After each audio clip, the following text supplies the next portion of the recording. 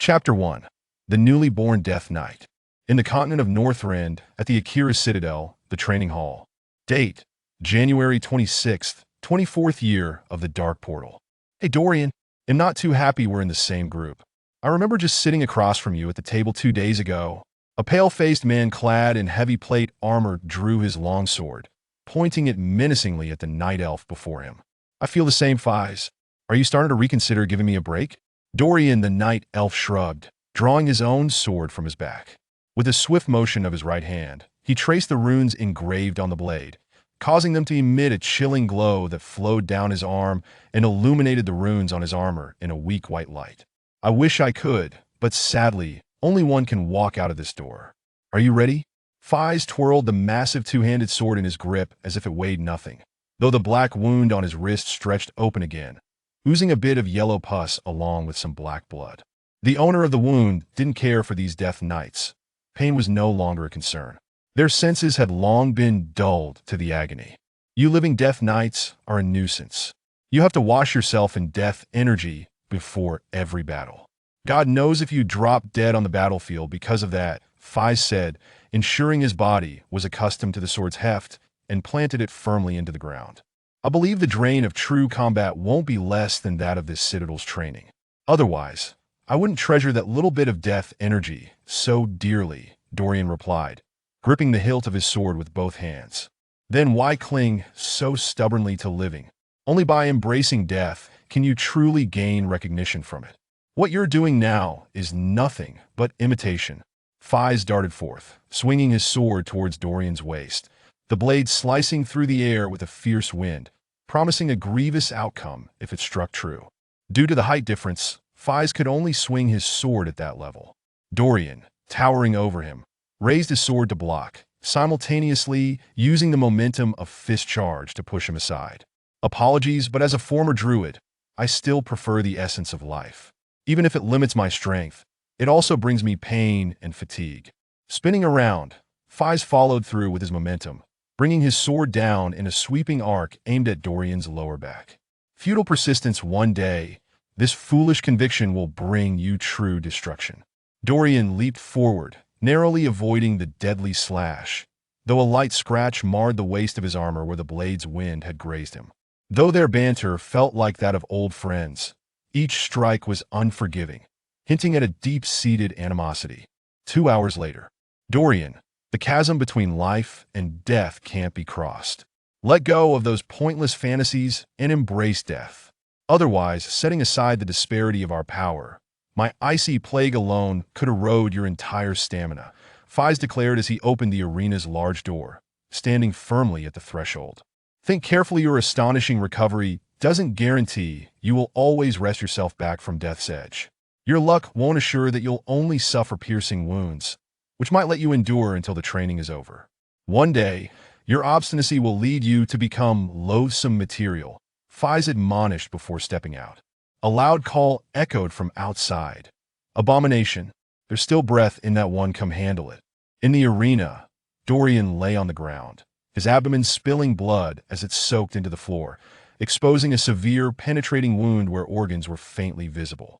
With a slight tremor, a hulking abomination entered the dimly lit room, made entirely of sturdy steel plates, and crudely lifted Dorian's limp body for inspection, its deep voice resonating. Why are you still breathing? Can't you just die in peace? Jouet awakened on a wooden board modified from a coffin, with irregular nails jutting out from the edges, making it dangerously easy to cut oneself. The entire room resembled a prison cell, a stark contrast to the simplicity of the lone chair and the bed. In the under 20 square meter chamber, cold metallic walls surrounded him, and the door made from cemetery bars stood ajar, a nauseating stench wafting in from all sides. Where is this? Jouet marveled, surveying the unfamiliar environment that looked more like a cell than anything else. With the iron gate ajar, the room was too bare to even describe, limited to a single chair and bed. It appeared to be a cramped morgue converted into a dormitory. Yes, a dormitory. Why did that word suddenly come to mind? This tiny room belonged to him. The Death Knight Dorian, the Guardian of the Woods room. Dorian, the Guardian of the Woods? Why does that name pop into my head? A Death Knight? Have I become a Death Knight? Silence enveloped the space, punctuated only by the coldness radiating from the metallic walls.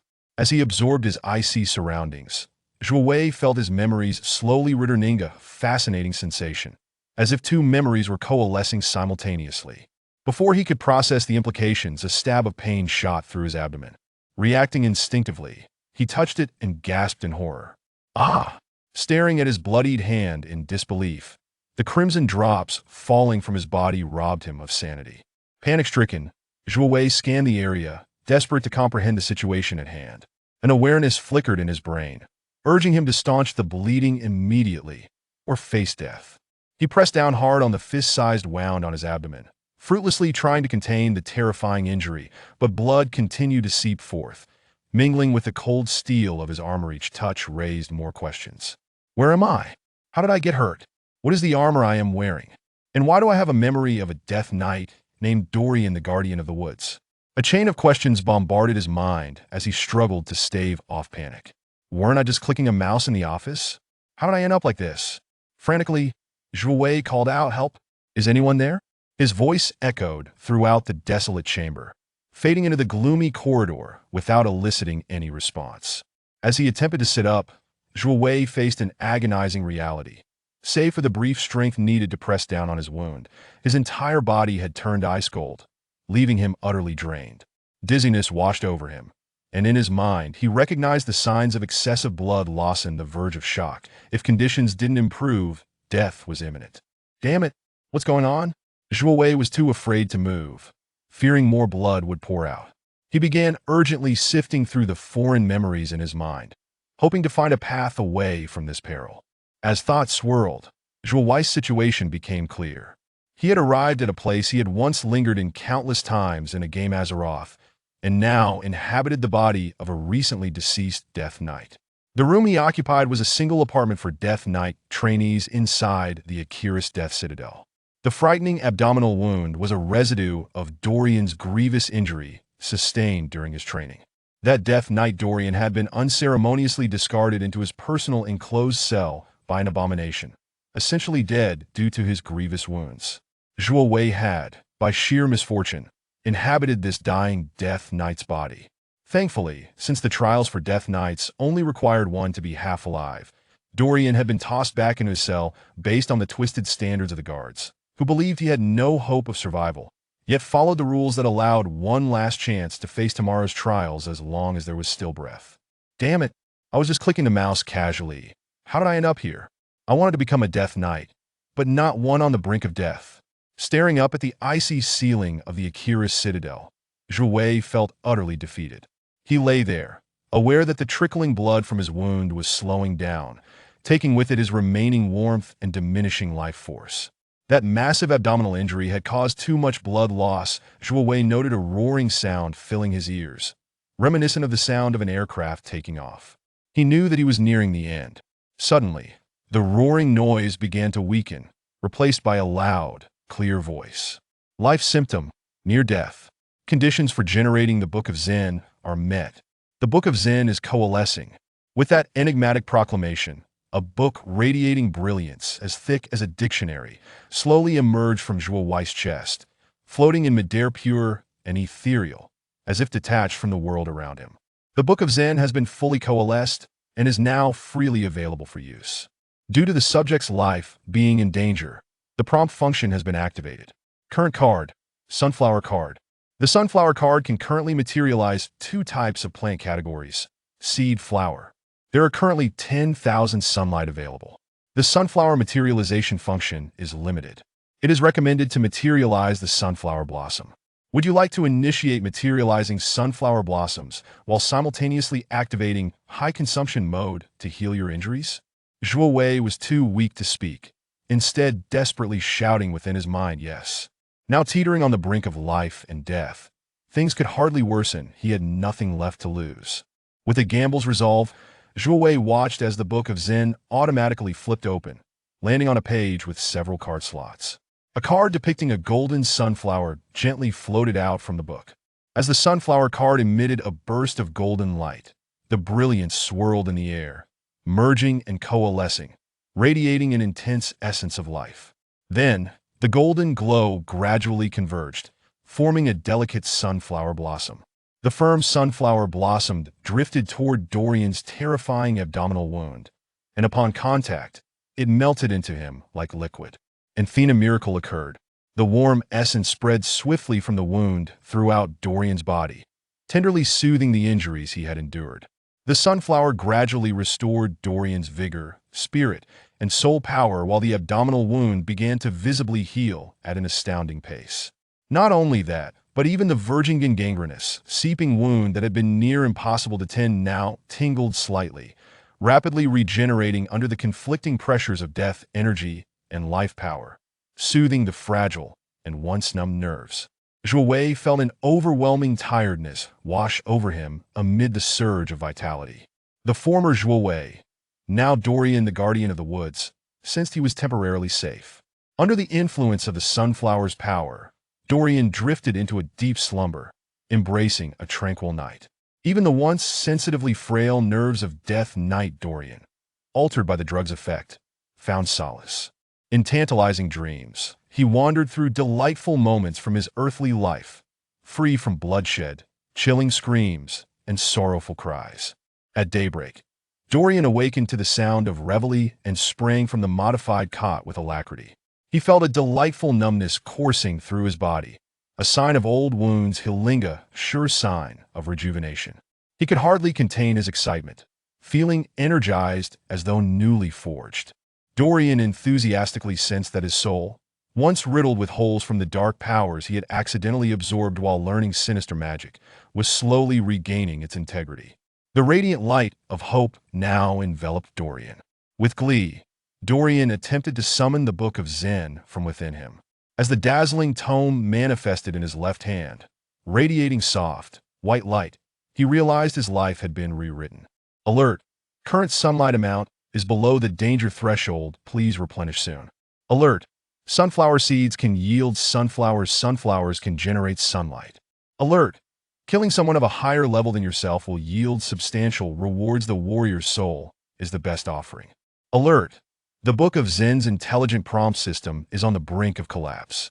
That soothing female voice fell abruptly silent. With a crackling sound echoing from his ears, vast amounts of the Book of Zen's rule data surged into Dorian's consciousness before sinking into tranquility, leaving only the Book of Zen in his hands, as if all else had never transpired. From that point on, the voice would never be heard again. The number representing sunlight on the cover of the Book of Zen dwindled to a mere 70. However, the rules described within provided Dorian with a fundamental understanding of the book's capabilities. With the Book of Zen, Dorian discovered numerous functionalities while exploring, bolstering his faith in life. The sunflower had snatched Dorian from the cliff of death, and he now comprehended precisely the treasure he possessed. Yet the power of the sunflower wasn't limitless. When severely injured, sunlight had to be sacrificed to amplify the health recovery effect. Fortunately, the sunflower seeds could supply Dorian with sunlight. Henceforth, he vowed to seize every opportunity to plant sunflowers capable of providing sunlight. In Northrend, at the Akira Citadel, the duty room. Date, December 26th, 25th year of the Dark Portal. Hey Dorian, the duty roster for this month is out. A blue-eyed, black-haired male human spoke, his decaying visage marked by a scar that extended from his right eye down beneath his tattered clothes. He was clad in dark armor, with a long sword hanging from his waist. Oh, thanks for the heads up, Foglin. Is the aerial surveillance duty roster filled up yet? Dorian raised his hand in a gesture of acknowledgement. As always, it's not filled. You seem to be the only one who welcomes this task. Everyone else avoids it at all costs unless ordered to attend. I don't understand how you feel about this. The air inside is stifling, and the smell is dreadful. It's a rare chance to get outside and smell the fresh air. It brightens my spirits, Dorian replied. Futil sentiment. They say a few blue dragons have flown in from the north. Be cautious, Foglin cautioned. Thanks for the intel. Domation. I still have to deliver this roster to teacher. Sovar, hell, certainly be fretting over the flight patrol assignments once again. Are you responsible for delivering the roster now? Where's Cabin? Last time he got a bit reckless in the arena. He was sent to the slaughterhouse. Perhaps by the next time you see him, he'll have transformed into quite an impressive abomination. I wonder whether hell still go crazy over cross-shaped wounds after becoming an abomination. I heard you're graduating soon? Yes, this duty should mark the last task I undertake at Akira's Citadel. Once completed, they'll be heading to the front line, Dorian declared. Congratulations. Just remember to drop us a line. Will do. This was Dorian's last flight patrol task before graduation. Life in Akira's Citadel never seemed blissful. Not even during patrols, Dorian encountered many unpleasant events. Teammates who went berserk and attacked everything in sight, only to be obliterated by defensive artillery comrades trying to flee Akira's, captured, and executed for betrayal, or crew members who attempted to frame him only to be exposed and have their tongues cut out to serve as materials for the abominations. Yet, for Dorian, who had gained a semblance of hope from the sunflowers, all this could be endured as merely the darkness before dawn. The joy of collecting herbs and planting sunflowers during patrol tasks outweighed all the discontent. Indeed, the sunflowers, but not just ordinary ones. These were the sunflowers Dorian manifested from the Book of Zen, which had granted him hope for survival. Surveying the surroundings without fellow teammates, Dorian called upon the Book of Zen from his hand while perched on a skeletal griffin. Fortunately, the sunflowers the Book of Zen can materialize possess the special ability to gradually restore vitality and spirit. They have sustained me through the grueling trials of merging with death energy, preventing my collapse beforehand. The hellish training with its staggering elimination rates ensured that only the elite emerged from Akira's. Dorian often found himself at the brink of mental and physical breakdown. If it weren't for the help of the Book of Zen, he would have long since turned to dust or a mere component of an abomination. Time and again, it was the sunflowers that mended Dorian's faltering corporeal form. After arriving in Azeroth, Dorian had nearly forgotten his original identity. Those fond memories of life on Earth felt nothing more than fleeting dreams. Given the chance for another shot, he would have chosen death over risking becoming one of the Death Knights. By virtue of Darkness' legacy, when an opportunity to enter Azeroth surfaced, Dorian had envisioned only power and strength associated with being a Death Knight, never realizing that this was a tangible reality, where achieving anything required cost. A mortal body absorbing death energy must endure tortures Dorian had never imagined. He had witnessed countless trainees falling during the process of adapting to death energy merging. For most aspiring Death Knights, that was an almost insurmountable chasm. The Radiant Book not only served as the solitary piece of proof left from Dorian's earthly existence, but also as his bridge across that gulf. Amid the steel seams of the sunward-facing Akira's Citadel, a sunflower swayed in the wind. When Akira's rose from below, remnants of soil clung in the Citadel's fissures, providing stubborn plants a place to thrive. A sunflower? Huh. Dorian spotted the little flower, shaking his head and shoving aside those memories. He joyfully directed the skeletal griffin toward it. The Akira's Citadel hung above a tainted cloud, where sunlight shone down, allowing numerous sunflowers to flourish in the outer layers. Due to the difficulty of gathering plants and the shortage of personnel, along with the peril involved in harvesting outside, these factors led to a paradoxical situation. Although the layers outside Akira's Citadel brimmed with sunflowers, they remained unused as alchemical ingredients by the liches, instead fluttering in the air and happily enjoying the sunlight. After discovery during his initial flight patrol, seeking sunflowers became Dorian's favored task at his patrols.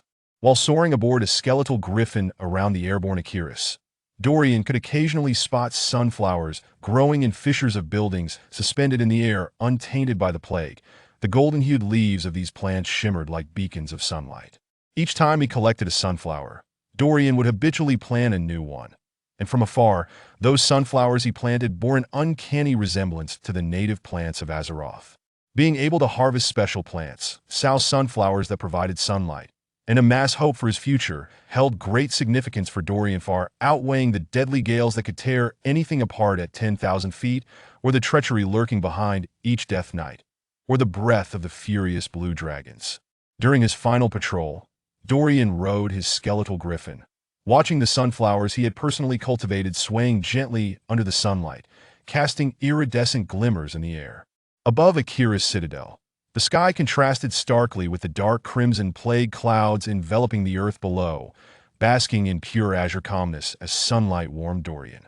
In the year 25 of the Dark Portal, January, on the continent of Lordaeron, The towering Lordaeron Mountains stretched across the eastern and western edges of the continent, resembling a colossal beast that had lain in wait for millennia, gripping the land.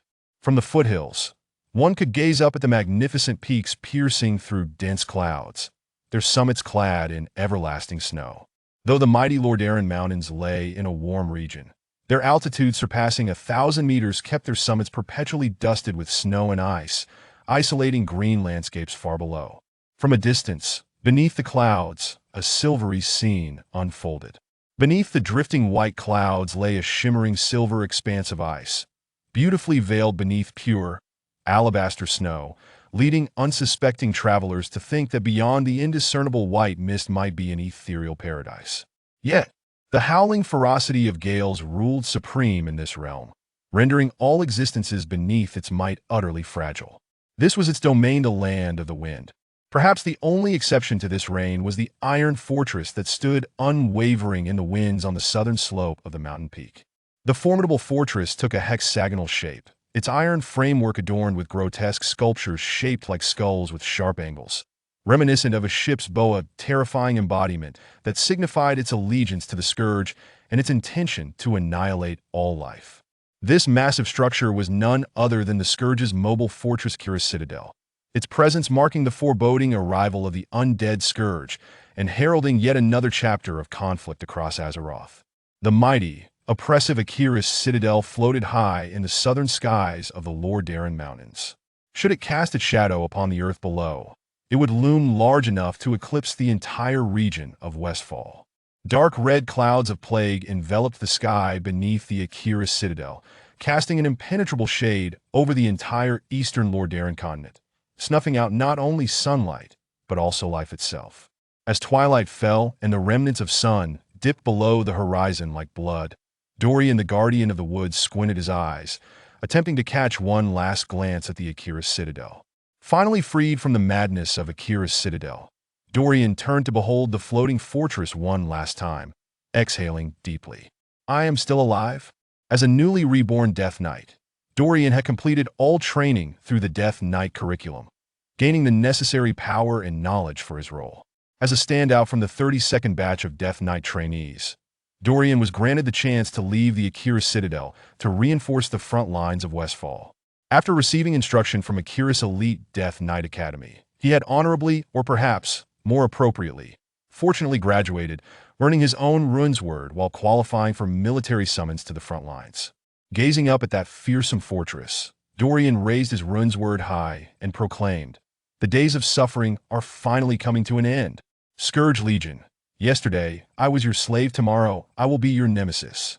This was not a farewell, it was a declaration of defiance. Dorian glimpsed his hazy reflection on the polished blade of his rune sword, finding it surprising since he hadn't looked in a mirror since arriving in Azeroth. Though it was clear he had grown stronger through his Death Knight training, he had never truly grasped the changes, always too preoccupied with the perils that surrounded him. Now, looking at his reflection, he saw a figure entirely different from his previous self. As an imposing night elf, Dorian had gained a robust physique, rippling muscles, a resolute countenance, a long face with a sharp chin, and bright, piercing eyes free from the cold glow usually seen in the undead Death Knights. Taking in a deep breath of the moist sea breeze brought by the ocean, Dorian sheathed his rune's word and mounted his Akira's war steed, a conduit summoned from the Shadowlands. He turned back one final time to gaze at the nearly unreachable floating Akira's Citadel above. Finally, I won't have to face the stench of rotten flesh every day. My world needs beauty, artifacts, and glittering prosperity, not a daily struggle for survival. I wouldn't return to that cursed place even if they begged me. Still, where I'm heading might not be much better, oh well. It's fine even if I'm hopping from one hellhole to another, at least it's a somewhat better hellhole. Having rationalized his circumstances, Dorian shrugged nonchalantly and turned his steed to gallop towards the turbulent front lines of war. Chapter 2. Hero's Blood. The land once ravaged by plague was known to Dorian as the Land of the Eastern Plague, yet it is now marked on the military maps of the Scourge as the Northeast Plague Land. Dorian remains oblivious to the nomenclature employed by the continent of Lordaeron. The only beings capable of movement here are the grotesque abominations mutated by the plague and the loyal soldiers of the Lich King. These steadfast soldiers predominantly consist of mindless ghouls, zombies, and skeletons, creatures of low intellect, who wander aimlessly across the earth, extinguishing all life in their path to satiate their eternally empty stomachs. Currently, Dorian leads a contingent of merely 105 ghouls. He senses that this reinforcement mission is far more complex than indicated in the operational documents. Rather than a straightforward reinforcement, it appears to be an endeavor to test the newly graduated Death Knights as they traverse this land rife with aberrant creatures to reach the front lines. Given the overwhelming forces of the Scourge at the front line, the meager strength under Dorian's command is inadequate even for a mere harassment task. Their numbers have dwindled to half since their departure, and the mutated beings of the Plague Land possess formidable strength, resulting in the demise of numerous Scourge soldiers along the way. Were Dorian to venture alone to the front, he would have likely perished many times over. Fortunately, they are merely 2 days' travel from the war front, and the arduous journey of 10 days seems poised to conclude. Dorian perceives a hero's blood plant to his right. This botanical marvel is said to embody the souls of indomitable warriors who fell before the Scourge, making it a precious specimen with broad applications, as it is reputed to be distilled from the purest essence of light. Its blood-red flowers, emerald leaves, and azure core stand resilient amidst the plague-ridden land. The soil surrounding the hero's blood is no longer a decayed gray but rather a rich ochre, resisting the encroachment of the life-consuming plague. Those infected by the plague who approach the hero's blood can easily pluck its crimson blossoms. Consuming this essence of valor can alleviate their infection, potentially even eradicating the plague's virus. However, should a member of the Scourge or one steeped in the aura of death approach, the undying souls of the valiant warriors will surge forth from the hero's blood, striving to purify the tainted land. This hero's blood is a newly emerged plant species since the Scourge's invasion of the eastern Plague Land, purportedly never before seen on the continent of Azeroth. A fact that piques Dorian's curiosity. While the hero's blood is a remedy for the plague, Dorian finds the ground upon which it thrives far more alluring. It is well known that locating suitable soil for cultivating sunflowers in the Plague Land is exceedingly challenging, for the entire expanse has been thoroughly ravaged by the Scourge. This land has become inhospitable for life and propagation, existing only to disrupt the peace of the deceased and once wholly infected. It could even connect Azeroth to the realm of the dead, transforming it into a veritable haven for the undead. Alone, Dorian would likely choose to bypass such a path, yet accompanied by his battalion. The notion of heroic souls merely amuses him. A ghoul staggered toward the hero's blood, proclaiming, "The filth must be purged." As the hero's blood withered and faded, 2 knightly souls clad in heavy plate armor emerged from the earth where it grew. And in the blink of an eye, the ghoul was transformed back into a true corpse. However, the ensuing battle was devoid of suspense. No matter how powerful these warrior souls were, they were no match for the overwhelming forces of the Scourge. And moments later, they were reduced to ashes by the onslaught. The disparity between quality and quantity is insurmountable. Allah, Allah, your wishes have been inherited by me. Rest assured, your wives and daughters are in my care. With the threat of the protective spirits abated, Dorian bent down, gently caressing the veins and rootstock of the hero's blood, pondering the intricate network of roots beneath and the soil conditions therein. He carefully retrieved a harvesting knife from his possession and delicately excavated the hero's blood. Contrary to Dorian's expectations, the herbs of Azeroth were akin to the spiritual elixirs found in cultivation novels, demanding not only stringent growing conditions but also meticulous harvesting procedures. The collection of herbs necessitates specific techniques and extensive training to ensure minimal loss of the plant's medicinal properties during extraction. For instance, the methods of gathering tranquil flowers and flame flowers are entirely distinct. Any confusion would result in a waste of effort, yielding nothing. The harvesting of tranquil flowers requires a tranquil mind, steady hands, and the recitation of calming incantations, while the collection of flame flowers demands the exact opposite. It must be said that harvesting plants is an intricate endeavor, far more so than alchemy, which is conducted within the stable confines of a laboratory. Gathering plants, however, must be accomplished amidst the ever-changing conditions of the wilderness.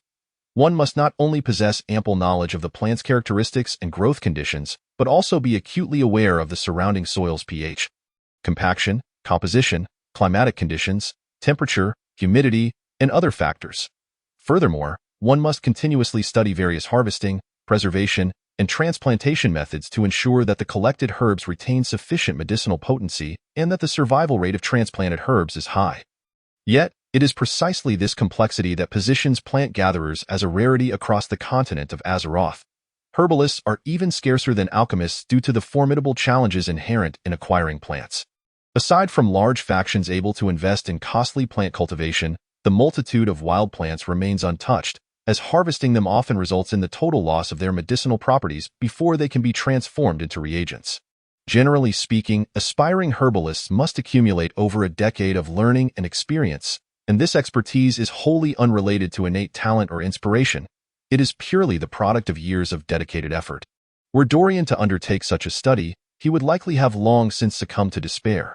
In a war-torn Azeroth, any profession offers greater prospects than herb gathering, as they can more readily be translated into combat power. Enchanting enhances weapon damage, alchemy concocts various battle and protective potions, and professions like blacksmithing, tailoring, and skinning speak for themselves. Interest in gathering continues to dwindle, and those who pursue herbalism find themselves in a dire situation. The skills of skinning and mining are easily convertible into combat or production capabilities. But herb gathering demands an arduous journey of study that only the long-lived races of Azeroth are likely to undertake. This has led to the near extinction of this craft, save for a few druids in the Cenarian Circle who are herbalists. Fortunately, as a 200-year-old young night elf druid, Dorian specializes in herb gathering. Through years of interaction with plants, he has transcended the status of an apprentice herbalist, becoming a senior apprentice and then an assistant herbalist, ultimately achieving the rank of herbalist and even nearing the threshold of becoming a plant expert. Of course, all of this currently benefits the interloper, Duel. Dorian recalls a hasty attempt to uproot a plague flower growing in the corner of the necropolis of Akiris. Within mere seconds, it shriveled and decayed, becoming indistinguishable from dried grass, and a gentle touch reduced it to ash. Dorian waved his hand, signaling the scourge to advance, while he delicately molded the soil surrounding the hero's blood, skillfully encasing its roots within a clump of earth, ensuring no harm befell the slender roots. This indeed required great finesse. He whispered a few incantations, cast a growth-enhancing seal upon the hero's blood, and placed it within his herbal pouch. This pouch was a specialized spatial artifact, its opening leading to a small planar connection that linked to a subspace conducive to plant growth. The technological complexity of this herb pouch is extraordinary, involving not only the requirements for sustaining life, but also strict criteria concerning spatial stability and the flow of time.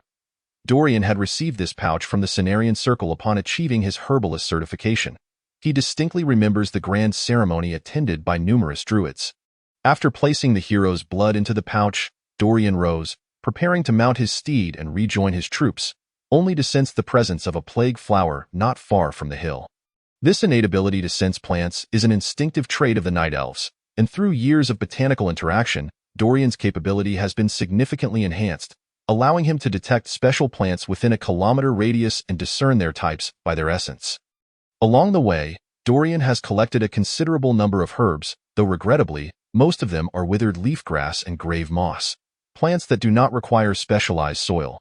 There are also a few plague flowers. The distribution of withered leafgrass and grave moss diverges significantly from that of typical plants. The former thrives only at the roots of dead trees, while the latter grows upon decaying corpses. Indeed, their habits are remarkably similar, both being saprophytic plants. The sole distinction lies in the fact that one feeds on the remains of plants, while the other derives sustenance from animals. Having long coexisted with corpses, they have naturally concentrated the essence of death, in essence. This essence refers to the toxins generated during the decomposition of corpses.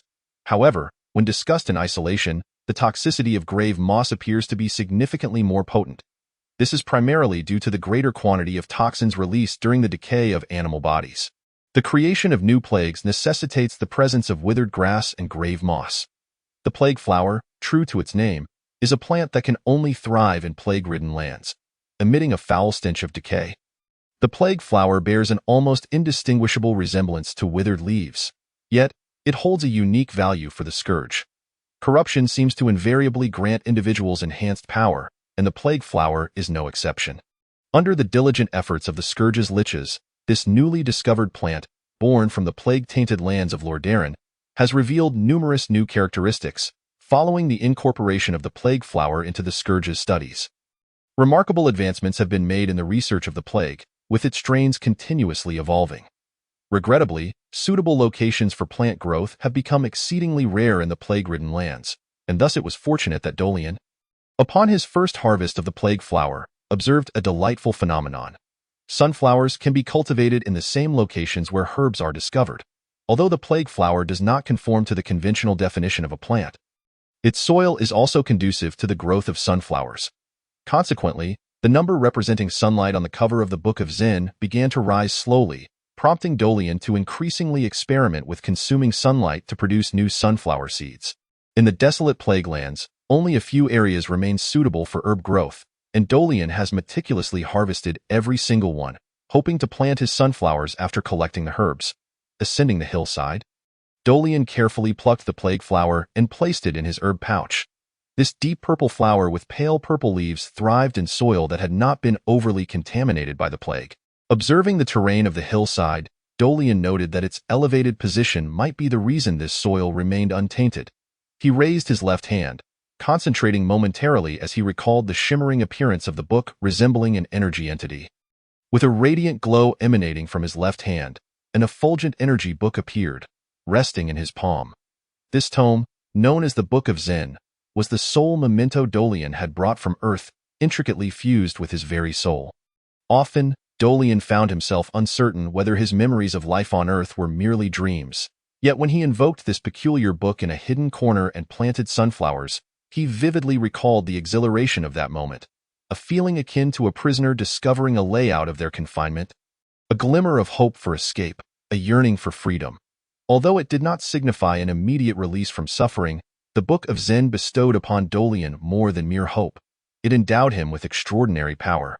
The Book of Zen hailed from a casual game on Earth, Plants vs. Zombies, filled with slots for cards, yet devoid of all but one radiant card named Sunflower on its cover page. Sunflower level, source card function, generates 25 sunlight monthly. Cost, 50 sunlight. Special attribute, life super attribute. Not yet unlocked description. The warm sunlight grants me the power of life usage status. Supports the manifestation of plant seeds 785-1000. Supports the manifestation of plant flowers 1100. Supports the manifestation of plant fruits. Not yet unlocked. Supports the manifestation of Zen plants 01. The Northeast Plague Lands. A name purportedly recognized to some extent within the kingdom of Lordaeron, is a realm rife with undead and mutated creatures. Lordaeron refers to it as the Eastern Plague Lands. With the invasion of the Scourge and the widespread dissemination of plague, a vast number of indigenous creatures have perished, including not only animals but also plants, leaving scarcely a remnant. Those that survive have shed their original names, transformed into beings entirely unlike their former selves. Driven by a bloodthirsty frenzy where procreation has lost its significance and destruction reigns as the eternal truth. The Lich King's policy of universal conscription, although yielding a sufficient number of soldiers, seems to lack sustainability. Even if the war is entirely won, what can be gained? Dolian pondered as he rode his death steed, Akiris, along the path to the maw of death. Just then, a sharp pain pierced his mind, akin to a needle's prick, reminding Dolian that he had momentarily forgotten his circumstances, venturing beyond acceptable thoughts. More precisely, he had grazed certain keywords.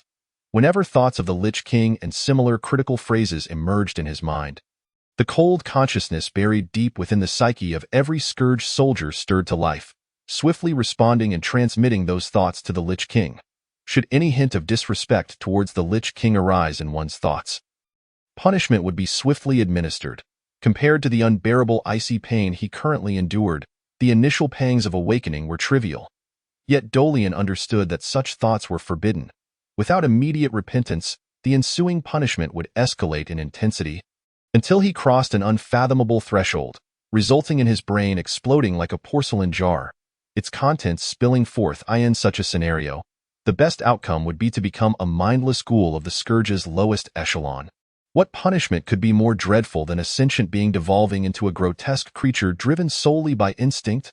Moreover, this was merely the most favorable outcome for dissenters, in contrast to the treachery of humanity.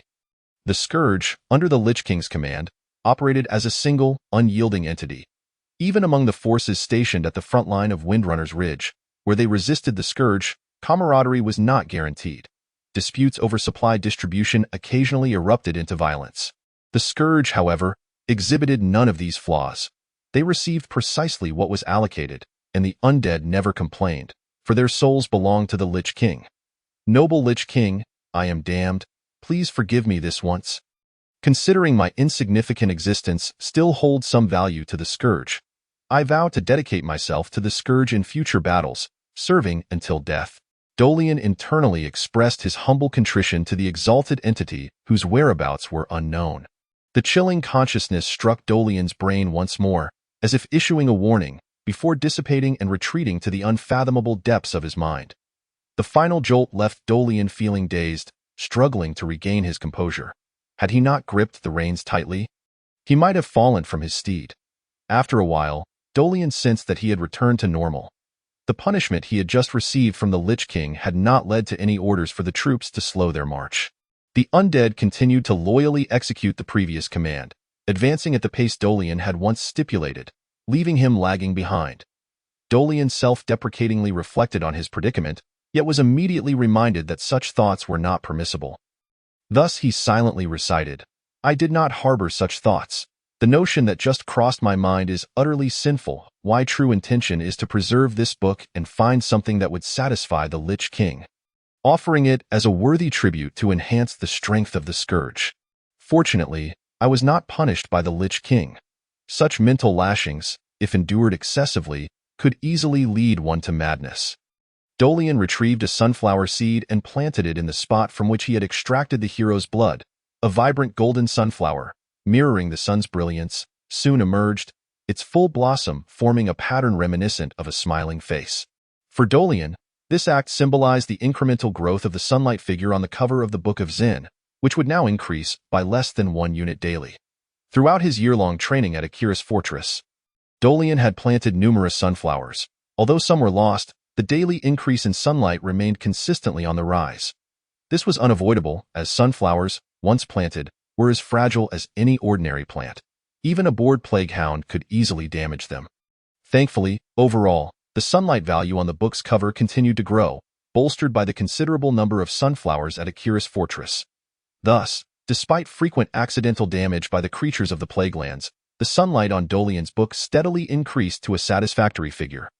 Dolian was aware that according to the dynamics of plants versus zombies, there should be other special plants, such as chili peppers and corn cannons, yet, based on current circumstances, the entire book seemed limited to the exchange of sunflower seeds. After summoning the Book of Zen through his own abilities, the female voice he had first encountered had never returned, prompting him to shake his head and cast aside futile thoughts. Conveying his intent to accelerate to his steed, Dolian urged Akira's forward in pursuit of the scourge. Chapter 3. Serenite Metal. At long last, Dolian arrived at the Maw of Death, following the instructions of the frostbitten lich who exuded an overwhelming chill. He drew his runesword and inserted it into the runic furnace at the camp, successfully undergoing the identification process. Simultaneously, he transferred command of the reinforcements to the Scourge's Lordaeron front, after which the taciturn lich turned and departed. Seek out the officer in charge of military affairs, Selwyn, and report to him. The voice of the lich resonated as always, echoing from the depths of an icy dungeon, hollow, cold, and distant. Fortunately, Dorian had long since acclimatized to the lich's manner of speech within the fortress of Akiris. Otherwise, even if he would not have been utterly taken aback, the voice's direct assault on the soul could have caused some turbulence within. After issuing his command, the lich did not await Dorian's response and simply departed with the newly arrived Scourge soldier, rendering Dorian's prepared explanation for the substantial losses within his ranks unnecessary. Indeed, the battlefield served as the prime source of manpower for the Scourge. As long as war raged, the Scourge would continually swell in numbers. As for the soldiers lost from the reinforcements, no one cared where they had vanished to or how they fared. Dorian had long suspected such a possibility, which is why he had recklessly disregarded troop losses while repeatedly seizing locations overrun by numerous mutated creatures. Where abundant herbs suitable for his gathering and cultivation awaited, it was precisely due to Dorian's selfish decisions that a multitude of ghouls perished along the way. With some free time at his disposal, Dorian surveyed his surroundings. The Death's Rift served as the command center for the Scourge, and a mere 100 kilometers to the south lay the main battleground between the Scourge and the kingdom of Lordaeron, Windrunner's Grove. The sky, as far as Dorian could see, was a strange shade of red, and he understood that this was the effect of the Scourge's plague of undeath spreading throughout the land in the distance. He could see a thick plume of crimson smoke continuously rising into the air, the source of which was likely a massive cauldron of contagion. Within the Death's Rift camp, the most numerous inhabitants were the skeletons. These undead beings were, in the truest sense, expendable and represented the lowest tier of the Scourge's soldiers, even inferior to the zombies. Their offensive capabilities were feeble, and their existence was so fleeting that it could only be measured in hours. They served merely as cannon fodder. The acolytes and ghouls within the camp busily transported and arranged the corpses discovered by the cave spiders. Following the necromantic transformation ritual, these bodies would become new soldiers for the Scourge. New arrivals, I presume? Dorian turned to see a Death Knight clad in jet-black armor, his visage shrouded in darkness, nodding at him. Dorian noticed that a bandage, soaked with black ichor, was wrapped around the exposed area at the knight's waist, emanating a foul stench. This Death Knight was evidently a Death Knight of the undead, sustained solely by the powers of death. Given the degree of decay visible in this body, Dorian speculated that he might be a Death Knight who had existed for at least a decade. Akin to the instructors at the Fortress of Acheruz, it was said that the most elite among the Death Knights of the Fallen were the first batch, the very ones who followed the Lich King from the Outland to Azeroth. Forming the core of his forces, it was through their pure mastery of death that the Lich King was able to acquire the artifacts of Azeroth and open portals to other dimensions. The first batch of fallen Death Knights was a fusion of Orcish souls and human corpses, yet judging by the movements of this Death Knight, he was unmistakably human. Greetings, officer. Addressing everyone as officer had become Dorian's well-learned practice. Observing the strength and level of decay in this Death Knight's body, he surmised that he had been a Death Knight for at least 3 years. When had the Lich King recruited these human fallen to become Death Knights? Dorian mentally noted this inquiry. I am the Herald, Selwyn. You are Dorian, the graduate of the 32nd class of the Evil Specialization at the Academy of Death Knights, correct? Ah, still among the living, I see. It seems Lord Soval's research has yielded remarkable results. A fresh body, warm to the touch. How envious I am. Selwyn spoke in a peculiar manner, his face marred with necrotic patches betraying no discernible expression. Dorian speculated that he might be smiling, but the eerie countenance was utterly devoid of any semblance of a smile. Unsure of how to respond, Dorian chose to disregard the latter part of Selwyn's remarks and respectfully saluted him. I am indeed Dorian, Officer Selwyn. Noticing Dorian's lack of engagement with his jest, Selwyn grinned once more. His tone shifting from frivolous to grave. The situation is dire. Let us dispense with pleasantries. The conflict has stagnated for too long, and our preparations are somewhat lacking. The Shadewalkers are mindless constructs, their sole purpose being to slaughter. Specifically, they target those who attempt to flee Windrunner's Grove in search of refuge in Avalor. We cannot allow these cowards to escape safely only to return armed against us. However, there is a minor issue at hand. They are utilizing the far-reaching and highly destructive arrows forged from Serenite. Yet Serenite can only be found in Northrend, and its supply is exceedingly limited. Thus, Private Dorian, stand at attention. After concluding his statement, Selwyn handed Dorian a deployment order. Proceed to Windrunner's Grove and recover as many Serenite arrowheads as possible. Sita will arrange for personnel to accompany you. At your command. Officer. Dorian saluted once more before inquiring, but who is Sita? The Lich responsible for the transfer of troops. You should have encountered him already. Is he the taciturn Lich? Pay him no mind. Liches are all of that ilk. We still possess bodies, while they are mere skeletal frames. Jealousy of our existence is inevitable. After all, tall trees attract the wind. Oh, but I digress. Let us return to the task at hand. There should be numerous arrowheads scattered throughout Windrunner's Grove. Your mission is to gather as many as possible. The resistance in Windrunner's Grove has exceeded our expectations. The front lines have stretched too far, and we must swiftly eradicate the remnants of Windrunner's Grove. As you wish, Lord Selwyn. Dorian saluted again, watching as Selwyn departed. Be cautious on your journey. I have already dispatched several recovery teams ahead, and we have yet to receive any updates." With that, Selwyn nodded and turned away. Dorian once again approached the reticent Lich, Sita, who seemed to have anticipated Dorian's arrival, already designating 500 ghouls and 10 abominations for his command. This assignment appeared far from simple. It seemed that others had already undertaken this task. Based on Dorian's slight recollection of the Taiwan server, this mission should not have been so arduous. Why had the previous teams lost contact? However, many of Dorian's past memories did not align with the reality he currently faced, and he found it difficult to recall the precise timeline in which he existed, with certain aspects diverging entirely from the well-known history of Warcraft. Given that, any discrepancies that arose were hardly surprising. The 500 ghouls and 10 abominations Dorian had taken command of were not the expendable cannon fodder typically brought from the fortress of Akiris, but rather the more formidable soldiers of the Scourge. In comparison to the lowly undead used for training in Akiris, these frontline soldiers were undoubtedly stronger. The ghouls boasted sturdier physiques, equipped with clawed gauntlets and light armor, while the abominations had evidently undergone magical enhancements, sporting iron chains on their empty hands and additional appendages, no longer limited to the crude and monotonous bone blades as their sole weaponry. Their size also considerably larger. After receiving command over this contingent from Sita, Dorian sought the designated camp assigned to him. As night fell, the order for the troops to disperse and rest flickered through Dorian's mind, and the undead began to scatter. Under the Lich King's leadership, the Scourge operated with remarkable cohesion. All directives concerning mindless undead required no explicit issuance. Every command emanated from the thoughts of the Legion commander. As a Death Knight born of the Scourge, Dorian possessed a unique advantage in commanding and directing the undead. Only a handful of soldiers remained, wandering nearby, seeking to scavenge for anything that might quench their hunger. Even a small morsel such as a severed finger. One particular abomination, the largest among them, caught Dorian's attention. These undead, who acted independently in the absence of orders, had begun to exhibit a semblance of self-awareness. Given time, the likelihood of them developing or awakening their own will was considerable. The undead of the Scourge adhered to strict protocols, despite the meat grinder within the camp being filled with corpses. Without the officers' consent, ghouls and abominations would not dare touch a single morsel.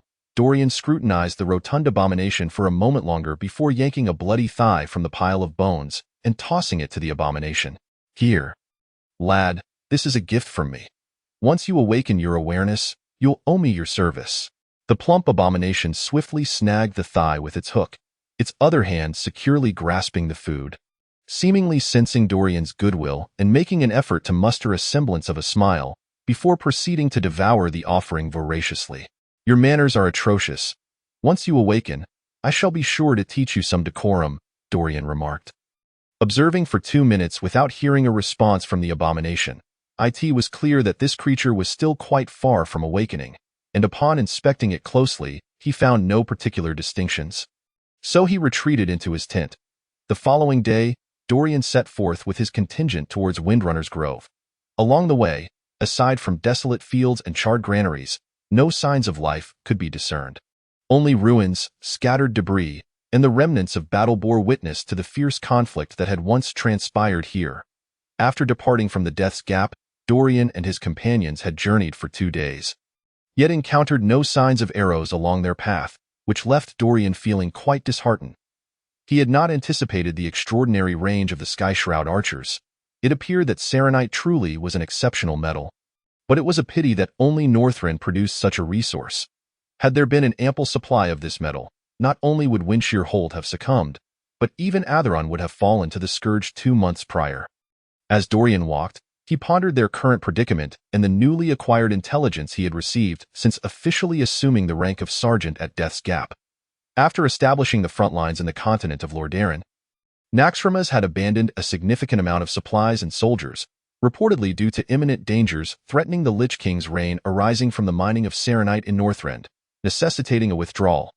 The fortress of Akiris, as a satellite stronghold of Naxxramas, now perched atop the northeastern mountains of the continent, served as a training ground for the Scourge's elite forces and as the primary command center for the front lines. Overall, the Scourge's military achievements had been commendable, yet there were murmurs of discord.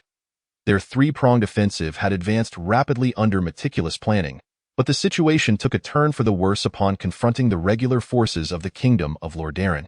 The Scourge faced relentless harassment from the High Elves on the northern front, with the Rangers of Silvermoon employing guerrilla tactics to perfection, eliminating reconnaissance units, ambushing supply lines, and setting traps with remarkable ingenuity.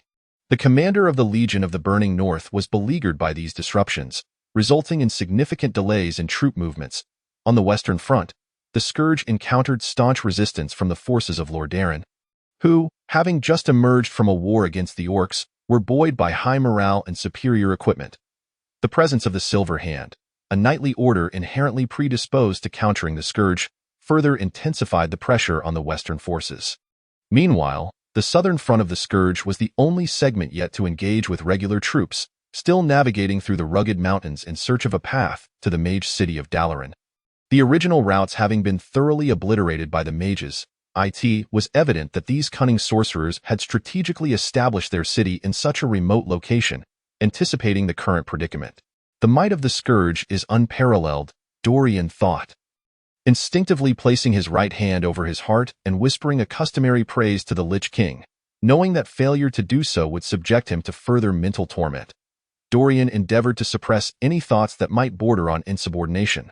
The penalties for such transgressions were not without their repercussions. He had witnessed a Death Knight turned into a mindless ghoul in the camp, a grim reminder of his own precarious situation. A.S. Dorian continued his reflections on the current state of the Scourge.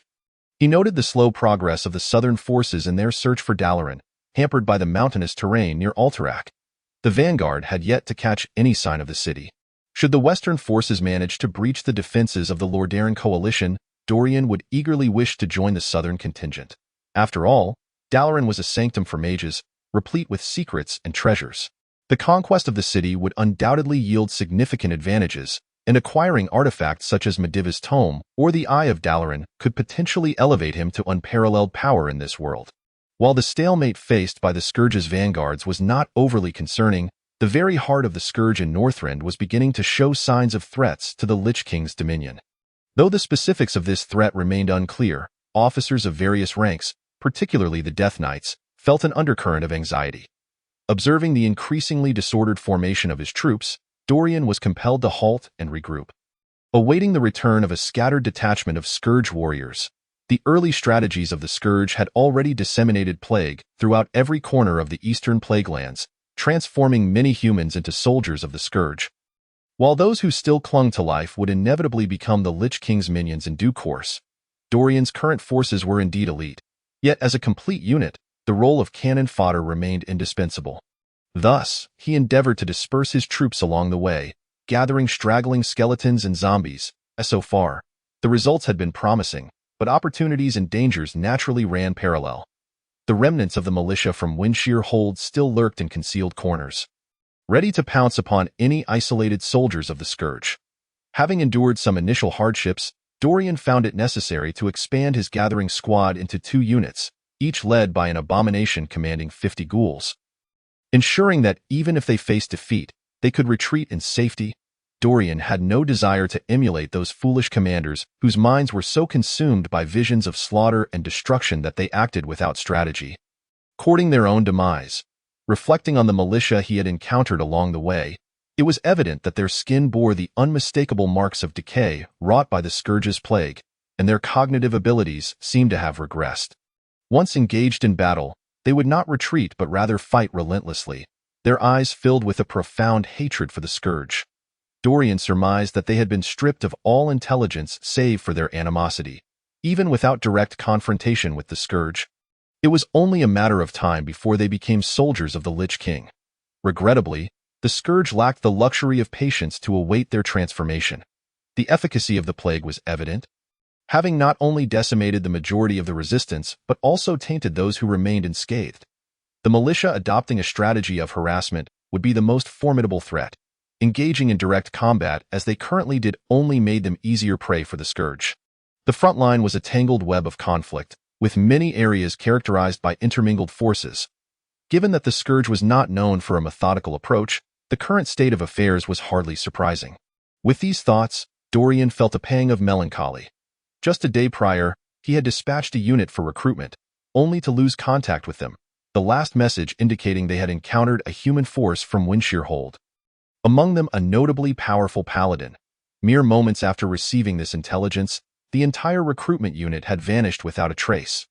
Dorian was taken aback by the loss of this squad, even feeling a tinge of panic. 2 abominations and 50 ghouls had been swiftly annihilated. How formidable must that paladin be? Surely I am not to face a sworn enemy paladin on my first mission. As he pondered this, Dorian caught sight of a group of militia emerging from the ruins. And he was taken aback. Chapter 4. Paladin Aiden. Before him stood the very human force that had likely obliterated his recruitment unit, or perhaps the true reason behind the disappearance of other scouting parties. This human contingent was clustered around a fair-haired man clad in silver armor. The golden-haired man was strikingly handsome, with fair skin and deep blue eyes that filled Dorian with envy. The intricately crafted heavy armor he wore was adorned with numerous runes and patterns, merging practicality with aesthetic appeal, while a broad two-handed sword hung at his side, and even his steed was clad in a full suit of chainmail. This was Dorian's first encounter with a regimented human army, and he was astonished to find such a formidable figure among the ragtag militia. Dorian immediately recognized the armor as the standard issue of the Silver Hand, not only crafted from superior metal by skilled artisans, but also blessed by priests, providing excellent protection and durability. The 200-strong troop appeared to Dorian as mere weeds awaiting to be trampled, yet the palpable aura of holy light radiating from the paladin filled him with apprehension. For such a potent holy presence was indicative of the paladin's strength, at least a level 6, one rank above Dorian's own level 5. In this world, levels were not delineated as meticulously as in the realm of Warcraft, but generally, a level 6 practitioner could be likened to a level 30 character in that universe. This meant that facing a level 30 opponent while being only level 25 was a daunting prospect. Much like the disparity between weight classes in combat sports, Dorian hastily commanded the nearby recruitment unit to regroup. He was acutely aware that the current situation was perilous. Selwyn had previously mentioned that several teams dispatched to gather Serenite had gone silent, implying that this very militia before him could be responsible for the disappearance of those squads. "Hey, are you the one who took out our scavenging team?" Dorian shouted.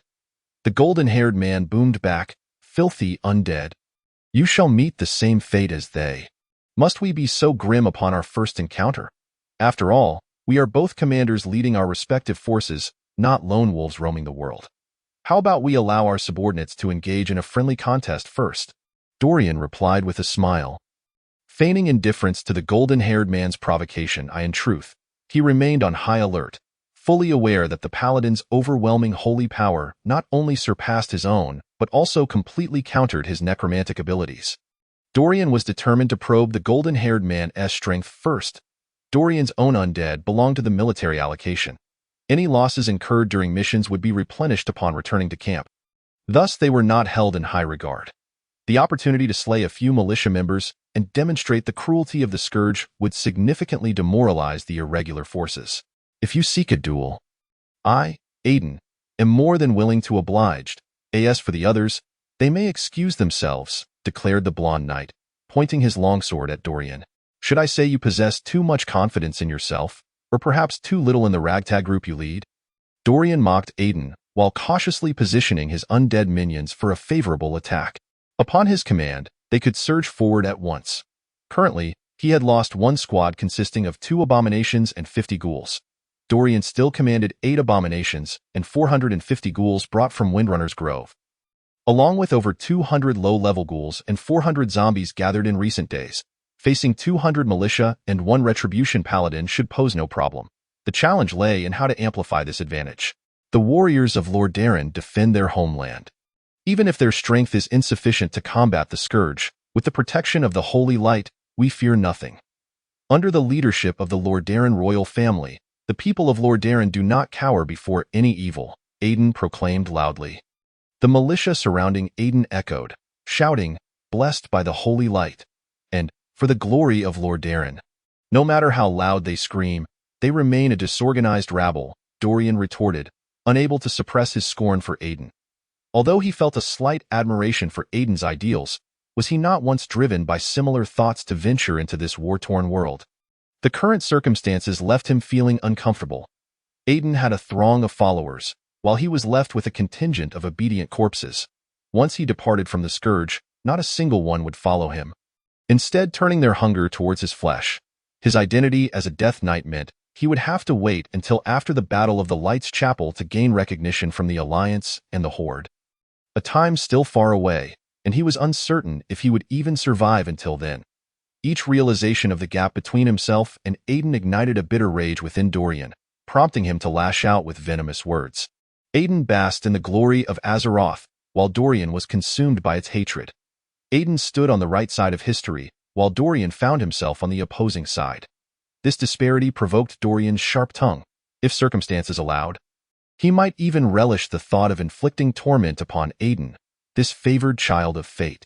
"Holy Knight, I am but a Death Knight," Aiden cried out, "for the glory of the holy light. I have heard that even in death, your kind retains the honor of a warrior. Would you be willing to duel with me?" His voice was resolute, his expression fervent. Dorian felt a slight tremor in his left wrist, the Book of Zen sealed within it beginning to manifest without his conscious control.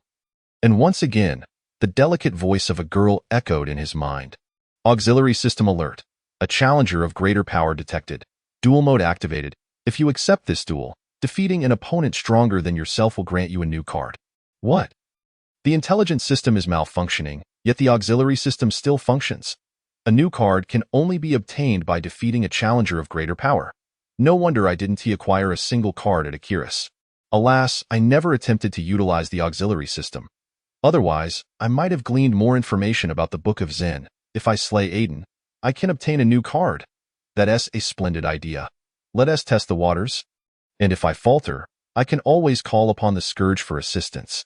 After contemplating this, Dorian responded with enthusiasm. "Since you are willing to die in pursuit of glory, I shall oblige you. Come forth." "Very well. For the holy light, for glory," Aiden declared, raising his sword across his chest, reciting an incantation.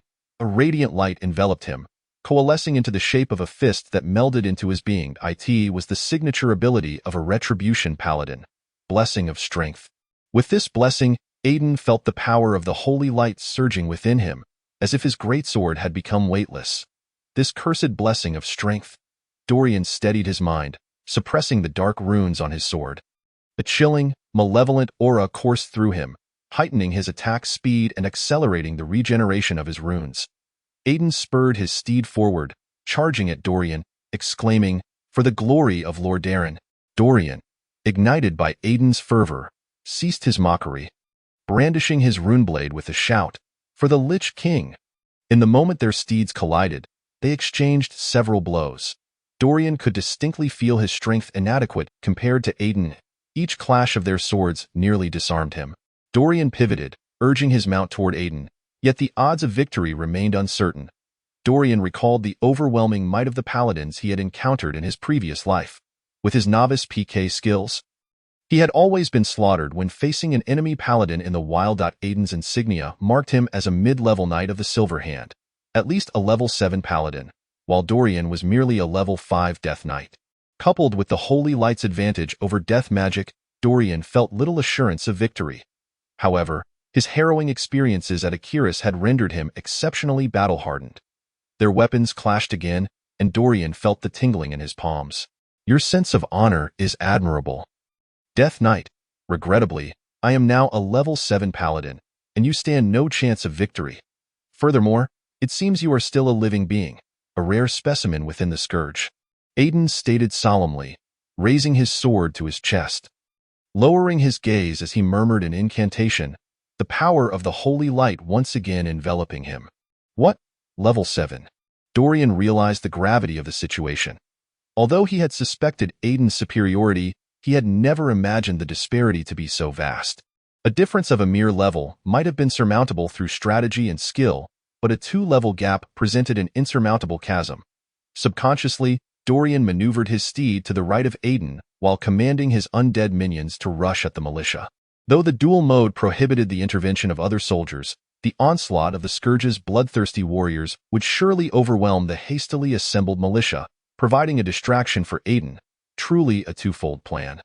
The abominations and ghouls obeyed Dorian's command, charging toward the opposing militia while deliberately avoiding the battlefield where Aiden and Dorian clashed. "Coward, did you not agree to duel me?" Aiden glared at Dorian, his voice filled with indignation. "Indeed, are we not engaged in a duel?" Dorian replied playfully. Aiden pointed at the militia, now floundering under the Scourge's assault. "Then why do your soldiers attack unprovoked? Our duel is our duel, their battle is theirs. It is not the same matter, at least my soldiers are not ambushing you." Dorian laughed heartily. Aiden, furious, bellowed, "Despicable Death Knight! The pure holy light cleanses all evil from the world. Repent before the holy light." "Living being." Dorian felt a surge of milky white light emanating from Aiden, his deep blue eyes piercing into the recesses of Dorian's heart, unearthing buried regrets and sorrows. In an instant, he found himself immobilized. The act of repentance magnified the remorse and guilt within a being's heart, disrupting their mental state. Though it was said to be ineffective against the mindless undead, Aiden saw through Dorian's fade. He was not truly undead but a living being wielding death magic. Though the number of living Death Knights was scarce, they existed. Aiden was fortunate to encounter one today. A repentant Death Knight was far more appealing than those who existed purely by instinct. While Dorian recognized he had fallen prey to Aiden's power of repentance, he could not break free from the stupor, his mind forcibly suppressed, compelled to recall his malevolent deeds and repent for them. Only by repenting for all his wicked actions could he escape this state of disarray. Fortunately, the steed from Akiris continued racing in the direction Dorian had previously set, and thankfully, the loyal undead steed ensured that in the brief moment of proximity, Dorian had narrowly evaded death itself. Though Dorian narrowly evaded Aiden's lethal strike with a slight shift in angle, Aiden's sword still grazed Dorian's shoulder, cleanly shearing off a corner of his shoulder plate and taking a substantial chunk of flesh with it. Dorian felt a surge of fear. Had it been just a fraction closer, that sword would have severed his head. Although Dorian, having been forged into a Death Knight by the power of death, possessed one chance for resurrection, no undead could rise again under the purifying light of the Paladin. For the holy light not only combats darkness but also cleanses the undead. Bodies slain by a Paladin would be forever barred from returning to this world from the realm of shadows. The jarring impact jolted Dorian from his state of remorse, causing cold sweat to break out over him, as if he had danced with death itself. "You speak of treachery, yet I suspect you excel in that regard as well. Using remorse, how did you uncover my identity? If you possess such skill, why not apply it to the abominations and ghouls? They are the ones who truly require the light's guidance." Aiden turned his steed around and pursued, declaring, "Utilizing skills in a duel is only natural. As for your identity, it is readily apparent." Dorian turned his horse to parry Aiden's strike, their weapons clashing with a dazzling spark before they separated once more. "I shall not permit evil to spread. Divine command, just judgment." Aiden's right hand pressed against his chest as he intoned a spell. A bright rune infused with golden lines burst forth from him, coursing through his dual swords. Aiden then swung his blade towards Dorian, the rune striking him with blinding speed. Although Dorian had activated his anti-magic shield in anticipation of Aiden's gesture, absorbing the rune's energy into his own weapon, he could not evade the gravitational enhancement of just judgment. The mixed white light and golden lines flowed down to the hooves of Dorian's steed, Akiris, which instantly struggled to move, its speed drastically reduced. As Dorian glanced back at the pursuing Aiden, he caressed a malevolent rune on his sword. Opening a rift to the realm of the dead, a swarm of spectral wasps surged towards Aiden, their dark, glistening stingers emitting a sinister glow in the sunlight. The venom of these wasps possessed mild hallucinogenic properties. Should they sting, all senses would be thrown into disarray.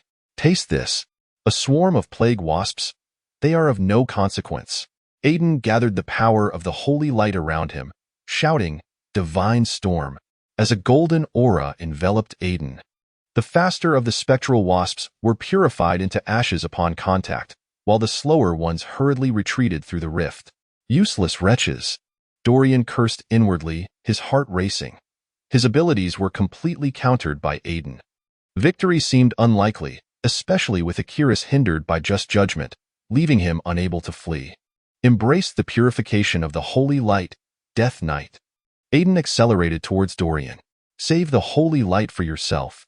Dorian sidestepped Aiden's sword aimed at his right flank. kicking Akiris with force and rolling off, using the momentum to create distance.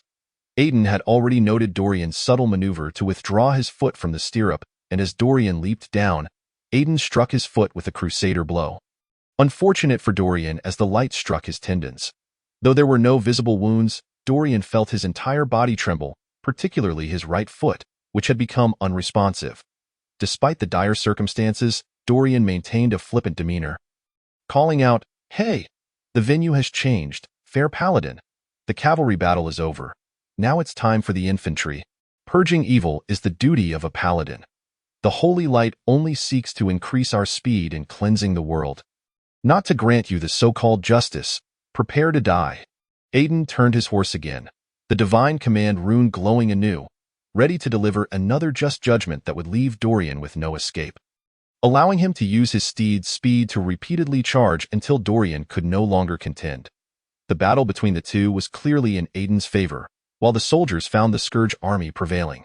The militia could barely withstand the onslaught of ghouls with their defensive formations, but against the flesh tanks, the abominations, they could not maintain any effective formation, steadily retreating before the Scourge soldiers, revealing clear signs of defeat. Dorian had fallen right into the front lines of the militia's engagement with the undead, where the fighting was fiercest, bodies of militia and ghouls strewn across the ground like a macabre tapestry. "Is this where it ends?" Dorian gasped. The spell of his anti-magic shield still cooling down, he could only plant his rune sword into the ground to erect a temporary anti-magic stance to buy some time. With this barrier against ranged magical attacks, he could at least catch his breath during Aiden's return, hoping to swiftly restore feeling to his injured right foot. Aiden, seeing the purple glow of the anti-magic barrier, felt a measure of reassurance as he charged towards Dorian. To him, Dorian's use of area magic indicated that the Death Knight had resorted to a defensive strategy, meaning he had all but secured victory. What pained him was the thought of the militia who had perished at the hands of the undead. Igniting his anger once more, Dorian stood within the purple shield, gripping his sword and striving to calm himself. Aiden had surpassed him by 2 levels. With each clash of their blades, Dorian's rune sword nearly slipped from his grasp. He found himself outmatched in strength and level, and the power of death was naturally suppressed by the holy light. What was he to do? As Aiden's armored steed charged into the anti-magic barrier, Dorian yanked his rune sword from the ground, executing a sideways roll to barely unleash the remaining runic energy, positioning his sword to deflect Aiden's oncoming strike. Dog of the Scourge, perish. Although he managed to block Aiden's physical attack, Dorian was still struck by just judgment, sent sprawling like a bag of grain across the ground, his skeletal shield shattering under Aiden's relentless blows. Dorian felt as if every bone in his body had shattered. His legs weighed down as if filled with lead. Having expended all his runic energy to withstand that sacred damage, the purple glow of the anti-magic barrier flickered and vanished. Aiden turned his steed around. "Feel the wrath of the holy light." "Death Knight, thanks, but the holy light is far from my reach." Dorian wiped the blood that had trickled to his lips. "Though I disdain your character, I admire your courage. I shall grant you this. Die like a warrior." Aiden drove his spurs into his steed, charging once more towards Dorian with unstoppable momentum. Dorian planted his rune sword into the ground, sneering as he watched Aiden advance. The ground between them was littered with the corpses of the fallen. Chapter 5. Task completed. Aiden galloped towards Dorian, anguish etched across his face.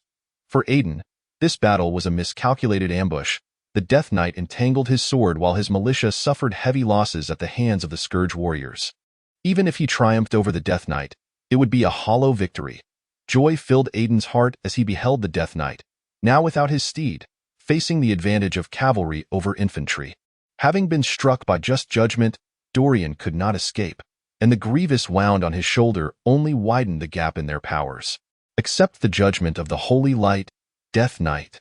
Aiden's sword once more shimmered with the runes of just judgment as his steed entered the bloody battlefield. The ground littered with corpses suddenly erupted in black light. The concentrated power of death, forcibly contained within the bodies, exploded at Dorian's command. In an instant, the blood-soaked battlefield transformed into a mist of crimson. The air filled with red flesh. Amidst the muffled explosions, both Aiden and his steed were engulfed in the blood mist, thrown into disarray. The death force ignited by corpse explosion acted like a minefield, catching Aiden unawares. The sounds of Aiden's furious roars, the thud of heavy bodies hitting the ground, and the cries of his steed echoed through the mist, clearly indicating that both horse and rider had sustained severe injuries. Seizing the moment, Dorian gathered all his remaining strength, raising his rune sword to slash at the location where Aiden had been shrouded in blood mist. In that instant, the ground beneath him began to bubble with the faint sound of death's decay, accompanied by the sharp noise of soil being eroded. The outcome of the battle hinged on this moment. Dorian had suffered setbacks, both from his inferior strength compared to Aiden and from his intention to lure the enemy deeper.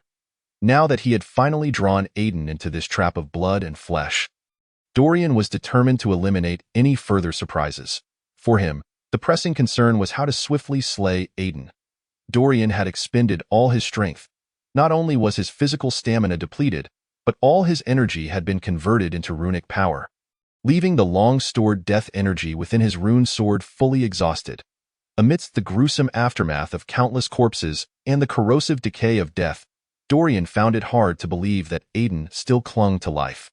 Even with several holy light skills at his disposal, the relentless erosion of death and the potent damage of the corpse explosion would surely lead to his demise. To Dorian's astonishment, apart from Aiden's initial furious roars, all that reached his ears now was the mournful whinny of Aiden's steed.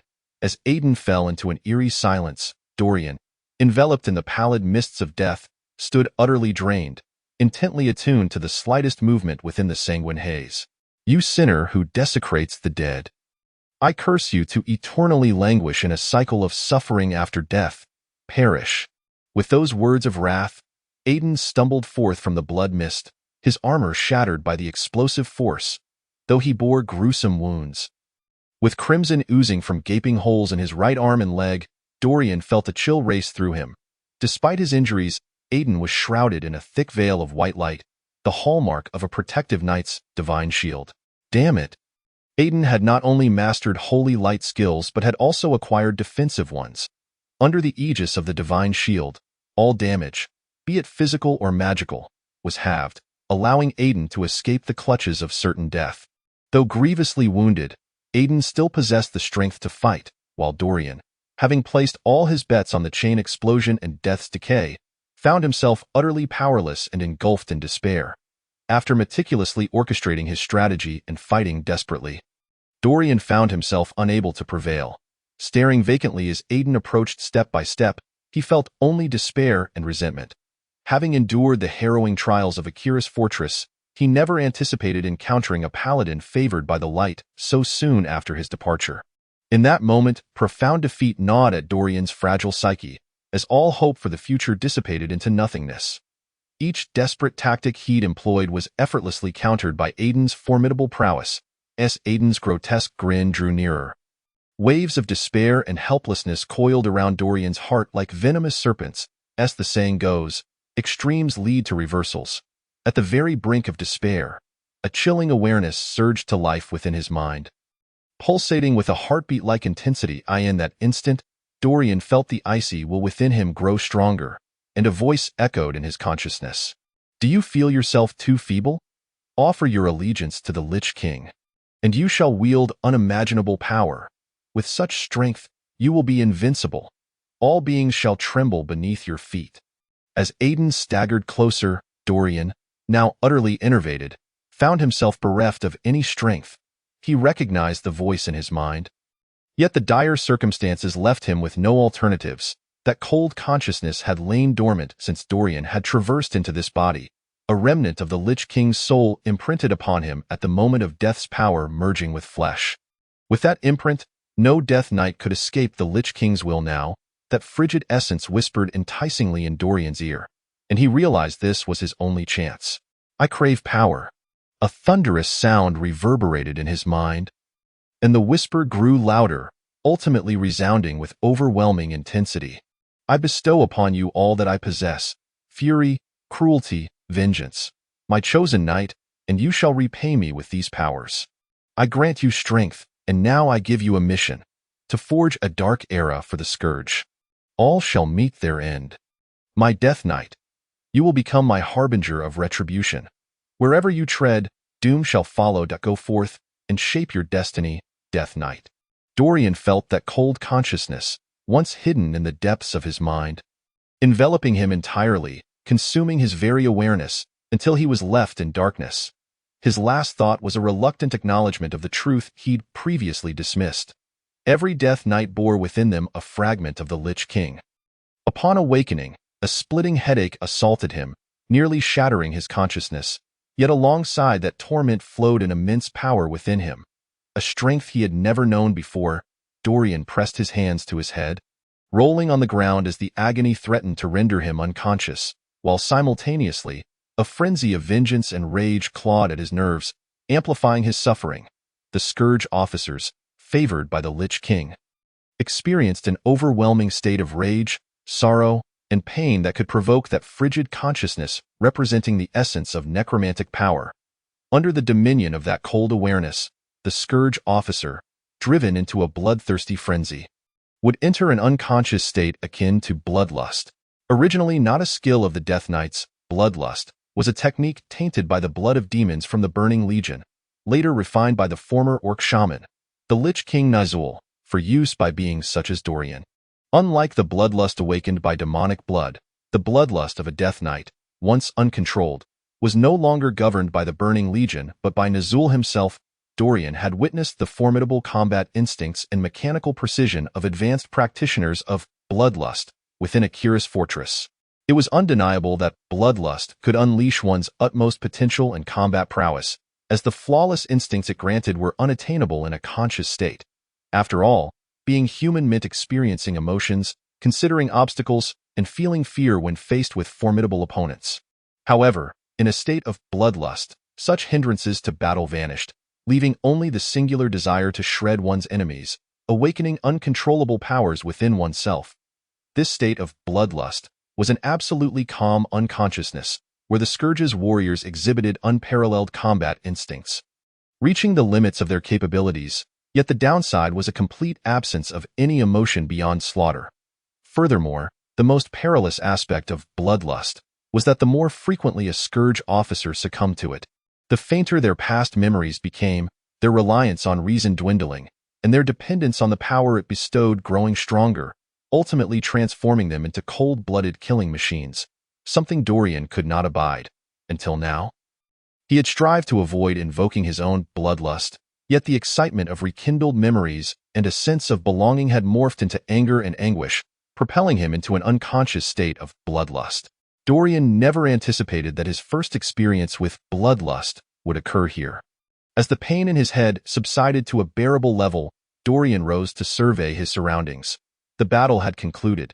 He shook his head to confirm his regained consciousness. A deep, bone-revealing gash adorned his left side, blood seeping slowly from the wound. However, thanks to the effects of the sunflowers, the bleeding from both his shoulder and ribcage had lessened considerably. These injuries posed no hindrance to the battle-hardened Dorian. They would not impede his actions. He hastily bound his wounds and began to assess his other conditions. Aside from the 2 severe wounds, the rest of his injuries were negligible, requiring no further attention. The faint, cold essence representing the Lich Kings will retreated into the depths of his consciousness once more. The battlefield was devoid of living militia. Ghouls and abominations were feasting upon the corpses of the fallen, their grotesque appetites on full display. Strangely, many of Dorian's own ghouls had also perished, and he noted that the fatal wounds they bore mirrored the marks left by his runic sword. Was I truly the one who killed these ghouls after entering a state of bloodlust? Why do I have no recollection of it? No wonder most Death Knights who experienced bloodlust harbor an aversion to it. Dorian felt something beneath his feet and, upon lifting his foot, discovered he had been standing atop Aiden's corpse. His long sword plunged into Aiden's heart. Something flickered on Aiden's chest. Duel mode concluded. Primary subject victorious. Absorbing enemy soul power. Absorbing enemy soul power. Absorption complete. The soul light will merge with the Tome of Tranquility, yielding rewards. The white light pulsed brilliantly, scattering numerous tiny luminescent particles into the air. Dorian unsheathed the runic sword, disregarding the blood that spurted forth and splattered upon him. He wiped the sword against Aiden before sheathing it once more. The energy book automatically leapt into his grasp, and the luminous orb at Aiden's chest ceased its dispersal, drifting towards Dorian's energy book before merging into it. Calculating duel rewards. Duel level disparity, 2. You have received 2 Zen Realm plant cards, randomly selected, selection complete. The subject acquires Coffee Bean, Devourer. Duel target level 7, equivalent to 70,000 Sun Essence. After deducting service fees, you obtain 67,400 Sun Essence. Duel assessment determination, first honor kill. Reward, Zen Realm plant manifestation card. The duel system generates record rewards, Zen Realm item key card. The most noticeable change in the Zen Realm book was the appearance of an icon of a sun encased in ice on the cover, signifying Sun Essence, accompanied by a string of numbers, 67, 400. Dorian paid little heed to the newly appeared figures, opening his energy book to find 2 additional source cards, one Zen Realm plant manifestation card and another depicting a key. Presumably the spoils of this battle, Dorian first grasped the Zen Realm item key card, which transformed into a beam of white light in his hands. He then heard the Zen Realm book emit a kata sound as it autonomously flipped to several pages at the back. The pages that were once blank now shimmered with an array of embedded cards. Overjoyed by the multitude of cards, Dorian reached out to grasp them, only to have a colorful light board leap forth from the pages, clearly displaying the words, Zen Realm Golden Chalice Flower, 2, 500 Sun Essence per POT. Do you confirm the purchase? What is this coercive selling? I haven't made up my mind yet. It was then that Dorian realized these were redeemable Zen Realm items, not his own, prompting him to select no before inspecting the 4 newly acquired cards. Among them, 2 source cards were plant cards, radiating a spectrum of colors from within Dorian's Zen Realm book. Suddenly recalling something, he hastily closed the book, cautiously probing the icy consciousness lingering in his mind, reassuring himself that he was no longer within the Lich King's perception before cautiously reopening the Zen Realm book. The Lich King savored the intense negative emotions, drawing strength from them, thus relishing the frenzy of the bloodthirsty officers. Fortunately, the Lich's power absorption had ceased before Dorian summoned the Zen Realm book. Confirming that the cold consciousness remained dormant, Dorian proceeded to examine his Zen Realm book and the newly acquired cards. Dorian felt a pang of disappointment upon viewing the 2 source plant cards. They were not combat-oriented plants, offering little assistance. Comparatively, the Coffee Bean seemed to hold greater potential. Devourer, level, source card, effect, Devour Tombstones, price, 75 Sun Essence, special attribute, density, super attribute, enhanced density, description. The intuitive manifestation of all things is not its sole form. Supports manifestation of plant seeds 0-1000. Supports manifestation of plant flowers 0-100. Supports manifestation of plant fruits 0-10. Supports manifestation of Zen Realm plants 0-1. Coffee Bean. Level. Source card. Effect. Awakens night blooming plants. Price. 75 Sun Essence. Special attribute. Mental stance. Super attribute. Enhanced mental stance. Description. A perfect mental stance is unaffected by any strong individual. Supports manifestation of plant seeds 0-1000. Supports manifestation of plant flowers 0-100. Supports manifestation of plant fruits 0-10. Supports manifestation of Zen Realm plants 0-1. Zen Realm plant manifestation card. Classification. Honor kill reward card. Effect. Acquire 1 Zen Realm plant. Note. Using a source plant card in conjunction with a Zen Realm plant manifestation card grants 1 Zen Realm plant from the source plant card. After reviewing the 2 source plant cards, Dorian turned his attention to the properties of the Coffee Bean, suppressing his elation upon seeing the term mental stance. Could it not be akin to the formidable existence of the At stance? Dorian recalled the attributes of the At stance, which manifested physically as an inviolable space. Did the mental stance not serve a similar purpose? With these thoughts swirling, Dorian expended 7,500 Sun Essence to manifest a diminutive black coffee bean, no larger than a fingertip, and swiftly tossed it into his mouth. Upon entry, the coffee bean vanished, and simultaneously, a black coffee fruit appeared in his mind's eye, establishing a peculiar connection with Dorian's entire consciousness. Entering into a symbiotic state as described in the second rule of Zen Realm, the coffee bean fruit absorbed the power from his consciousness while emanating a pale blue glow. Dorian felt a sudden clarity enveloping his mind. Furthermore, the aura emitted by the coffee bean expanded and gradually stabilized. Though he could not see it, Dorian sensed that a faint blue shield had formed around his mind, gently pushing the icy consciousness representing the Lich King's will to the outer edges of his awareness. Overjoyed, Dorian realized that his consciousness would no longer be subject to the Lich King's omnipresent perception. He forced himself to stabilize his excitement, attempting to resonate his thoughts within the pale blue shield while closely monitoring the cold consciousness beyond it. Is the Lich King called Nazul? No response to the icy consciousness outside the shield remained utterly still. The scourge had several unwritten taboos, one being the prohibition of mentioning the Lich King's name in life. Now, having touched a dragon's scale and emerged unscathed, Dorian understood that he had taken the first step towards independent thought. With his heart somewhat settled, Dorian began to cautiously test the effects of the coffee bean. Seeking to sever his thoughts from the Lich King, since awakening, he had come to realize that his body, thoughts, and soul were gradually transforming under the influence of the scourge. Dorian understood that if he continued down this path, his slowly spiraling madness would inevitably taint his thoughts, ultimately transforming him into a bloodthirsty demon, much like those humans who willingly became Death Knights. Dorian had witnessed them once, their fervent devotion to the Lich King manifesting in various brutal acts. Although he recognized he was treading an irreversible path, he dared not exhibit the slightest hint of rebellion, deliberating his actions carefully. Any reckless bravado would lead him to a point of no return. Dorian then selected a subtly insulting message directed at the Lich King and shouted within his consciousness. Nazul has no little chicken. Still, there was no reaction, despite his boundless anticipation, when the moment of realization arrived. Dorian could scarcely contain his joy, leaping in exhilaration. After testing with several potentially forbidden keywords, he excitedly discovered that all such words and disrespectful actions failed to provoke the Lich King's psychic lash, indicating that Dorian's consciousness had indeed escaped his grasp. Dorian struggled to rein in his elation. For the first time, life began to appear beautiful in his eyes.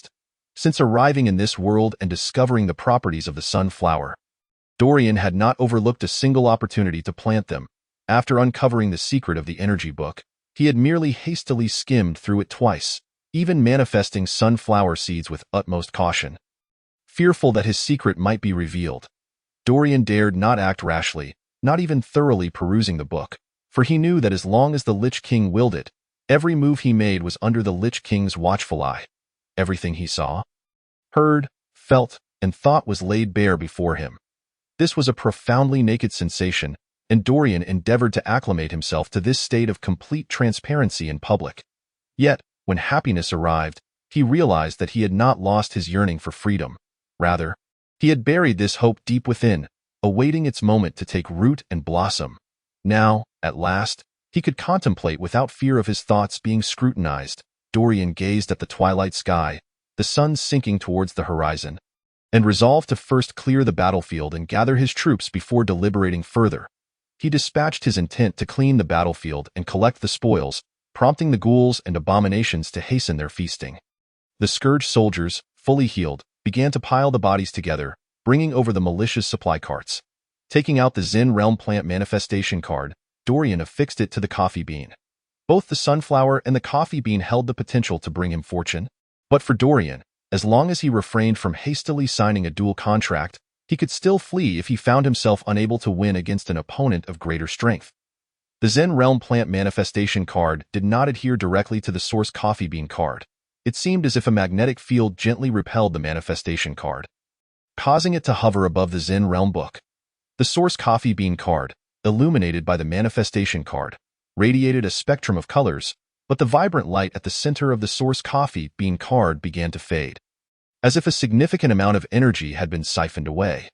The vibrant rays of multicolored light enveloped the manifestation card of the Zen plant, causing its originally clear outline to blur increasingly until it melded into the radiant glow, transforming into an indistinct orb of colorful luminescence that emitted faint silver glimmers. With a resounding pop, the orb dispersed into a mist within the air, drifting into Dorian's ears, mouth, and nose. In a moment of disorientation, he realized that the world before him was no longer the reality he inhabited. It was a tranquil void suffused with gentle hues of light.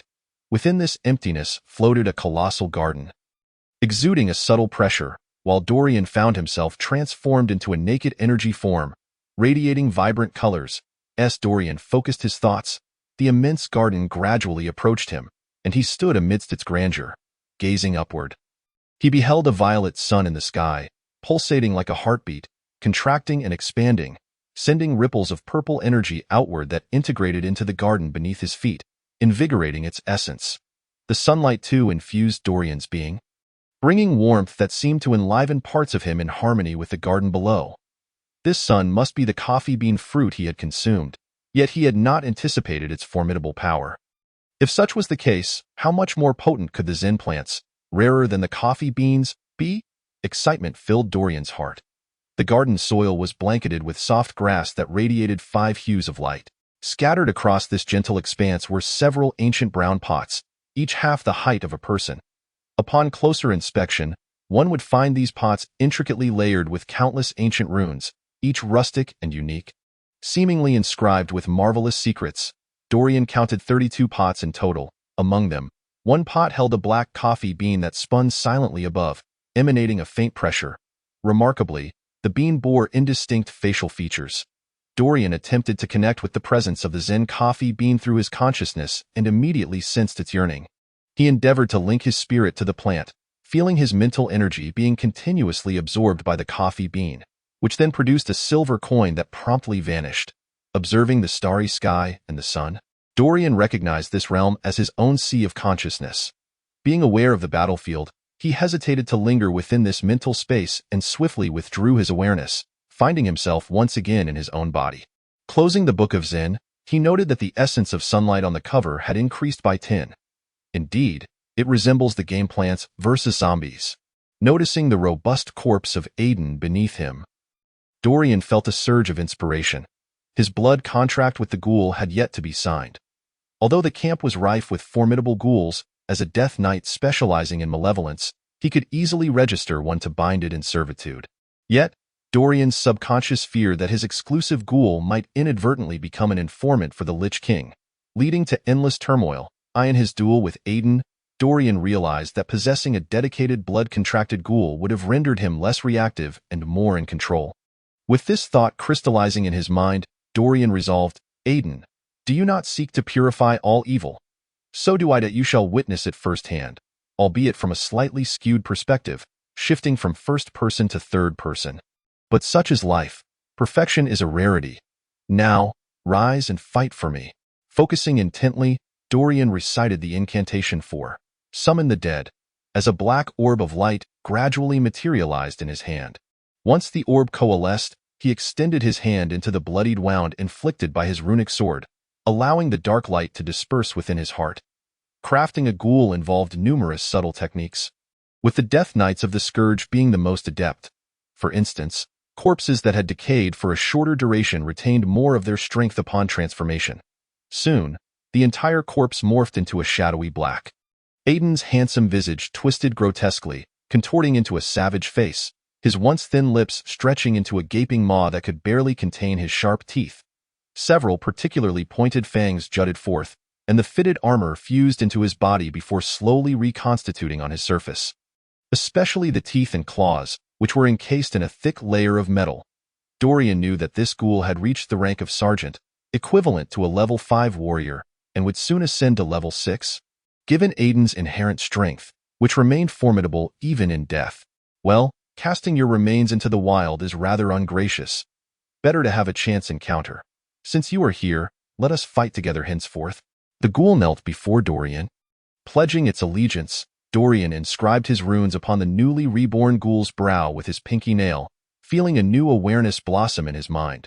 This was the sole contract binding the ghoul to him as a loyal servant.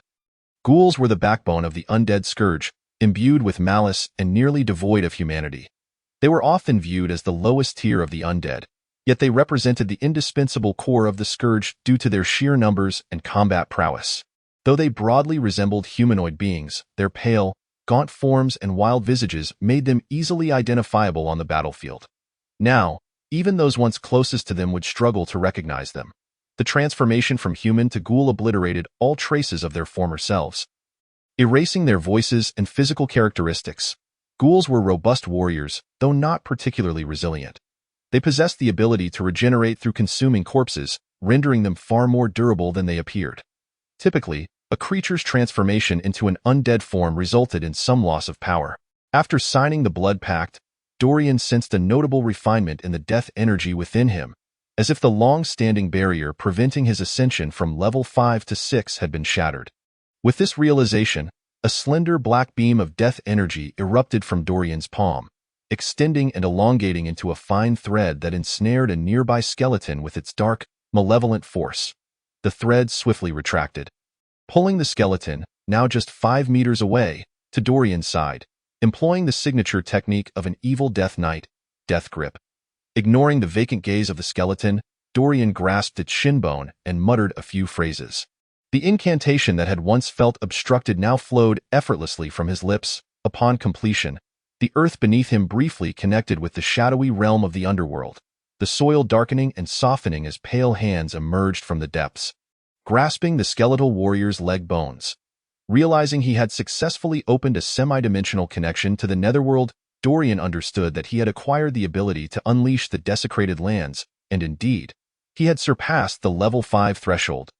Attaining the prowess of a level 6 warrior, releasing the skeleton from the grasp of Death Grip, the creature stood bewildered, seemingly oblivious to the transformation it had undergone.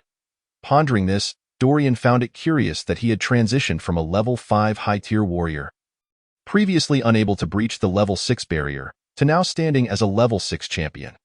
Reflecting on the bloodlust phenomenon that had arisen during battle, Dorian could only surmise that the instincts honed through bloodlust had facilitated his advancement. Upon reaching level 6, Dorian's malevolent power deepened, enabling him to master all advanced evil skills within the Dark Altar, similar yet distinct from the talent skills in World of Warcraft. Furthermore, upon achieving level 6, his evil skills would not only gain effect enhancements, but he could also learn 2 skills from other classes outside of the evil domain. According to the leveling standards in World of Warcraft, level 6 was akin to level 30, marking Dorian as a hero among adventurers in the world of Azeroth. Just like Aiden, who, as a Retribution Knight, could wield all Retribution skills while also using Holy Light and Exorcism, the benefits of attaining level 6 were apparent. Level 6 represented a significant milestone in the world of Azeroth. Most individuals stagnated below this level, and only a few among 100 level 5 warriors could ascend to level 6. It was comparable to the officer ranks within an army, and those capable of surpassing the level 6 barrier were greeted with an entirely new horizon. Overwhelmed by these gains, Dorian couldn't help but beam with joy. Desecration. Nearby, a plump abomination shuffled closer, mumbling indistinctly, its voice more akin to a leak than a projection. This was the very abomination Dorian had observed in the camp. If not for his familiarity with the abomination's unique vocalizations from his time at Akiris, he would not have discerned its words. Yet, had he not brought along ghouls and abominations of officer rank, could it be that this abomination had leveled up? When the undead creature reaches level 4, a clear indication of its advancement is its ability to engage in rudimentary communication. At this stage, the undead has transcended its former existence as a primitive being governed solely by instinct. Having acquired a semblance of basic intelligence. You mean the Blighted Lands, don't you? Indeed, this realm is known as the Blighted Lands. You have a discerning eye, Dorian replied, suddenly taken aback to discover that the abomination could speak. Soldier, you have grown remarkably fast. The plump abomination nodded earnestly, its mouth contorting into a comical grimace, leading Dorian to surmise it was perhaps attempting to smile. What is your name? Although there were many speaking abominations within the Akiris Citadel, this was Dorian's first encounter with an undead creature on the cusp of enlightenment, and he asked curiously. The abomination waved the iron chain in its hand absent-mindedly, its rotund form swaying as it awkwardly mimicked a pondering gesture. Dorian patiently awaited the response from this bewildered fledgling undead. After several minutes of swaying, the abomination raised its right hand, brandishing a large cleaver, and suddenly tapped its jagged, oversized teeth, muttering, Sharpfang. That sounds more like the name of a ghoulish creature. Dorian shrugged, feeling quite jovial, and jested with Sharpfang, raising his runesword to tap against Sharpfang's thigh, considering height differences. For the glory of the Scourge, I bestow upon you, Sharpfang, the honor of serving the Death Knight. From this moment forth, you shall be my personal guard. Remember to obey and comply. Here, take this. According to the second rule of the Zen realm, all manifested plants and plant parasites are considered one servants.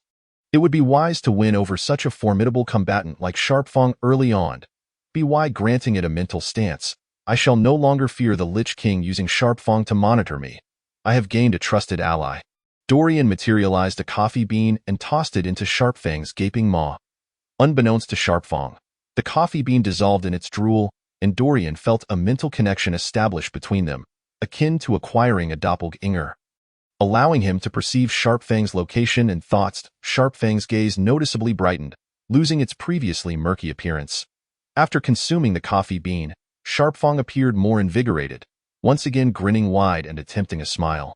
For its deep, raspy voice echoed again, struggling to remember such a lengthy phrase. What is your name? Dorian turned to address the ghoul following him, who ambled awkwardly with a gait reminiscent of a duck. All newly risen ghouls had lost their human memories, retaining only remnants of their former powers and experiences. The once handsome, golden-haired visage had transformed into a fearsome countenance, with only a few stray yellow strands clinging to the top of its head. The ghoul glanced at the plump Sharpfang and rasped, "Claw." Dorian had intended to offer Claw a coffee bean as well, but reconsidered. Should Claw gain a mental stance and recover its consciousness? That could lead to complications, so he refrained. Dorian meticulously examined the malicious supplies, discovering several runeswords belonging to fallen Death Knights, likely lost to Claw in previous skirmishes. He gently traced the runic engravings that signified personal identity on the runeswords. You unfortunate souls have finally found liberation. The ghouls tidying the battlefield brought forth good news. The malicious supplies contained a substantial quantity of serenite arrows. No wonder he had found none along the way. They had been collected by others, now benefiting Dorian. For a Death Knight, the most vital piece of equipment was undoubtedly the runesword. It was through the runesword that a Death Knight could command frost, blood, and dark powers to fight on their behalf. Additionally, the runesword served as a reservoir for the Death Knight's runic energy. Dorian silently stowed away several runeswords, instructing the ghouls to set up camp. He gazed at the vibrant hues of the sunset, aware that an exceptionally fulfilling day was drawing to a close. Marching by night was not an advisable choice, although undead creatures possessed night vision and were unaffected by darkness. The formidable mutated beings plagued by the scourge were more accustomed to hunting during the night. With the task nearing completion, Dorian intended to proceed to the rebel stronghold the following day. Since Aiden carried so many serenite arrows, the stronghold where Aiden resided should also contain remnants of serenite metal. With ample time at his disposal, Dorian felt no urgency. Beneath the eternally dim sky of the plague lands, the undead plague siphoned the vitality of all living beings. Death was the sole eternal theme here. The road to Butemire was crowded with fleeing masses, all clad in tattered garments and bearing haggard expressions. Dorian, leading his scourge forces, marched towards the camp once occupied by Aiden, encountering numerous human refugees fleeing in disarray. Dorian regrouped his formation, recalling the ghouls that had been drooling and lunging at the pitiful refugees, allowing them to scream and flee as if escaping from a contagion. Indeed, the scourge was far more viscerally terrifying than the undead plague itself. Dorian no longer engaged in meaningless slaughter, having shed the identity of a mere puppet to the Lich King. The direction of the refugees' escape seemed to lead to Claw's camp, Butemire, and Dorian couldn't help but ponder. Logically, if these refugees had learned of their militia leader's demise at the hands of the scourge, they would have fled during the day. Yet, judging by their current position, they must have departed Butemire last night, and their flight seems directed toward the seaside. This suggests that the only explanation for their departure is not knowledge of their leaders and forces' annihilation. What could have compelled them to abandon the warm safety of the fortress for the perilous plague lands? Never mind. I shall capture someone and inquire. Before Dorian stood a group of refugees encircled by Sharpfang's advance party. Upon discovering the refugees' presence, he refrained from dispatching any further recruitment squads.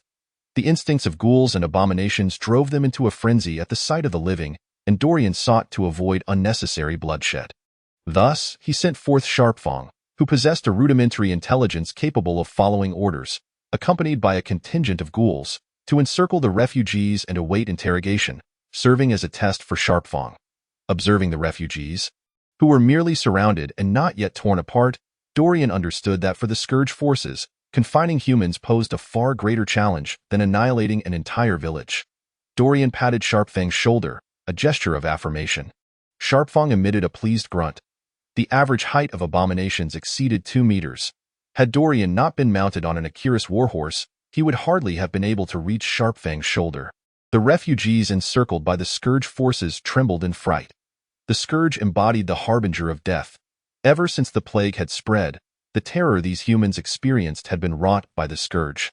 Although this particular Scourge force surprisingly refrained from launching a direct assault, the drooling ghouls and towering abominations wielding gleaming cleavers had already terrified the refugees. Chapter 6. Bianca among the refugees. 2 armored warriors stood in defiance against Sharpfang.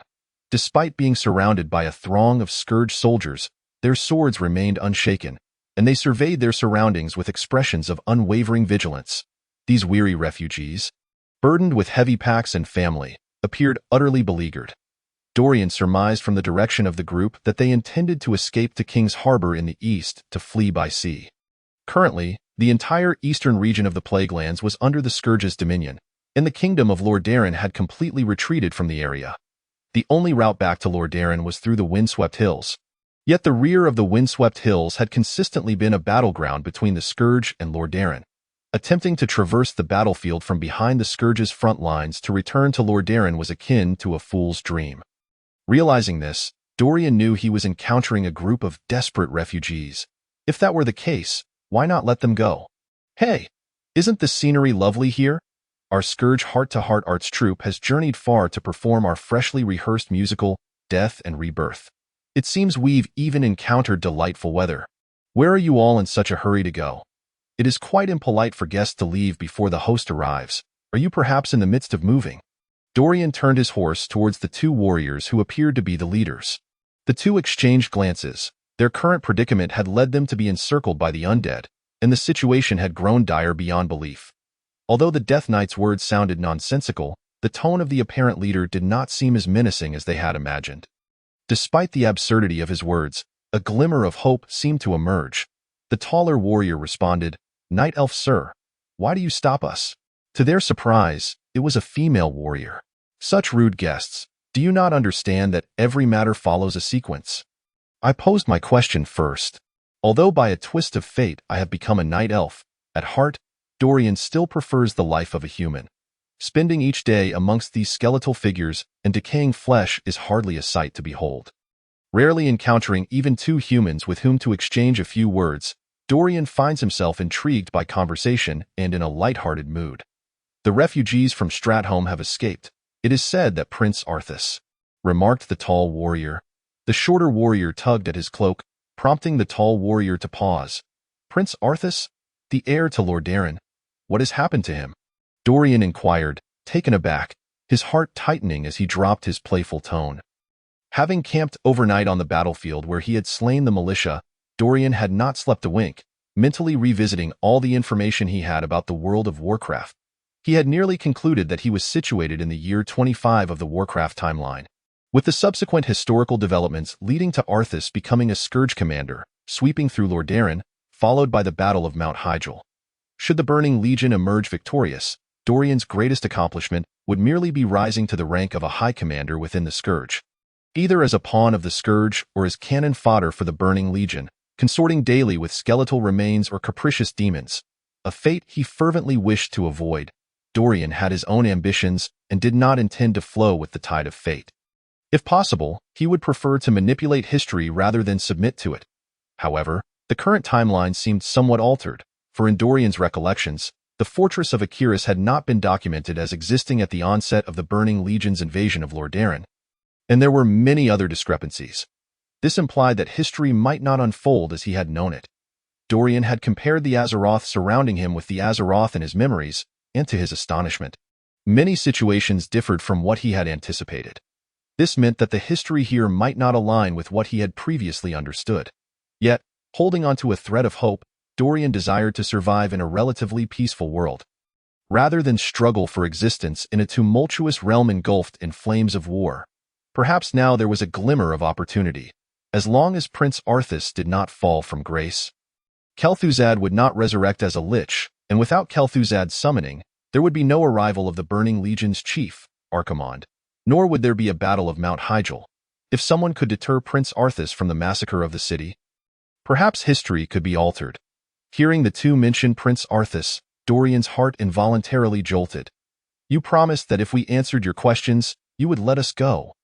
Otherwise, we will never divulge anything, replied the shorter warrior. In that instant, they found a crack in their predicament. The voice sounded soft and feeble, revealing another female warrior.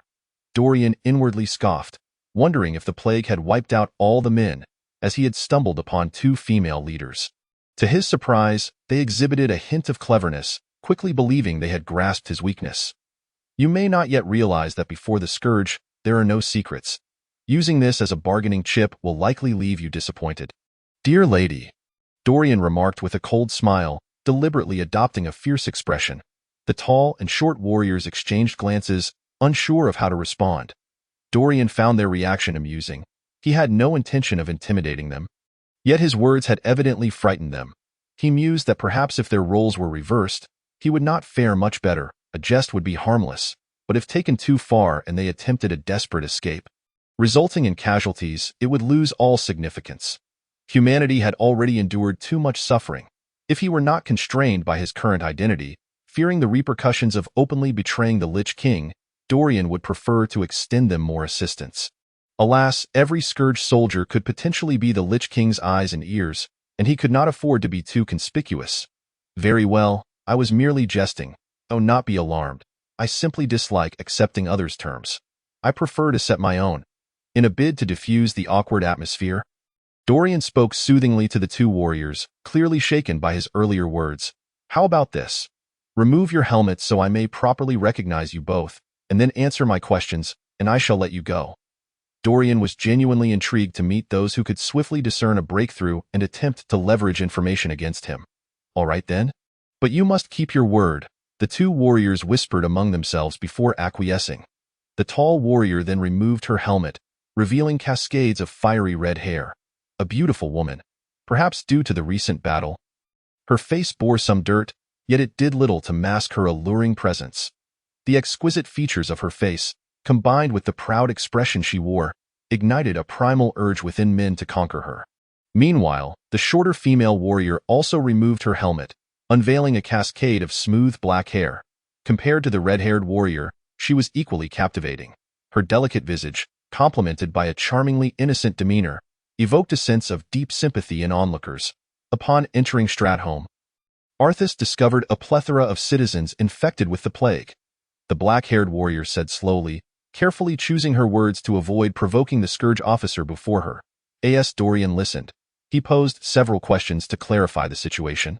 Indeed, events unfolded as per historical accounts. The threat of the undead swept through Lordaeron, with King Tarina's only son, Prince Arthas, taking on the mantle of combating the scourge. Arthas successfully vanquished Kel'Thuzad. No wonder Kel'Thuzad had been silent for so long. However, the undead army did not diminish. In fact, more fallen human soldiers became new undead. Faced with an unstoppable force, Arthas felt profound regret and helplessness as the war against the scourge dragged on. This emotional turmoil clung to Arthas, peaking upon his entry into Stratholme. Upon discovering numerous citizens consuming plague-tainted grain, Arthas ultimately resorted to extreme measures to halt the spread of the plague. Massacre of the city. The massacre was a drawn-out process and could not be executed as cleanly as a nuclear bomb in the Age of Earth, thus sparing the lives of these refugees. After fleeing Stratholme, the refugees found themselves surrounded by the vanguard of the scourge. Whether they headed northwest, south, or east, it was akin to walking into a trap.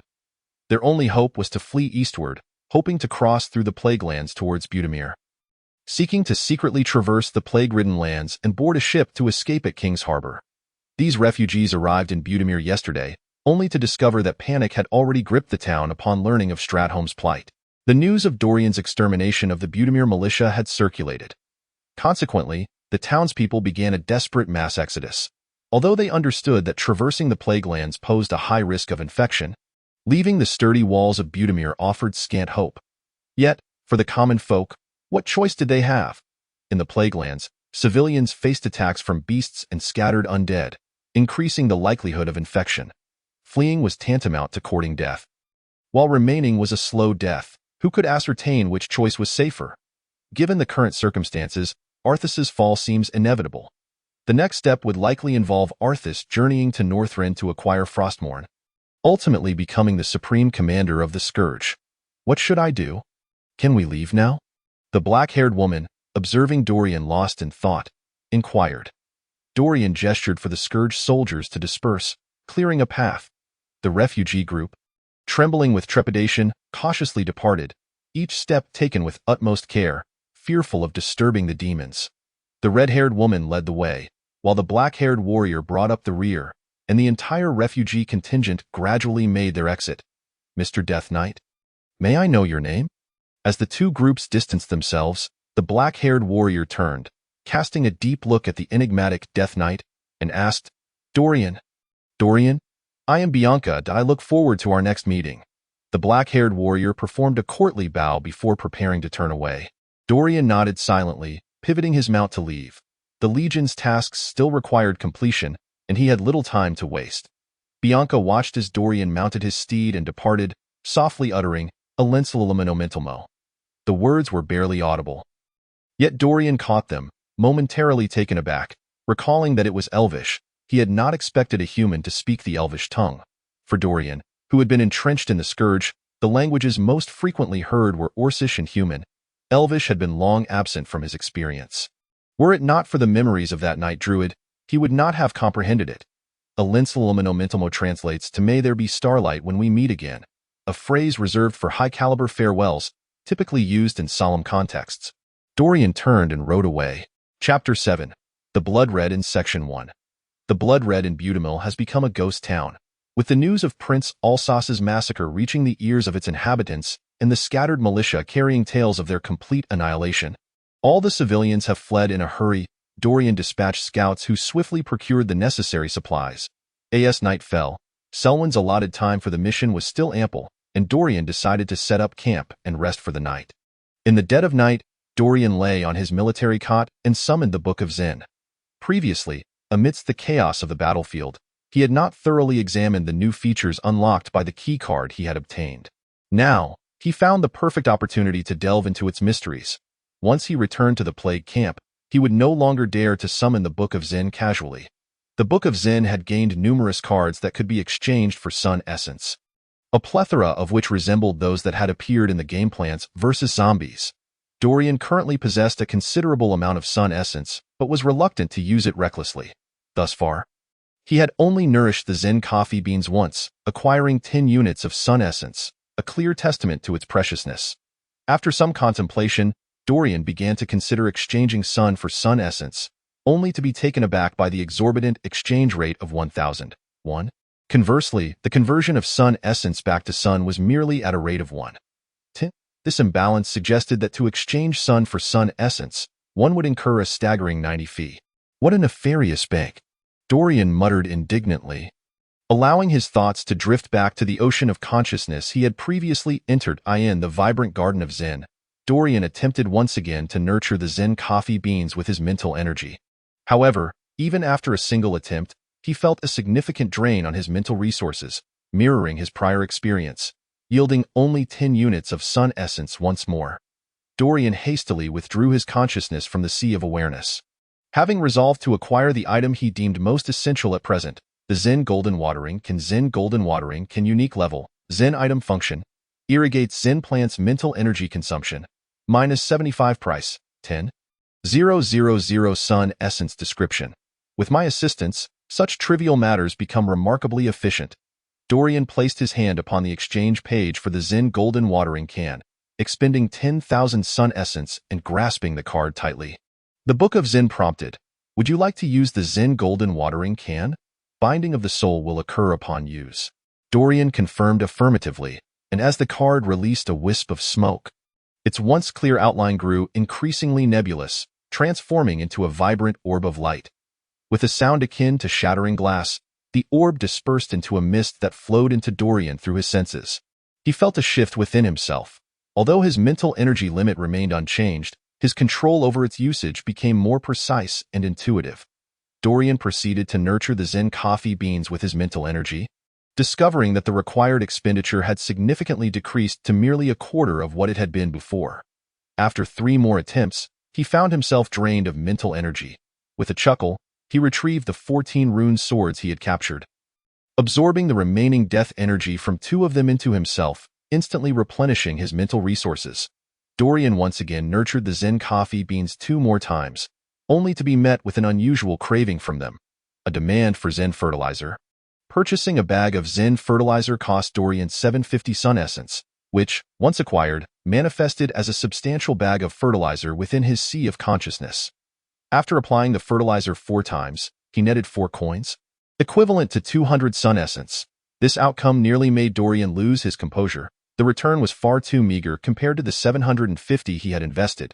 He lamented the absurd pricing of consumables and cursed the architect of the Zen currency system.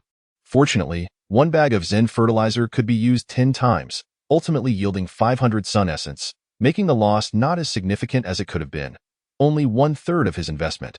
Following the application of the fertilizer, the Zen coffee beans demanded insecticide. Gritting his teeth, Dorian purchased a bottle of Zen insecticide for 1,000 sun essence and sprayed it on the plants. After 2 sprays, the Zen coffee beans produced 6 coins, transforming into 300 sun essence, which finally brought some relief to Dorian. Each application yielded 3 coins, and the 1,000 sun essence insecticide could be used 10 times, amounting to 30 coins in total. This meant that the insecticide could ultimately return 1,500 sun essence, reflecting a modest profit. Compared to the loss incurred from fertilization, the insecticide application seemed to yield a slight surplus. With the nurturing, fertilization, and spraying of insecticide, the Zen coffee beans became more vigorous, though no significant changes were apparent. Suddenly, a whisper from the Zen coffee beans nearly sent Dorian into despair. It wanted to listen to music. Dorian erupted in frustration. "I've struggled to gather over 60,000 sun essence, and to satisfy your whims, I've already spent 1/5 of my savings. How about I sing for you instead?" To his astonishment, the Zen coffee beans replied with a melodious voice, albeit somewhat impolitely, "What's wrong with you buying a record player? When my siblings arrive, they can enjoy it too. This is a one-time investment, you know?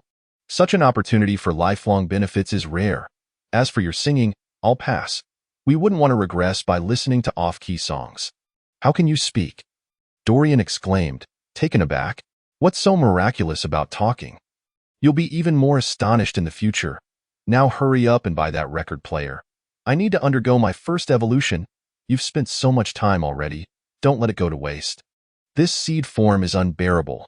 I can only hear sounds but see nothing and feel nothing. It's utterly suffocating." Half convinced, Dorian purchased the Zen record player, his heart bleeding as over 20,000 sun essence vanished, 1/3 of his savings.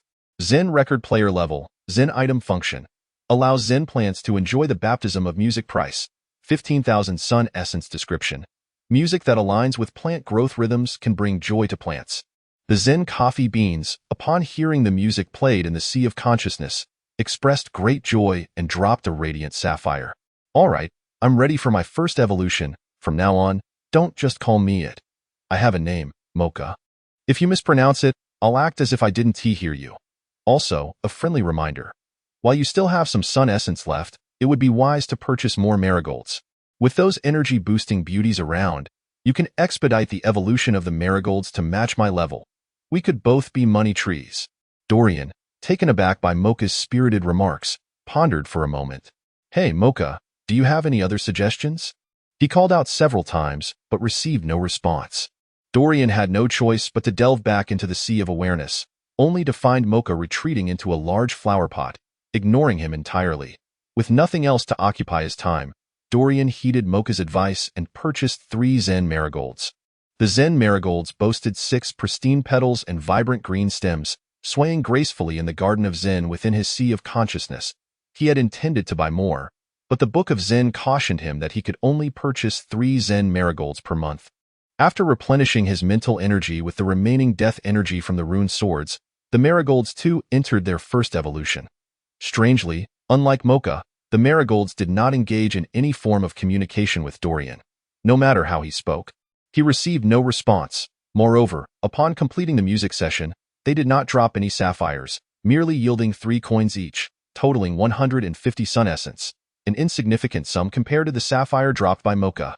Zen Marigold level, Zen item function. Adds a Zen Marigold to the Sea of Consciousness price, 2. 500 Sun Essence description. I am a powerful being unbound by certain unspoken rules. Having exhausted the death energy from the rune swords, Dorian noted that these swords would ultimately be returned to the Plague Legion to be reforged into new Death Knights. Although the conversion of death energy to mental energy was costly, Dorian did not mind. After replenishing his rune swords, he still had a considerable amount of mental energy remaining. He casually tossed the remaining rune swords with residual death energy to the teeth and claws, as this pure death energy could accelerate the evolution of undead beings. After taking stock of his sun essence, Dorian found himself with 36,620 units remaining. He resolved to refrain from using any sun essence until he fully understood the secrets of the Book of Zen. The dialogue with Mocha alleviated Dorian's sense of loneliness. Even as Mocha succumbed to slumber, Dorian felt as though he had gained an ally. After some contemplation, Dorian expended 8,000 sun essences to procure a Zen Garden Gold Mushroom and a super plant expansion card, Sunflower. Unlike in the game, the Zen Garden Gold Mushroom was a type of Zen plant, not merely an upgraded variant of the Magnet Shroom. Distinct from both the Zen Golden Poppy and Mocha, the Zen Garden Gold Mushroom transformed into a plant of half a person's height upon purchase, entering the realm of consciousness in a state of stillness, devoid of any demands. It required no mental energy to nurture nor fertilizer for growth, existing as a fully matured plant from the onset. With the Zen Garden Gold Mushroom, Dorian could also exchange sun and sun essences reciprocally. Zen Garden Gold Mushroom level, Zen item function. Exemption from transaction fees and sun essence exchanges price, 3,000 sun essences description. Please respect my profession. I consider this tax avoidance, not evasion. Super plant expansion card. Sunflower level, special item, applicable to origin cards function. Unlocks the super attributes of the sunflower price. 5,000 sun essences description. The rigorous academic attitude cultivated by the Biological Institute is the fundamental reason for my discovery of the secrets of plants. After affixing the super plant expansion card, Sunflower to the sunflower origin card, a burst of golden light illuminated the surroundings. The previously dull sunflower origin card transformed into a vibrant spectacle, revealing its true attributes where it had once displayed, not yet unlocked. The fruits of the sunflower could now also be exchanged for sunlight. Previously, the sunflower origin card appeared somewhat lackluster compared to the coffee bean origin card. However, the expanded sunflower card now radiated even more brilliance than the coffee bean card. Sunflower level, origin card function, generates 25 sunlight per month. Price, 50 sunlight. Genetic modification status function, generates 50 sunlight per month. Price, 200 sunlight. Special attribute, recovery super attribute. Evolution description. The warm sunlight bestows upon me the power of life. Support for materialization. Seeds 875-1000 support for materialization. Flowers 1100 support for materialization. Fruits 010 support for materialization. Zen plants 01 Dorian expended 20,000 sunlight to materialize a sunflower fruit, which was significantly larger than the half-palm-sized sunflower flower he had materialized previously, now the size of a fist. Fortunately, Dorian understood that consuming plant fruits was not limited to mere ingestion. Otherwise, he might have choked to death attempting to swallow it. Drawing from his initial experience with the sunflower flower, Dorian pricked his right finger, allowing blood to drip onto the fist-sized, radiant fruit. The luminous sunflower fruit transformed into a mist that flowed through the wound on Dorian's right hand and into his body. Once the mist entered, it spread throughout Dorian's entire being, showing signs of healing in several old wounds sustained at Akira's fortress. Not only that, under the nourishing effects of the sunflower fruit, Dorian felt his body growing stronger, and it seemed that the strength he had just gained from breaking through the level 5 to 6 barrier was gradually increasing. Typically, after a recent promotion, one would not see any growth in strength for a period, as the focus would be on solidifying the new power, akin to climbing a mountain where, upon reaching a new height, the first priority is to stabilize one's position rather than continue ascending. However, after consuming the sunflower fruit, the requirement to stabilize the level 6 foundation, which usually took a month, was immediately achieved. Dorian finally understood that his bloody struggles were not in vain. High risks had indeed yielded high rewards. In the near future, aided by the sunflower fruit, Dorian had discovered a method for rapid advancement in strength. With a hopeful vision for the future, he drifted sweetly into slumber. The following day, Dorian escorted several carriages laden with saffron metal and the remaining valuable supplies from Budimir back toward the Maelstrom of Death. Before reaching the Maelstrom, Dorian encountered the main force of the Scourge Legion's expeditionary army from Lordaeron. After returning the troops assigned to the task to Lich King, he handed over the saffron metal and runic sword to the Herald Selwyn. "Well done, Lieutenant," Selwyn exclaimed, drawing forth a purified runic sword from a cart. "Your strength exceeds my expectations. I initially thought I had overestimated your abilities, but it turns out I underestimated them. Sir, I am a sergeant major." "Not a lieutenant," Dorian corrected Selwyn's error. "That will soon change." Selwyn chuckled. "Your performance on this mission has been exemplary. According to the merit rating regulations, you have exceeded the expectations of a standard mission and are eligible for a promotion, advancing from sergeant major to lieutenant. Conveniently, your runic armor is severely damaged. You can receive a new set of armor and a runic sword. Keep up the good work, warrior of the Scourge Legion. I will have the armor and runic sword delivered to your camp tonight. From what I can observe, your deathly power has become purer, and you should have reached level 6 strength. What kind of runes would you like to add to your new runic sword?" "Your insight is remarkable. Thank you. Sir, I would like 2 frost runes, please. However, what exactly are the merit rating regulations you just mentioned?"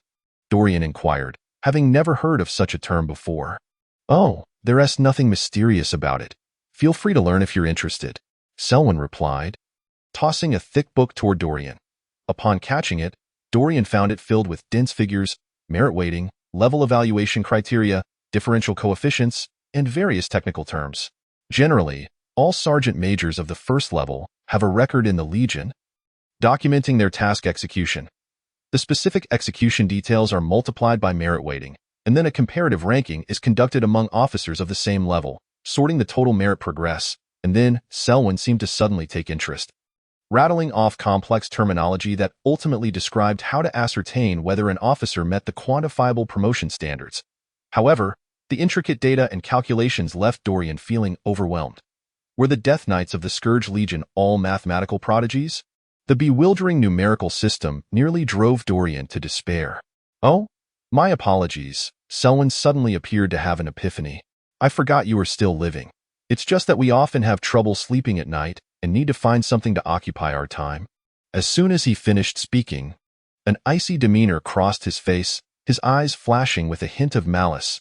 Though he quickly concealed it, Dorian perceived it clearly. "You know, old age can lead to insomnia," Selwyn added with a smile.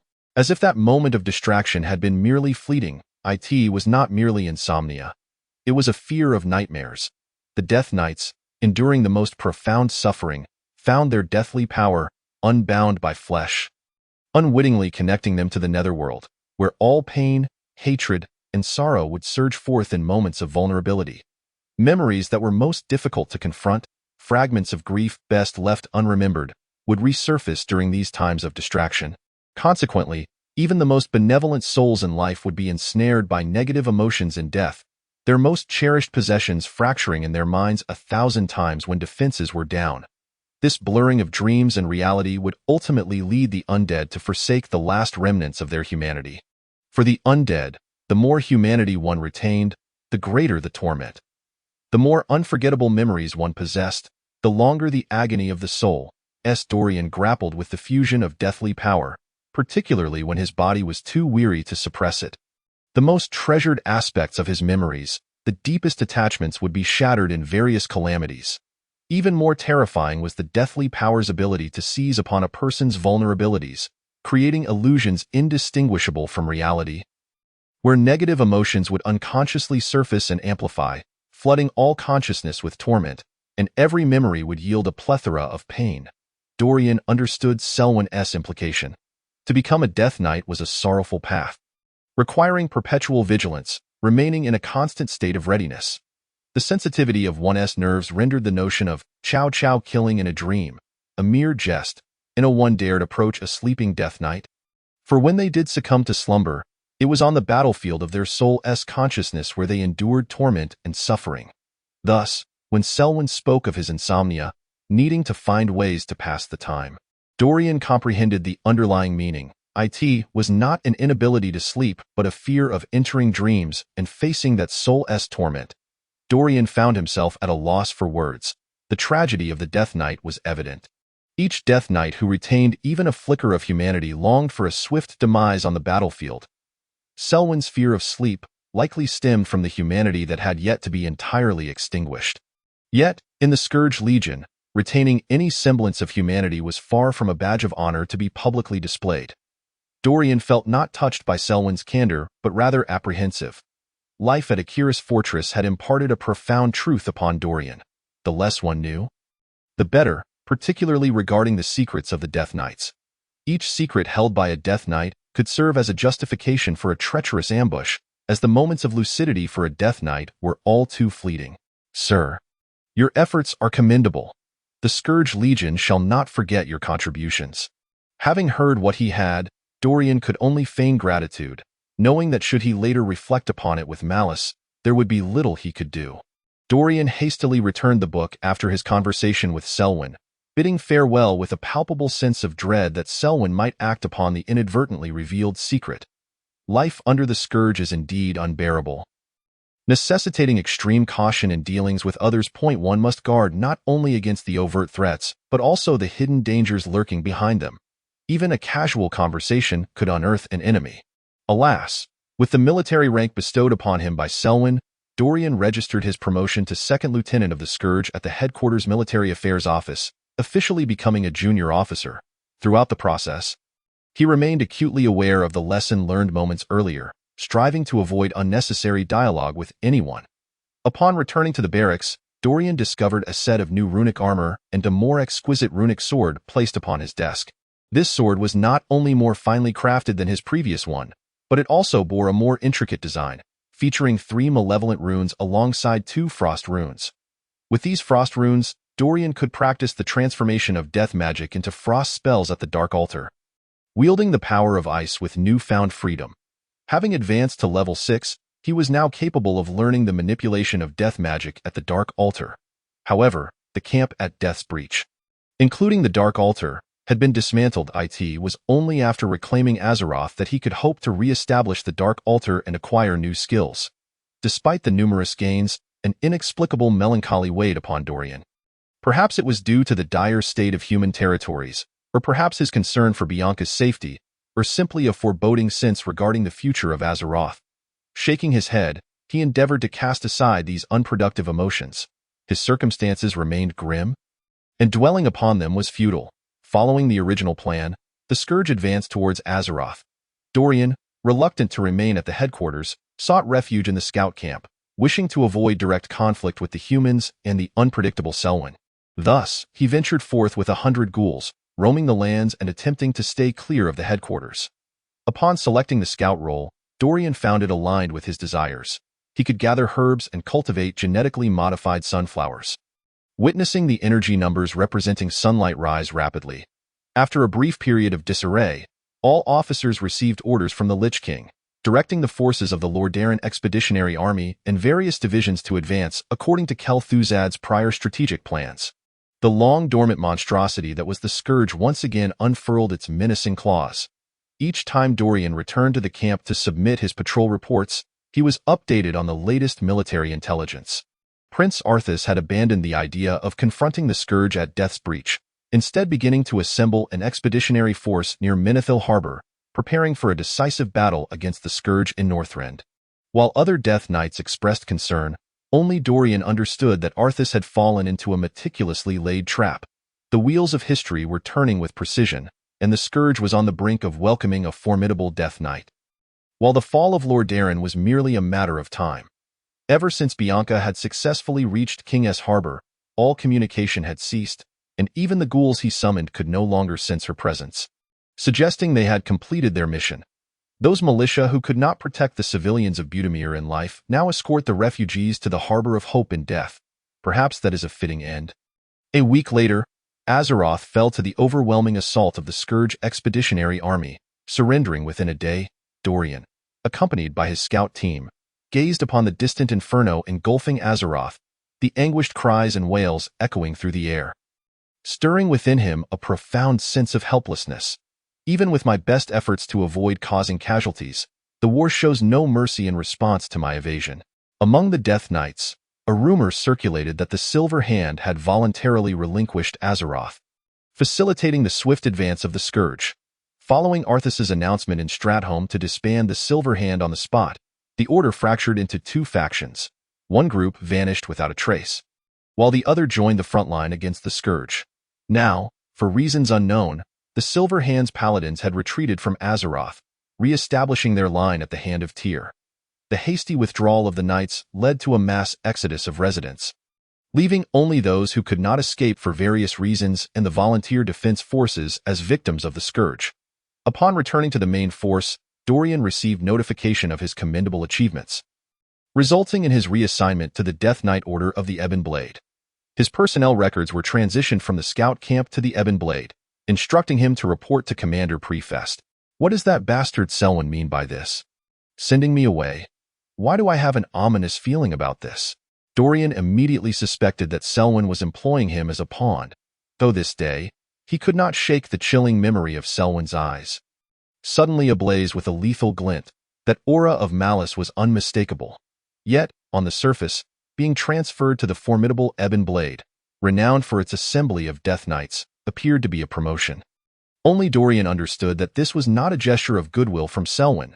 As the messenger, Selwyn wielded significant authority over merit evaluations and personnel recommendations, possessing both motive and means to orchestrate such a move.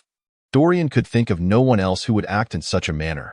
The reason for his perceived jealousy was simply a careless remark made during conversation. How absurd! Who would believe such a thing?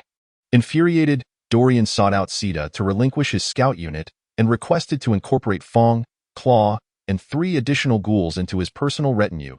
As a second lieutenant, he was permitted to command 5 undead companions. Initially, Dorian wished to include 3 abominations, but the obstinate Lich adamantly refused, remaining impervious to Dorian's persuasive efforts. Dorian first visited the newly constructed Dark Altar to study and transcribe techniques for transforming death magic into frost power. Reluctantly, he then took Fong and Claw to his new unit.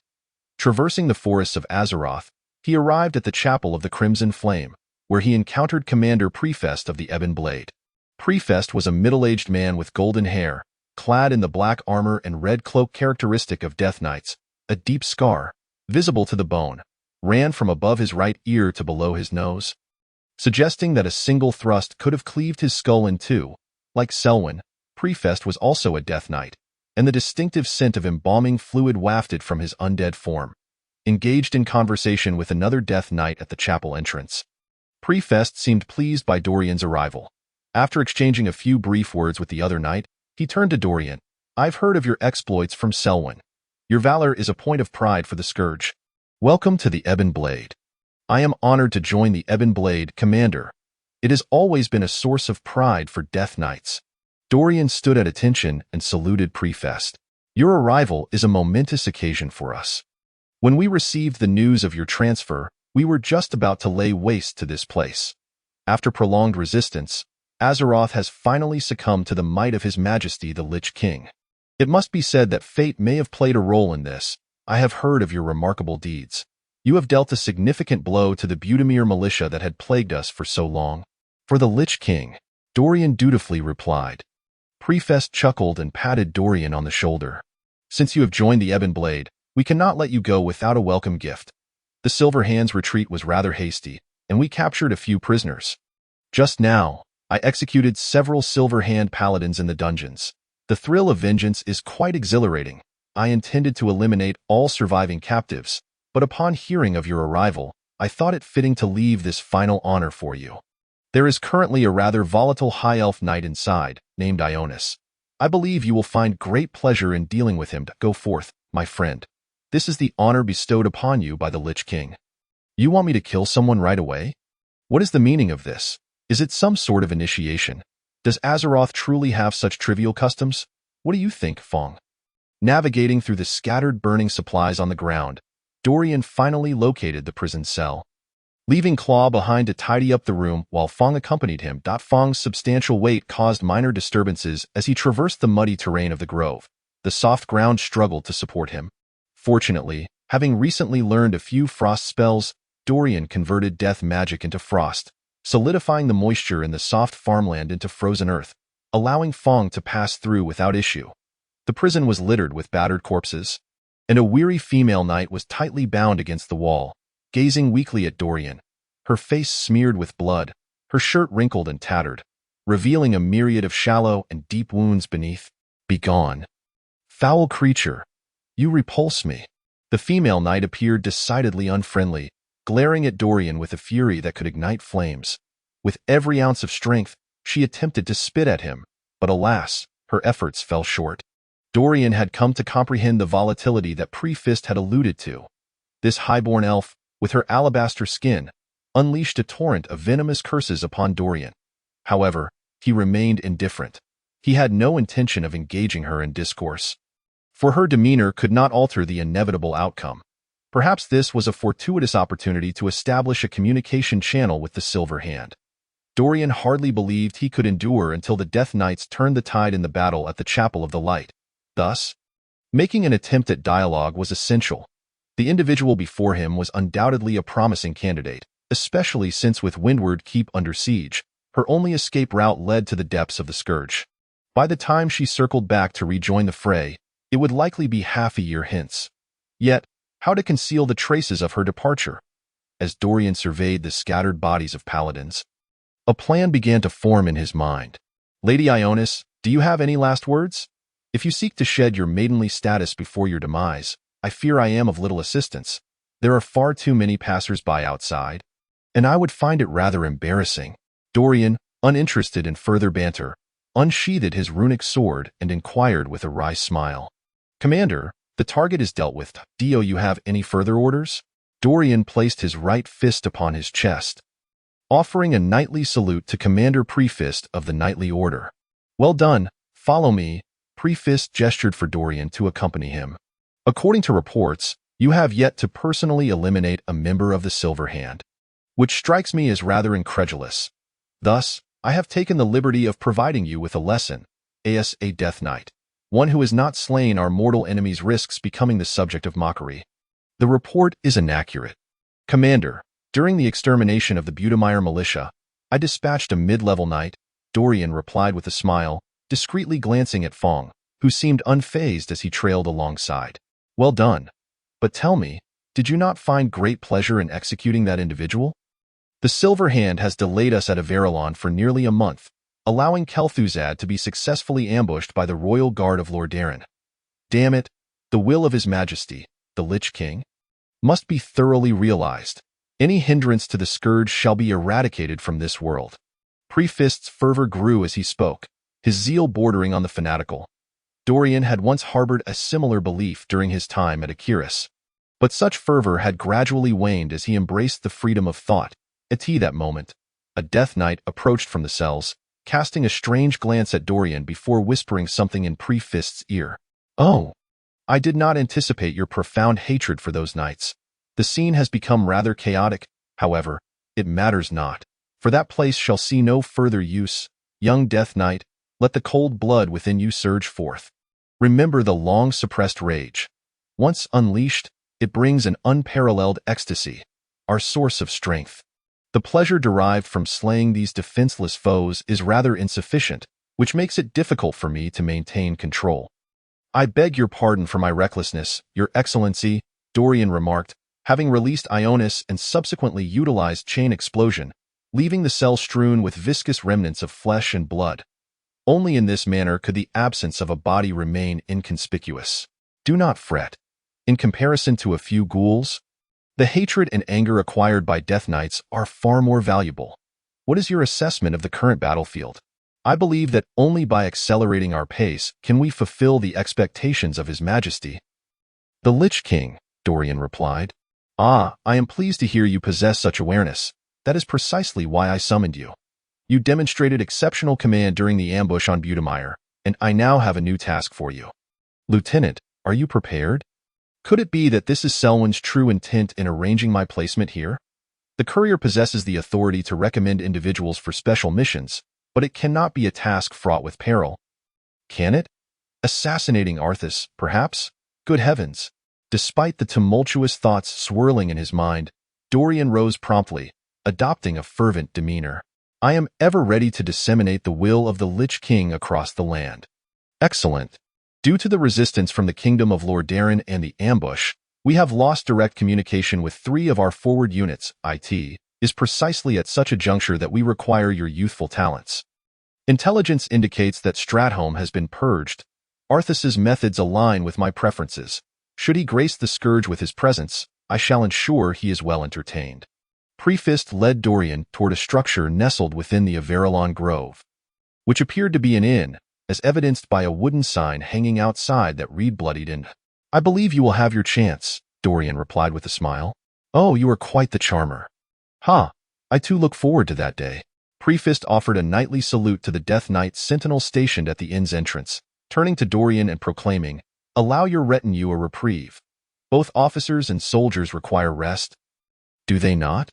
Dorian observed a few Death Knights inside the bloodied inn, engaged in light-hearted banter, suggesting it was a rather secluded gathering place.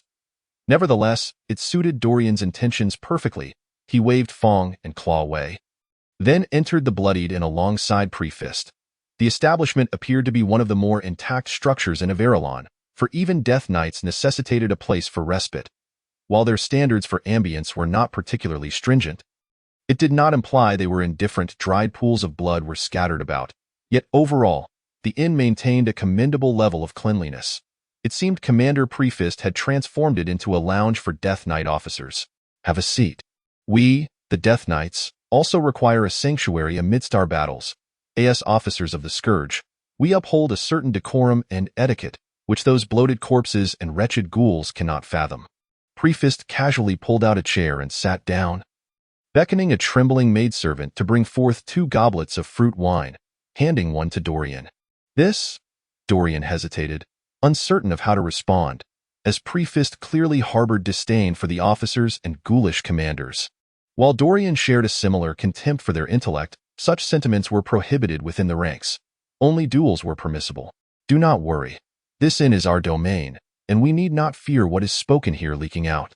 Prefist seemed to discern Dorian's apprehension, raising his goblet with a grin. Try this.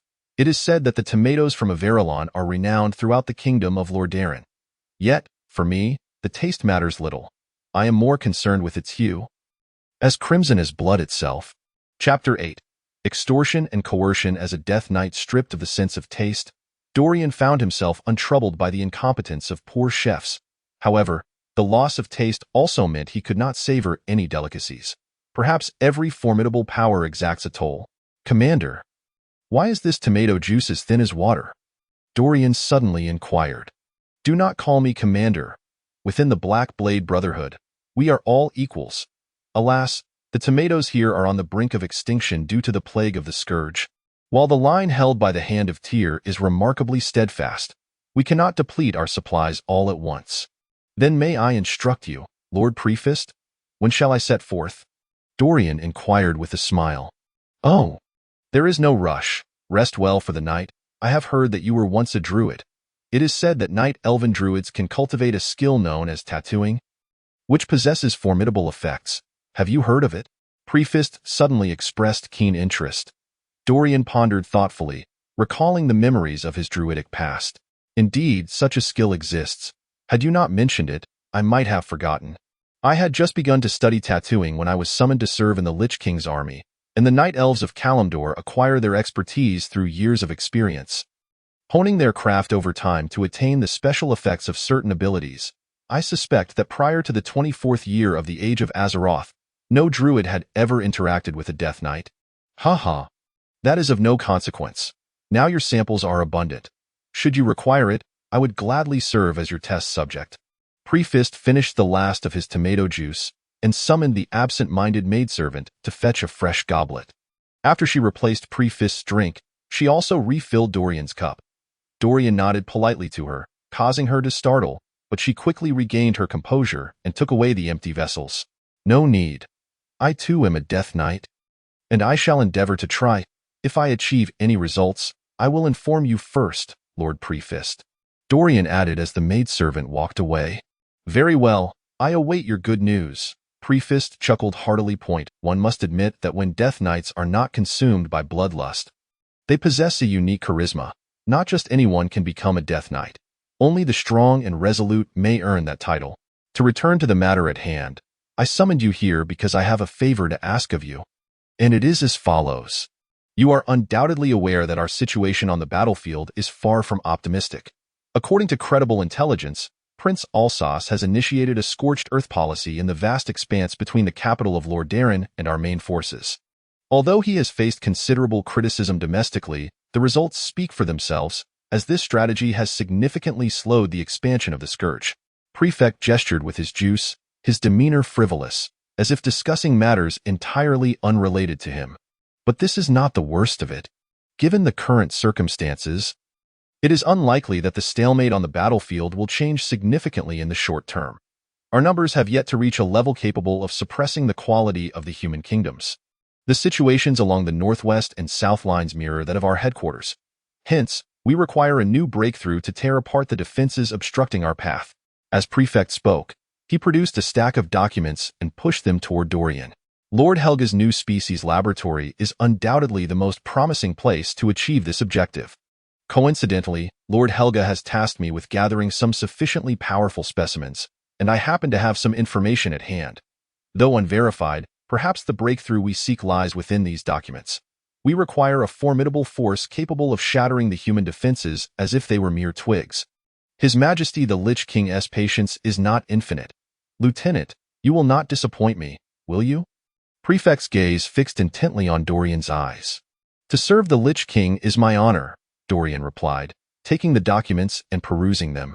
Inside were locations where powerful creatures might exist, along with details about them. It must be said that the clues presented in these documents were rather vague, and one could not entirely dismiss the possibility of hearsay. I believe you will perform admirably, Prefect said, taking a sip of his juice. I am grateful, Your Excellency, for entrusting me with such a crucial task. However, I have a minor inquiry. Speak freely. After a moment's hesitation, Dorian asked, Why me? Naturally, it is due to your exceptional performance in the early stages that leads us to believe in your capacity to successfully complete this mission. Additionally, the favor of certain individuals is also a reason for your presence here. Favor? Dorian scoffed. Selwyn was unlikely to be so benevolent. If someone favors you, you should be grateful. Prefect deftly sidestepped the issue, bursting into laughter. The necessary supplies have already been delivered to your camp. Should you be interested, I can offer you some private advice. I would be honored to hear your suggestions. Haha, well then. You owe me a favor. Though you work for Lord Helga's main laboratory, the first task you complete will be handed over to the laboratory of Citadel, and only after selection will anything of value be forwarded to Lord Helga. Do you grasp my meaning? Prefect observed Dorian's puzzled expression before continuing. Since you work for Citadel's laboratory, you should be able to obtain some irregular materials as incentives for your task. After all, we Death Knights are not merely errand boys, wouldn't you agree?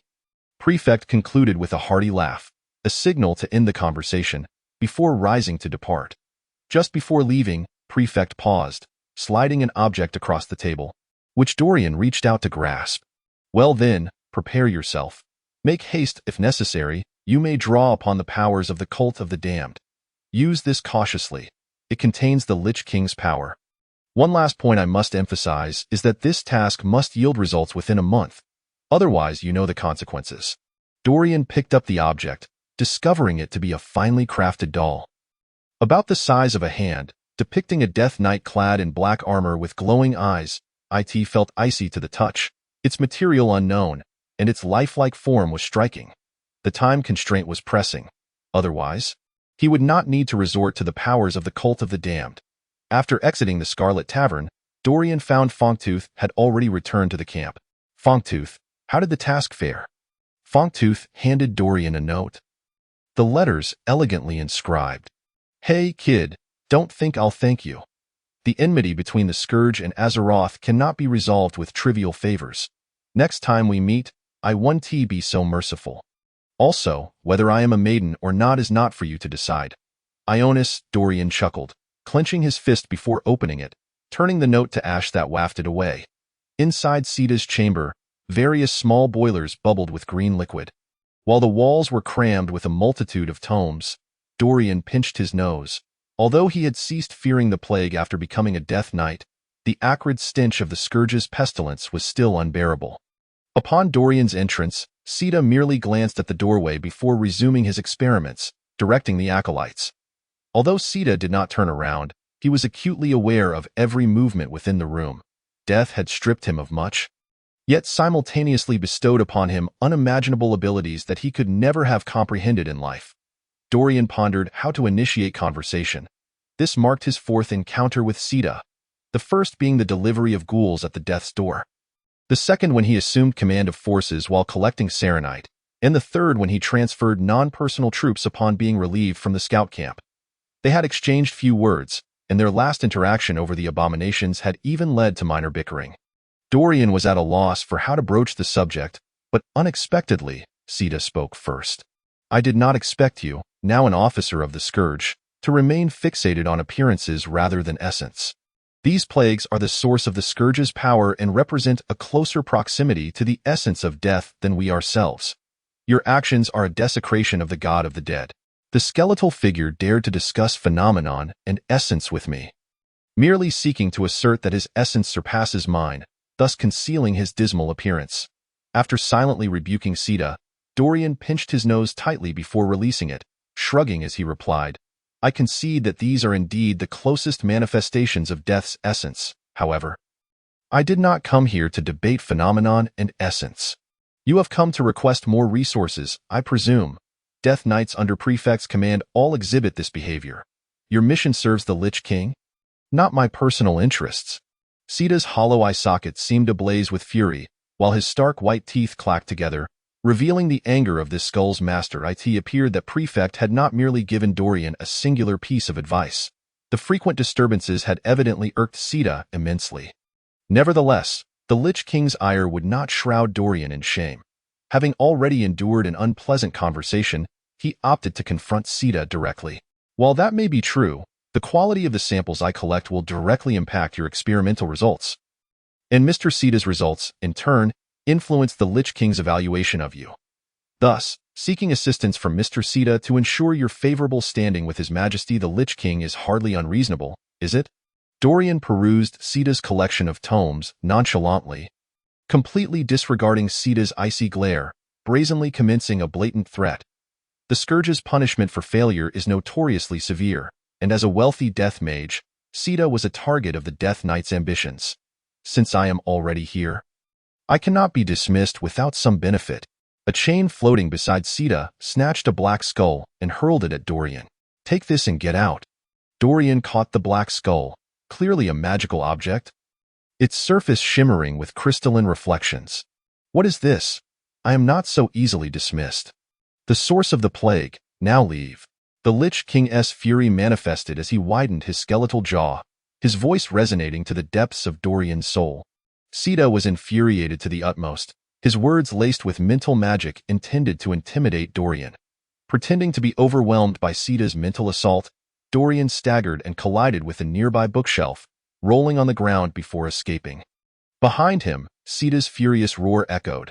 The towering, sturdy bookshelf swayed from Dorian's impact but did not topple, though numerous tomes scattered across the floor. In his exasperation, Sita hurriedly instructed the acolytes to reorganize the fallen books. Once beyond the range of the Lich King's magic, Dorian pulled several tomes from his robes and examined them. A detailed guide to the construction of Scourge structures. A smirk crept across his face. Since you refuse to gift me, I shall not hesitate to take matters into my own hands. Capitalizing on Sita's absence, Dorian swiftly set out with his personal troops from the Black Blade Knights, taking with him the allocated personnel and resources for the task. This was precisely why Dorian dared to boldly confront Sita regarding troop allocations. The Black Blade Knights operated independently from the regular army, meaning Dorian had no fear of Sita leveraging his position to constrain him.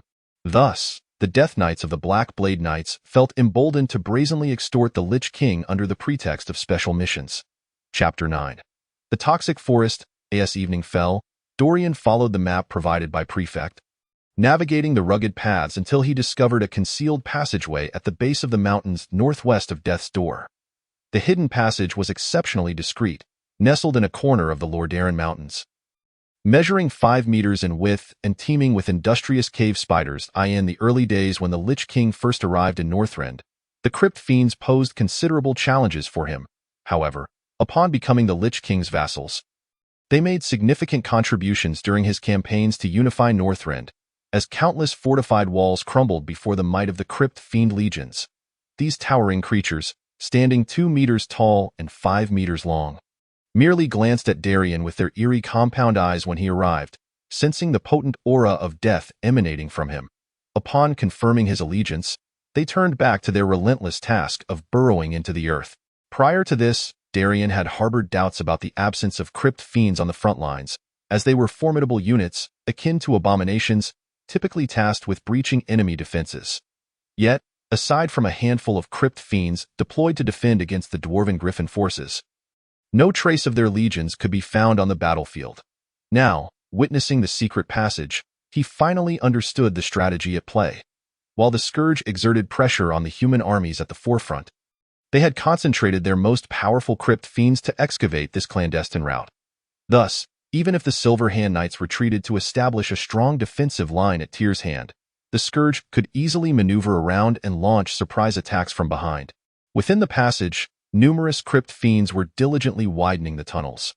Once the tunnels met the requirements for troop movement, the Scourge would stealthily divide their forces and appear behind the human legions, potentially unleashing the plague of undeath as well. Darien pondered this, his lips curling in a grimace. It was indeed a treacherous scheme. After a day navigating the secret passage, Darien and his entourage were hindered by the bustling crypt fiends and the ghouls transporting stones in carts. Emerging from the dim corridor into the daylight, Darien squinted as his eyes adjusted to the sudden brightness. The sunlight was far from blinding. In fact, the grayish hue of the light in the Plaguelands was considered rather favorable, given the pervasive scourge that enveloped the sky. Leading his troops were the keen claws and sharp fangs of his personal guards, who followed closely behind. The first sight that met Darien's eyes was a bustling scourge encampment, which he surmised to be the infamous poisoned glade mentioned in the reports. The encirclement plan was aptly named after this very camp. Surrounding the encampment were 12 necromantic towers, while 8 imposing slaughterhouses loomed in the center. The Scourge's lowest-tier slaves, the acolytes, were busy transferring bodies from the meat grinders into the slaughterhouses, while dark sorcerers conducted sacrificial rites upon living victims within the necromantic circles, creating an atmosphere rife with chaos and activity. On this occasion, Darien had brought along his claws and fangs, as well as a fully equipped elite infantry company of 100 level 2 ghouls, a resource the Black Blade Brotherhood had in abundance. As most ghouls were summoned from the dead by Death Knights using their reanimation spells. Observing his surroundings, Darien awaited the arrival of reinforcements. A newly birthed abomination stumbled out of the slaughterhouse, bewilderedly surveying its surroundings. Just then, an acolyte transporting a body passed by, and the abomination swung its massive cleaver at him, resulting in a spray of blood as the acolyte's head flew off. Unperturbed, the abomination raised its cleaver and aimlessly waved it a few times before trudging toward the barracks. Soon after, another acolyte approached and grabbed the headless acolyte's arm, leading him back to the slaughterhouse. For these acolytes, whether voluntary or coerced, such occurrences were commonplace. No one cried out, nor was there any sign of shock. The Scourge operated like a cold, relentless machinery of death, its indifferent gears turning with precision. Harnessing the power of demise.it was precisely this efficiency that led Kil'jaeden, the leader of the Burning Legion, to lose interest in the infighting among the orcs and instead devote more attention to the intricately functioning death machine, the Scourge. Hey, corruption and waste are the greatest sins. Didn't you know? With a voice as melodious as a lark, an acolyte's head was kicked toward the acolyte, dragging the headless corpse to the slaughterhouse. The acolyte silently picked up the rolling head and slowly made his way to the slaughterhouse. Hello, I'm Belia. You must be Darien, the forest guardian that Lord Prinfest spoke of. A strikingly beautiful human girl approached Darien, casually performing a knightly salute with her right hand over her chest.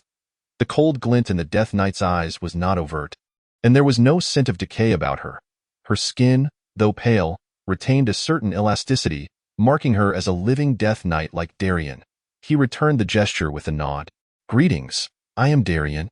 You finally arrived. We've been waiting for you all day. The last one is still not here. Shall we partake in something amusing? The alluring Death Knight giggled, her gaze unabashedly scrutinizing Darian, leaving him uncomfortable under her appraising eyes.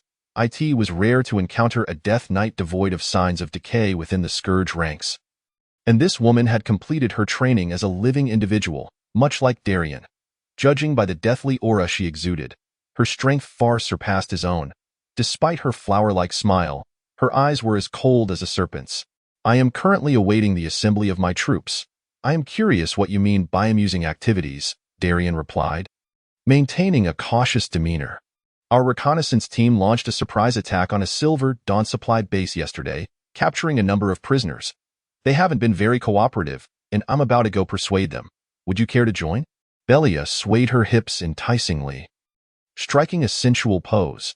The so-called persuasion was merely a euphemism for torture, and Darian replied coldly, I prefer the interrogation of souls. I have little interest in the torment of flesh. Belia raised her chin defiantly and scoffed. Turning away, Darian crushed a bloodworm that had been attempting to crawl up his boot, the sound of its squelch echoing as he ground it beneath his heel. He then signaled to his claws to gather the troops. Disregarding the provocation from the serpentine woman, insincere wretch, Belia called out loudly, her parting words as she sauntered away. After completing the assembly of his forces at the poison glade and taking command of the units allocated to him, Darian instructed his claws to find a suitable spot to set up camp. He then dove into the tent, meticulously examining the materials provided by Prinfest. It was clear that Prinfest had been generous, as many of the items were advanced instructional materials that typically required mid-level officers to access. Of course, it was also possible that the Black Blade Brotherhood had a surplus of such resources, given their status as the elite force within the Scourge. Darian mused that had he been in a human knightly order, he would have had a mentor to guide him, unlike the Scourge where one was left to self-educate apart from the infusion of energy. It was no wonder that so few Death Knights were born. This comparison made it difficult to determine whether the choice to arrive in this world had been right or wrong. The Scourge possessed the most extensive knowledge of death and demonic magic, and while Kel'Thuzad developed the Cult of the Damned, the myriad of knowledge from Azeroth was assimilated at an unimaginable pace. Even secrets from Dalaran found their way into the Scourge's repertoire. It was well known that Kel'Thuzad had aligned himself with the Lich King after the Kirin Tor could no longer provide further magical techniques. Furthermore, the Lich King's thought processes, akin to a supercomputer, allowed for the rapid dissemination of knowledge and experiences from the undead's former lives throughout the Scourge, encompassing dwarven forging, human tailoring, and Orcish skinning. All skills were at one's disposal. The Scourge not only amassed existing knowledge but also conducted unparalleled research into plague, poison, souls, and the undead. For instance, the document Darian was currently perusing detailed the principles behind fully transforming corpses into undead beings. This technology appeared flawless to Darian, as it not only preserved the memories of the living, but also liberated them from the constraints of mortality, under conditions where the plague of undeath thrived. The effects of these spells were nearly perfect. With sufficient magical power, it was even possible to create undead far more potent than their living forms. Such spells were nearly impeccable, with the sole drawback being that these undead creatures remained subservient to the Lich King, forever bound to his will. The documentation further indicated that the plague had surpassed its initial limitation of only infecting living humans. Trolls, dwarves, high elves, any humanoid could become infected, and even the deceased could be directly transformed into undead beings. In reality, the Scourge had already witnessed numerous successful cases. Although the types of undead varied widely, skeletons and zombies still constituted the majority, and these worthless cannon fodder were abundant, fulfilling their role as mere fodder in battle. The complete transformation of a corpse into an undead being is a vastly different matter. Setting aside the inherent flaw of enduring prolonged torment of the soul, which leads to a distortion of humanity, in certain respects, the advantages may outweigh the disadvantages. Although these undead creatures must still consume fresh flesh and blood and harbor a fear of the holy light, such concerns pale in comparison to the eternal life bestowed by the plague. After all, for short-lived beings, the identity of being human is insignificant when juxtaposed with the prospect of endless longevity. This is precisely why the Cult of the Damned wields such power, amidst the hypocrisy of races and the allure of infinite power. Even the high-ranking members of the Kirin Tor have succumbed to the Lich King's dominion, let alone ordinary mortals. Regrettably, however, the source of the plague in Dorian's possession is not of the latest model. Dorian gazed at the source of the plague in his hand, a black skull adorned with an inscription, B2-315. According to the data, the B2-315 model is classified as a transitional defective product. Although its contagion efficacy matches that of the latest B3-250 model, capable of transforming all humanoid intelligent beings without distinction between the living and the dead, it carries a fatal flaw. The resulting undead creatures are uncontrollable. Consequently, upon discovering this critical defect, the B2-315 model was immediately discarded after only a symbolic production of a plague source, which is precisely the one now held by Dorian. It seems that Sita's resentment towards Dorian is far from trivial. He has been provided with nothing more than a worthless source of plague. Upon this realization, Dorian nearly wished to return and crush the despicable Lich. Chapter 10. A new objective. The following day, Dorian made his way towards Blomer, situated outside the poisonous forest encampment. According to the plan, Dorian would rendezvous here with 2 other Death Knights to stealthily traverse the territory of the Lordaeron army. This lumberyard had been requisitioned by the Scourge without compensation. Its owner had not only surrendered his property but also his soul. Besides Belial, whom Dorian encountered yesterday, another Death Knight remained unseen. Dorian and the 2 other living Death Knights had been drawn from 3 elite Death Knight squads, specifically assigned to execute a clandestine mission. Dorian only knew that the trio would traverse the blighted woods towards an alternate secret passage northwest of Stratholme before parting ways to undertake tasks known solely to themselves. Dorian was unaware whether the objectives of the other 2 aligned with his own, and he bore no interest in inquiring. Death Knights tread carefully amongst one another, for prying into another's privacy is the gravest taboo. Each Death Knight carries their own story, and excessive involvement in others' affairs could yield dire consequences. Selwyn's hatred serves as a living testament to this truth. The Death Knights assigned to special operations are indeed in perilous circumstances. Having perused the relevant documents, Dorian comprehended Selwyn's motive for recommending him to the Knights of the Ebon Blade. A reason that, when articulated, seemed utterly ludicrous. Belial had yet to arrive, possibly due to yesterday's indulgence. Soon, a solitary, golden-haired young man approached the designated assembly point, nodding in acknowledgement towards Dorian before seating himself on a wooden stump. Drawing forth his runesword to polish it against his white gloves, his calm demeanor appeared starkly solitary against the backdrop of the crimson, decaying earth, leading Dorian to feel as if he were the sole inhabitant of this desolate world. "Ah, Misbel, how could you bear to shave off your beard?" The voice of Belial reached them before her arrival. "Just changing my mood," replied the young man, addressed as Misbel by Belial, without even glancing away from his runesword, demonstrating a profound focus. "You look rather pale as well, haha. Have you been overexerting yourself?" Belial jested lightly to a dark acolyte beside her before striding towards Dorian and Misbel. "I've already told you. Indulgence in wine, women, and wealth is detrimental. Why do you refuse to heed my warnings?" Belial's tone was seemingly affectionate. Yet if this woman were as straightforward as she appeared, she would have long since been reduced to mere dust within the Scourge. "Mind your own business," Misbel retorted sharply. His tone as icy as before. Belial's approach faltered imperceptibly, a momentary hesitation that would have gone unnoticed were it not for Dorian's vigilance. Belial resumed her pace, dismissively rolling her eyes. "You still indulge in hedonism as ever." Dorian was taken aback to discover that Belial's tone resembled an attempt to de-escalate, a notion that seemed astonishing to him, given what he had heard about her within the Scourge. The title of the Bloody Nun was not without merit. Belial was notoriously astute in her dealings. Yet here she was, engaging in conciliatory dialogue. In contrast, Misbel, who Dorian had heard was the epitome of a dandy, appeared utterly unyielding, as if the weight of familial tragedy bore down upon him. Belial ceased her banter. Snapping her fingers, and a bloodworm emerged from a circle formed by the 3 of them. With a flick of her hand, the bloodworm vanished, revealing a 6-pointed star-shaped indentation on the ground. Belial produced an object from her robe, fitting it snugly into the recess before standing up and departing. Dorian and Misbel likewise inserted their tokens into the slot, causing the 6-pointed star to emit a dazzling black light. Projecting a holographic map of the plague-ridden land before them, 2 red dots appeared on the map, one indicating the current location of the 3, while the other pinpointed the precise location of the secret passage northwest of Stratholme. The objective of their mission. Each of them committed the details to memory, recognizing the paramount importance of secrecy surrounding the passage to the Scourge. The holographic map displayed for 5 seconds before the six-pointed star emitted a burst of black light, shattering into a pile of rubble, causing the map to vanish without a trace. After a brief moment of adjustment, the three set forth towards the secret passage, with Belial and Dorian dispatching gargoyle scouts to scout the path. While Mizbel observed their actions with apparent indifference, the assembly point was already a considerable distance from the poisonous woods, and their current location lay within the former territory of the Silver Hand. An encounter with human forces could occur at any moment. While each of the three was elite, any breach of secrecy could not only expose the northwest passage of Stratholme, but also jeopardize the entire operation within the Blighted Woods.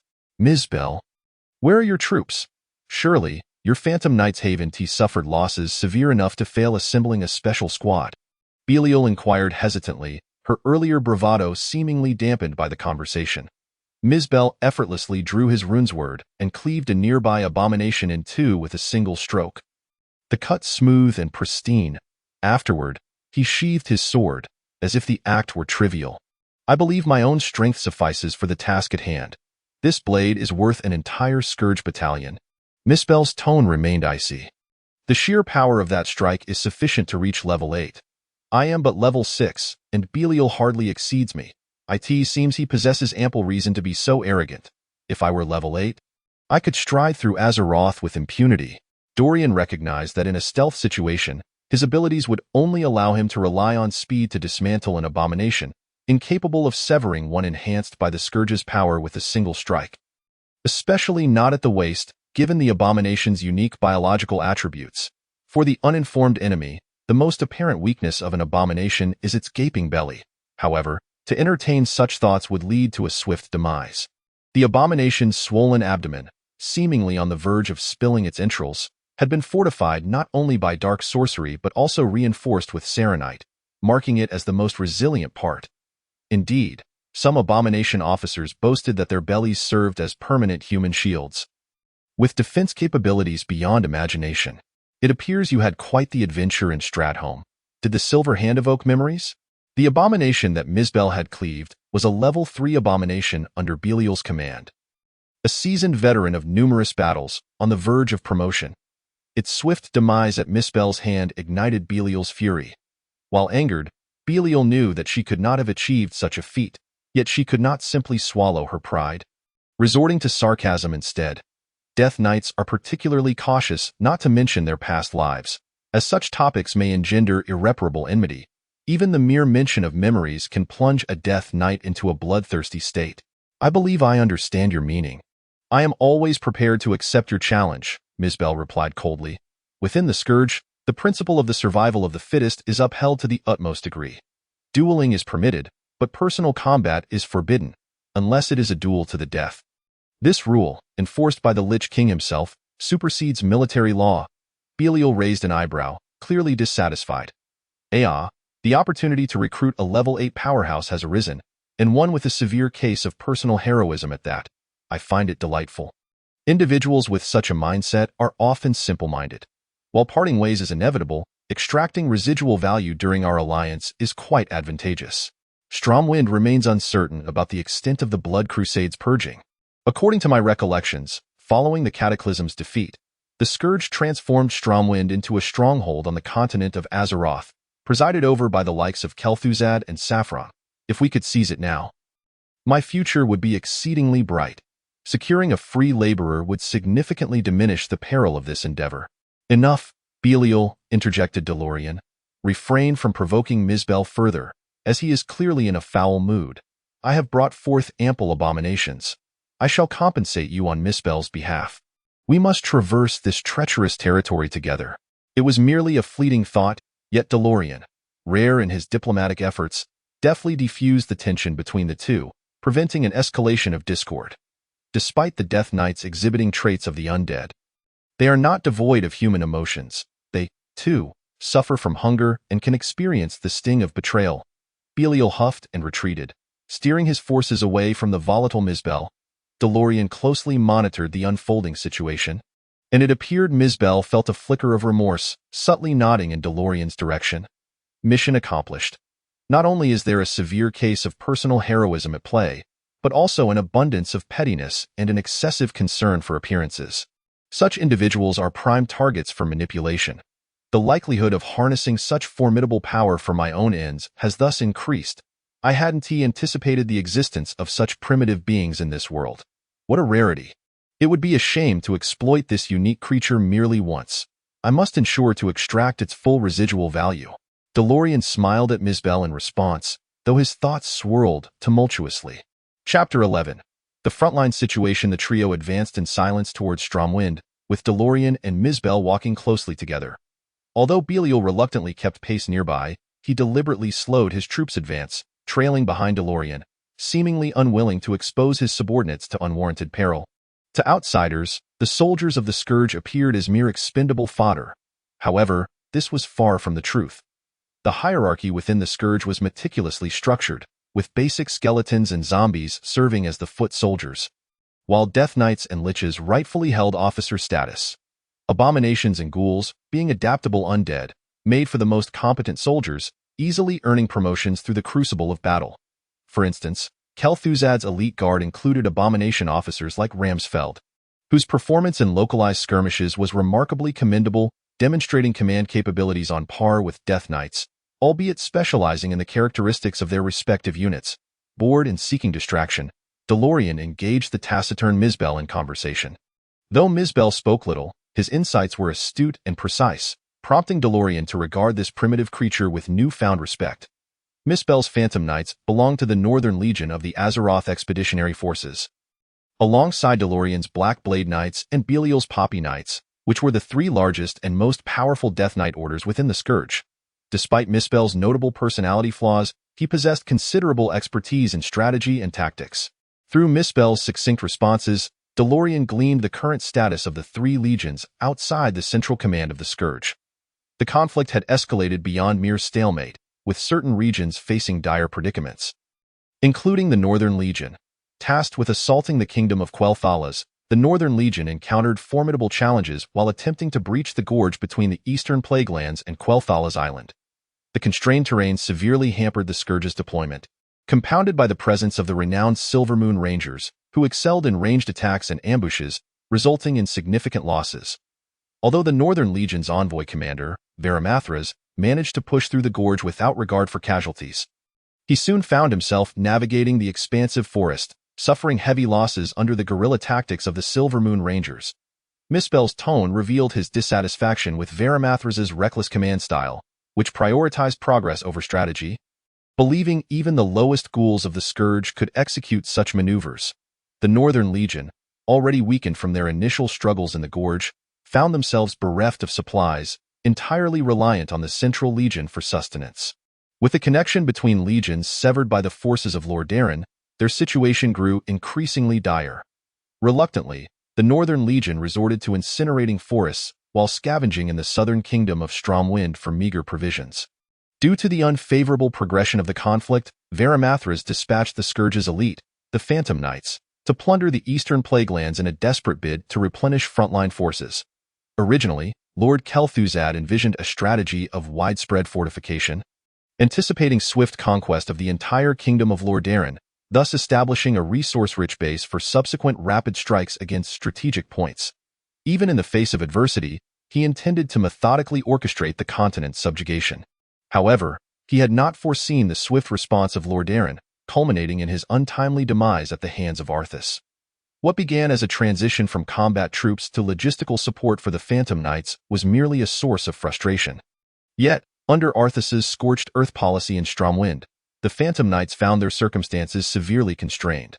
Following the massacre of Stromwind, the Phantom Knights, under duress from their superiors, were compelled to assault heavily fortified targets, resulting in further attrition. Following two targeted assaults by the forces of Lordaeron, the entire order was reduced to half its original strength. This was merely the situation along the northern front. DeLorean had previously assumed the challenges faced by the northern, western, and southern fronts were temporary setbacks. However, the intelligence provided by Ms. Bell painted a grimmer picture. The Western Legion had disintegrated entirely following Lord Kel'Thuzad's demise, scattering into the various cursed cults. Meanwhile, the southern front remained ensnared amidst towering mountains. With the northern front faring the best among the three. Contrary to Misbel's pessimistic viewpoint, DeLorean held a diverging perspective on the current state of affairs. After contemplating, he articulated his thoughts. Firstly, I share your dissatisfaction with the Envoy Commander's decisions. To speak candidly, those winged imbeciles possess no understanding of strategy or tactics. They are wholly inept, leading those who are proficient. An ancient adage from a bygone civilization states that eunuchs commanding armies herald the downfall of nations. Although our situation is not yet dire, it is evident that the Lich King has overlooked this aspect. After all, few comprehend the nuances of the Chinese language in Azeroth, so speaking freely holds little consequence. It is no wonder the Burning Legion's command style revolved around reckless aggression. It explains their increasing frailty after countless skirmishes. They are akin to an aged dog. Realizing the gravity of his words, DeLorean felt an immediate sense of dread. He had unwittingly referenced a tale from Earth. Fortunately, Misbel seemed momentarily perplexed by DeLorean's brief foray into Elven linguistics, failing to pursue further inquiries. Yet, this was merely a minor concern. DeLorean suddenly realized he had expressed dissatisfaction with the Lich King's decisions. While the Lich King may no longer surveil his thoughts, it did not preclude him from monitoring the thoughts of others. Should the Lich King discover DeLorean's sentiments, his life would be in jeopardy. With the Scourge lacking sanctuary and his current identity placing him at greater risk among the human kingdoms, DeLorean broke into a cold sweat at the thought. These reflections were but fleeting, and DeLorean quickly sought to redirect the conversation towards the understanding of the battlefield, hoping to divert Misbel's attention. Though the current situation is indeed tense, the Central Legion, our mightiest force, continues to advance according to the original plan. Apart from a slight slowdown following Lord Kel'Thuzad's demise during the brief power vacuum, we are still ahead of schedule. Our focus now lies in whether the Central Legion can breach the defenses of the Lordaeron Alliance in a timely manner. Once the Central Legion tears through their lines and joins forces with the Northern Legion, any advancement in any direction will become significantly easier. Should the Central Legion penetrate the Western Plague Lands, the entire tactical landscape will shift. Not only will we secure a substantial influx of troops, but we can either completely conquer the Kingdom of Lordaeron to the west or launch a surprise attack on the Kingdom of Khazmodan to the south. The options will multiply. Thus, in my assessment of the overall situation, it can be succinctly summarized. The future is bright, yet the path is fraught with obstacles. DeLorean concluded his thoughts with a flourish. Even borrowing the words of a certain notable figure, hoping Misbel would not dwell on his momentary lapse. Casting a slight smile towards Misbel, DeLorean felt a wave of relief wash over him. Knowing he had momentarily evaded scrutiny.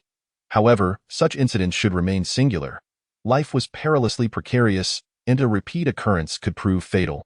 The future is bright, yet the path is fraught with obstacles, Misbel echoed. Smiling at DeLorean, you articulate your thoughts eloquently. I have learned much. At that moment, the somber visage of Misbel evaporated like mist, replaced by a radiant smile that seemed to bask in the sun's embrace. Dorian found himself intrigued, pondering whether such a genuine expression of joy could ever adorn the face of a Death Knight. Only those with pure hearts, unwavering beliefs, and free from guilt could beam with such brilliance. Following a conversation between Dorian and Misbel, their relationship underwent a subtle transformation. While they did not instantly become friends, the previously palpable tension dissipated. Under Misbel's guidance, the trio deftly evaded several patrols of the Scarlet Crusade, who followed particularly cunning routes, concealed from the gaze of the stone gargoyles. Without Misbel's timely warnings, they would likely have faced peril more than once. When Dorian inquired repeatedly about Misbel's uncanny foresight, Misbel simply attributed it to the Northern Legion's long-standing interactions with the Scarlet Crusade, which had afforded them insight into their patterns. Belial regarded Misbel with an odd expression, one that had shifted from initial skepticism to a profound wariness, the hatred seemingly morphing into a deep-seated caution. Although well-masked, Dorian, having fortified his mental stance through the consumption of abundant sunlight, had become acutely sensitive to shifts in emotion and atmosphere, and thus noticed this change. Misbel's demeanor also appeared somewhat peculiar. As they journeyed northward, he often exhibited signs of impatience when alone, even suggesting that they hasten their pace. Dorian, exercising prudence, refrained from questioning the source of his agitation, instead silently reminding himself to remain vigilant, not solely against foes but also towards those in his company. Belial, slightly bewildered by Misbel's restlessness, nonetheless agreed to accelerate their journey. The relationship between these two, once amicable, now seemed fraught with tension. Could there be some melodramatic conflict brewing between them? For a Death Knight, the probability of such occurrences ought to be negligible. Yet, what did it matter? It was a rare opportunity to encounter a potentially beneficial single-celled organism. Their reconciliation held no advantage for him. Dorian continued his habit of foraging for plants along their path, covertly sowing genetically modified sunflowers when the others were distracted, a practice that had nearly become second nature, yielding a gratifying number of blooms. Chapter 12. Zulmarsh. Everything proceeded remarkably well as the trio endeavored to avoid the main road until the third day, when the Scourge forces arrived at a human village. This village had succumbed entirely to the plague, its inhabitants transformed into the undead. Among the numerous skeletons and ghouls, there were even 8 specters, ethereal shadows born from the anguished souls of humans whose minds had withstood the corrupting influence of the plague while their bodies could not. These specters, rare in their emergence during the transformation of the undead, existed in a state of invisibility and possessed innate abilities to counter invisibility. While not particularly formidable in combat, they were ideally suited for reconnaissance. This village had likely fallen to the plague in a relatively isolated manner, thus giving rise to the specters, a stroke of luck for the trio. Dorian and Belial enthusiastically divided the undead, 4 for each, while Misbel expressed his disinterest in these lower-tier undead. Though it seemed peculiar for a Death Knight to eschew command, at that moment, Dorian and Belial found this eccentric character oddly endearing. After the division of the undead, the 3 set up camp to rest. Dorian recalled having seen on a holographic map that to the north lay a city of forest trolls, Zulmarsh. These ancient beings had seen their territories diminish for unknown reasons and remained exceedingly reclusive. Leaving the outside world with scant information about them, to ensure their safety, the trio decided to navigate westward toward the Plaguelands, deliberately avoiding Zulmarsh. The closer they drew to Stratholme, the greater the likelihood of encountering the Lordaeron forces. Although Misbel could effectively evade their patrols, it was prudent to traverse this perilous area swiftly. The morning and afternoon in the Plaguelands bore little distinction. The sky remained a sickly shade of red, casting a pallor over everything. Upon awakening, Dorian found Misbel and Belial already prepared for departure. Belial signaled to Dorian, who followed him aside. "What do you make of this?" Belial inquired, passing Dorian a tattered piece of paper. As Dorian wondered what Belial might be concealing from Misbel, he unfolded the paper to reveal a scrawl of hasty handwriting. "Haven't you seen this before?" Dorian casually asked. "I can't decipher the words," Belial replied defiantly. "Are you not the moving dictionary? I have long heard of your renown." "It appears to be in the troll language," Dorian remarked as he examined it. Since arriving in this world, Dorian had been acutely aware of his precarious situation. A moment's inattention could lead to his ruin. Thus, he had relentlessly pursued knowledge and training, absorbing information like a sponge. Within the Scourge's open library, Dorian had amassed a wealth of materials, knowing that without a decade or more of study, one could scarcely hope to comprehend it all. The carriage they traveled in was laden with books, and due to the common sleep disorders among Death Knights, Dorian's scholarly pursuits drew little attention. In Akira's fortress, he had even been jestingly dubbed the librarian by other Death Knights, though he had not anticipated his reputation would spread so swiftly. After acquiring coffee beans to bolster his mental clarity, Dorian frequently employed this newfound mental stance, discovering an additional benefit: his ability to concentrate heightened, and he could distinctly perceive the growth of his mental faculties, now able to recall information with remarkable accuracy. Linguistics was one of Dorian's specialized subjects. Building upon his prior knowledge of Darnassian, Common, Kalimdor, Orcish, and Torahe, he had expanded his repertoire to include Dwarven and Gnomish, as well as the language of the Zandalari trolls, Trollish, a derivative of Darnassian. Additionally, after perusing extensive Scourge literature, Dorian had dabbled in Titan, Dragon, and Elemental languages, as well as the language of cave spiders and demonic tongues, mastering commonly used languages with ease. During his time at Akiris, he had been summoned by the Lich, Imazid, to assist in translating obscure terms, earning him the moniker Moving Dictionary. He had not anticipated that his fame would spread so far. "What does it say?" Belial pressed from the side. Patience. Rather than discuss this, let us engage in some more profound dialogue, Dorian replied, tucking the paper away with a smile. Seizing the rare opportunity to satisfy his curiosity, Dorian noticed that Belial obviously valued this letter. To squander such a chance would be folly. I had thought you had become indifferent to all desires. But is it here? Belial remarked flirtatiously, casting a curious glance around. Dorian felt a flush of embarrassment, realizing he intended to ask her why she was avoiding Mizbel, but Belial had clearly misconstrued his intentions. Dorian, having once been impetuous in his youth, understood that managing one's desires wisely could lead to greater satisfaction, much like a spring that must be compressed to leap higher. Miss Belial, the surroundings here are not conducive. Let us postpone this conversation for another time. I am curious as to why you deliberately avoid Mizbel, and so openly. Upon hearing this, Belial realized her misinterpretation, casting Dorian a playful glare, her demeanor undeniably alluring. While I cannot decipher the entirety, certain words and phrases are discernible. It seems to indicate a location similar to this village, where a substantial force awaits our recruitment. After all, only the Eastern Plaguelands harbor such uncharted territories. Should we venture into the Western Plaguelands, I doubt we would find reinforcements. Because Mizbel does not concern himself with troop strength, you fear he would oppose our detour to recruit more forces, hence you sought to confer with me first? Dorian deduced the crux of the matter. I did not expect your reaction to be so astute. I wonder if you possess the same acumen in other areas, Belial teased playfully. Your assumption is entirely correct. And this so-called uncharted territory lies to the north in Zulmarsh, the city of trolls. Dorian smiled, choosing not to respond to Belial's remark, leaving her words hanging in the air. However, I believe it would be best to involve Mizbel in this matter. If he disagrees, we can simply proceed together. After some contemplation, Belial nodded, appearing poised to speak but hesitating before finally saying, You should be wary of Mizbel. What do you mean? Dorian exclaimed, startled by her warning on the march. Due to Dorian's deliberate camaraderie, he spent a considerable amount of time with Mizbel. During their discussions on military matters, they occasionally veered into other topics. Mizbel had subtly hinted that Belia was not as dependable as she appeared. Although the Death Knights were known for their cold-heartedness and ruthless methods, it was rare for them to deliberately frame others without provocation. According to Mizbel, Belia was a woman with a penchant for treachery, capable of striking from the shadows without any ulterior motive, merely for the thrill of it.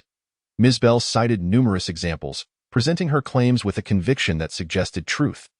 Now, Belia had also made Dorian wary of Mizbel, leaving him somewhat perplexed.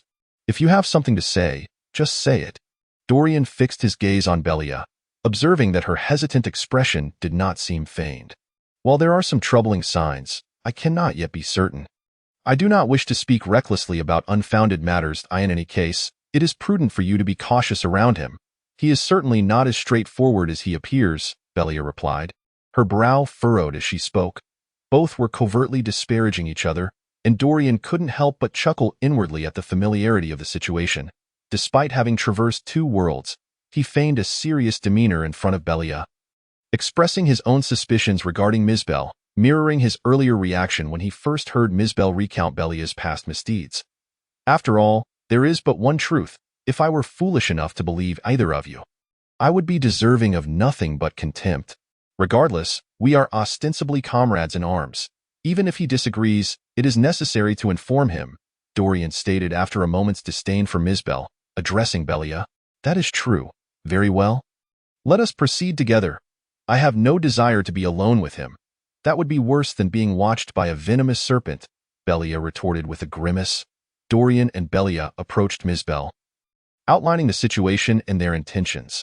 After a moment's hesitation, Mizbel decided to join their endeavor. Kill me. Otherwise, it will be too late. I am Hamia. While traversing Zulmarsha, my brother and I consumed tainted meat. We have changed. We have been infected. Now I can feel the Lich King's whispers. He commands me to go to Zulmarsha and infect more of my kin. I cannot resist his orders, so before I lose everything, I have pinned this scroll. I have buried a chest behind this crypt, amidst the soil beside the cart. But only my key can unlock it, and it is in my possession. If you desire my treasure, come find me. Kill me. Otherwise, it will be too late. Chapter 13.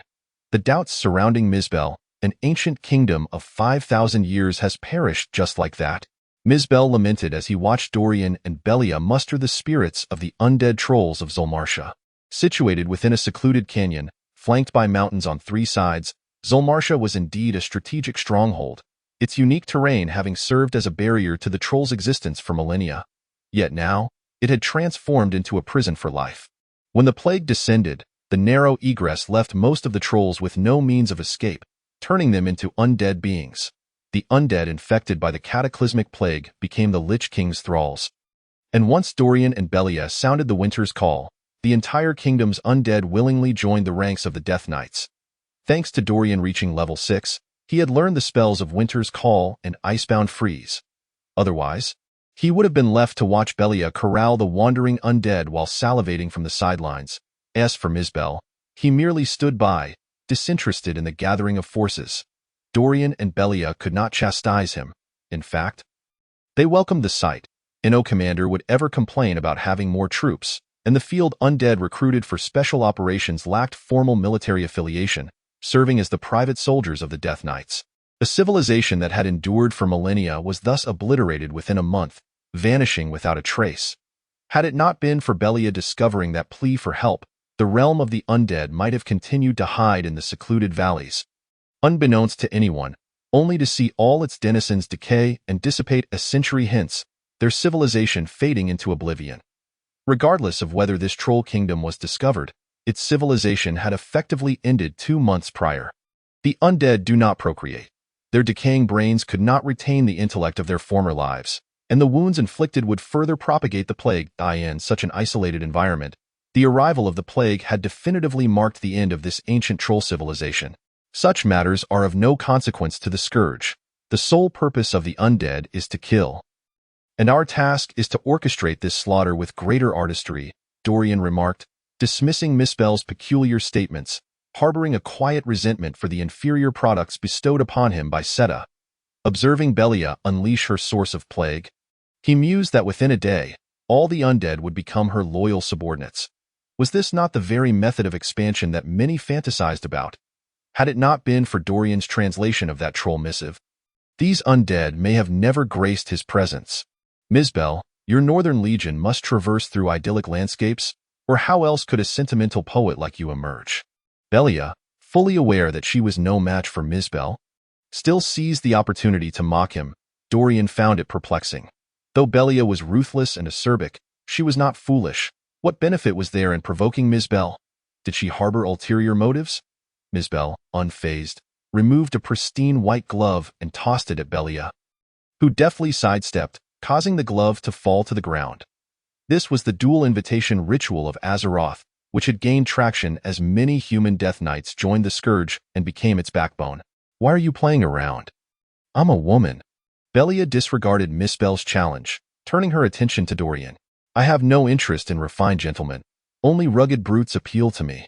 With a provocative glance, she entwined her arm with Dorian's. Ignoring Mizbel's icy glare as they strolled away, Dorian had no desire to be in the company of this viperous woman, yet Belia's little fingers swiftly traced a symbol on his forearm, a signal for aid among Death Knights. They found a secluded corner, and Belia scanned the surroundings. What are you doing? Do you need to provoke that lunatic into striking you before you feel secure? Dorian halted, subtly extracting his shoulder from Belia's embrace. Look around. What I am about to say is of utmost importance, Belia replied, her demeanor shifting to one of seriousness. Dorian pointed skyward, activating the anti-magic field, and a layer of purple light enveloped them, concealing their conversation. Now, no one can hear us. Speak. Mizbel is not who he seems, Belia stated earnestly, locking eyes with Dorian. Oh, how do you know? Dorian inquired, surprised. Upon hearing Belia's claim, he also began to harbor doubts, reflecting on Mizbel's words and actions. I have interacted with him before. No matter how much his character may change, one cannot completely alter their innate nature. Initially, I was merely skeptical, but after these days of contact, my conviction has only grown stronger. This individual, aside from possessing Mizbel's appearance and voice, bears almost no other resemblance, Belia asserted. This interaction must have been deep and extensive. Otherwise, one would not know so thoroughly. What am I thinking? This is not the time for such musings. I am listening, Dorian replied, now taking Belia's tone seriously. Ms. Bell prides himself on his meticulously groomed beard. Look at him now. His face is clean-shaven, suspicious. Ms. Bell is a slacker, indifferent to material possessions, and would never indulge in sentimentality, suspicious. His mannerisms and details are entirely different from those of Ms. Bell, while outsiders may not discern it. I can tell. After a moment of thought, Belia continued, furthermore, do you think it possible for someone to leap 2 levels within a month, from a level 6 warrior to an 8-level powerhouse? Unless they drank from the well of eternity. But that state is unstable.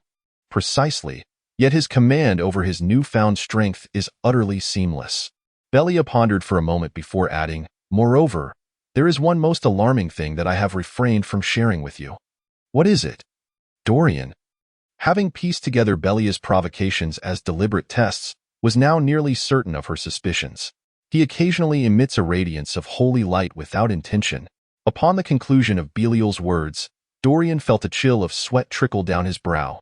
The Paladin and the Death Knight were, by nature, sworn enemies. What did it mean to face an 8th-level Paladin, and possibly one even stronger? Are you certain? Dorian inquired, striving to maintain his composure. I once tested him.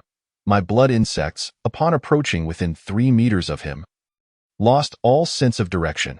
Initially, I thought he had detected them, but upon excavating the ground he had traversed, I discovered that my lost insects had vanished entirely. This is unmistakably a sign of purification, Belial admitted. Also perspiring profusely, as a Death Knight specializing in blood magic, Belial's insects boasted at least 2nd-level prowess, yet they were silently eradicated, a feat that only a select few wielders of such holy power could achieve within the kingdom of Lordaeron. Fear not, at least thus far. He has not acted against us, even while holding the upper hand. It seems his intentions may not be directed at you and me, Dorian reassured Belial, who appeared increasingly frantic. What shall we do? Are we to wait for him to purify us? Belial, though slightly calmed by Dorian's words, remained visibly shaken. Perhaps we should flee, he suggested. Dorian shook his head. To him, we are but an easy conquest. Furthermore, he seems unconcerned about our recent acquisition of 20,000 undead. His power must be such that our escape is futile. If we flee, it could lead to our demise. For now, we must feign ignorance and proceed cautiously. If his aim is not us, then it is highly likely he comes to gather intelligence on military matters. Perhaps revealing some details about the Scourge would be a prudent choice.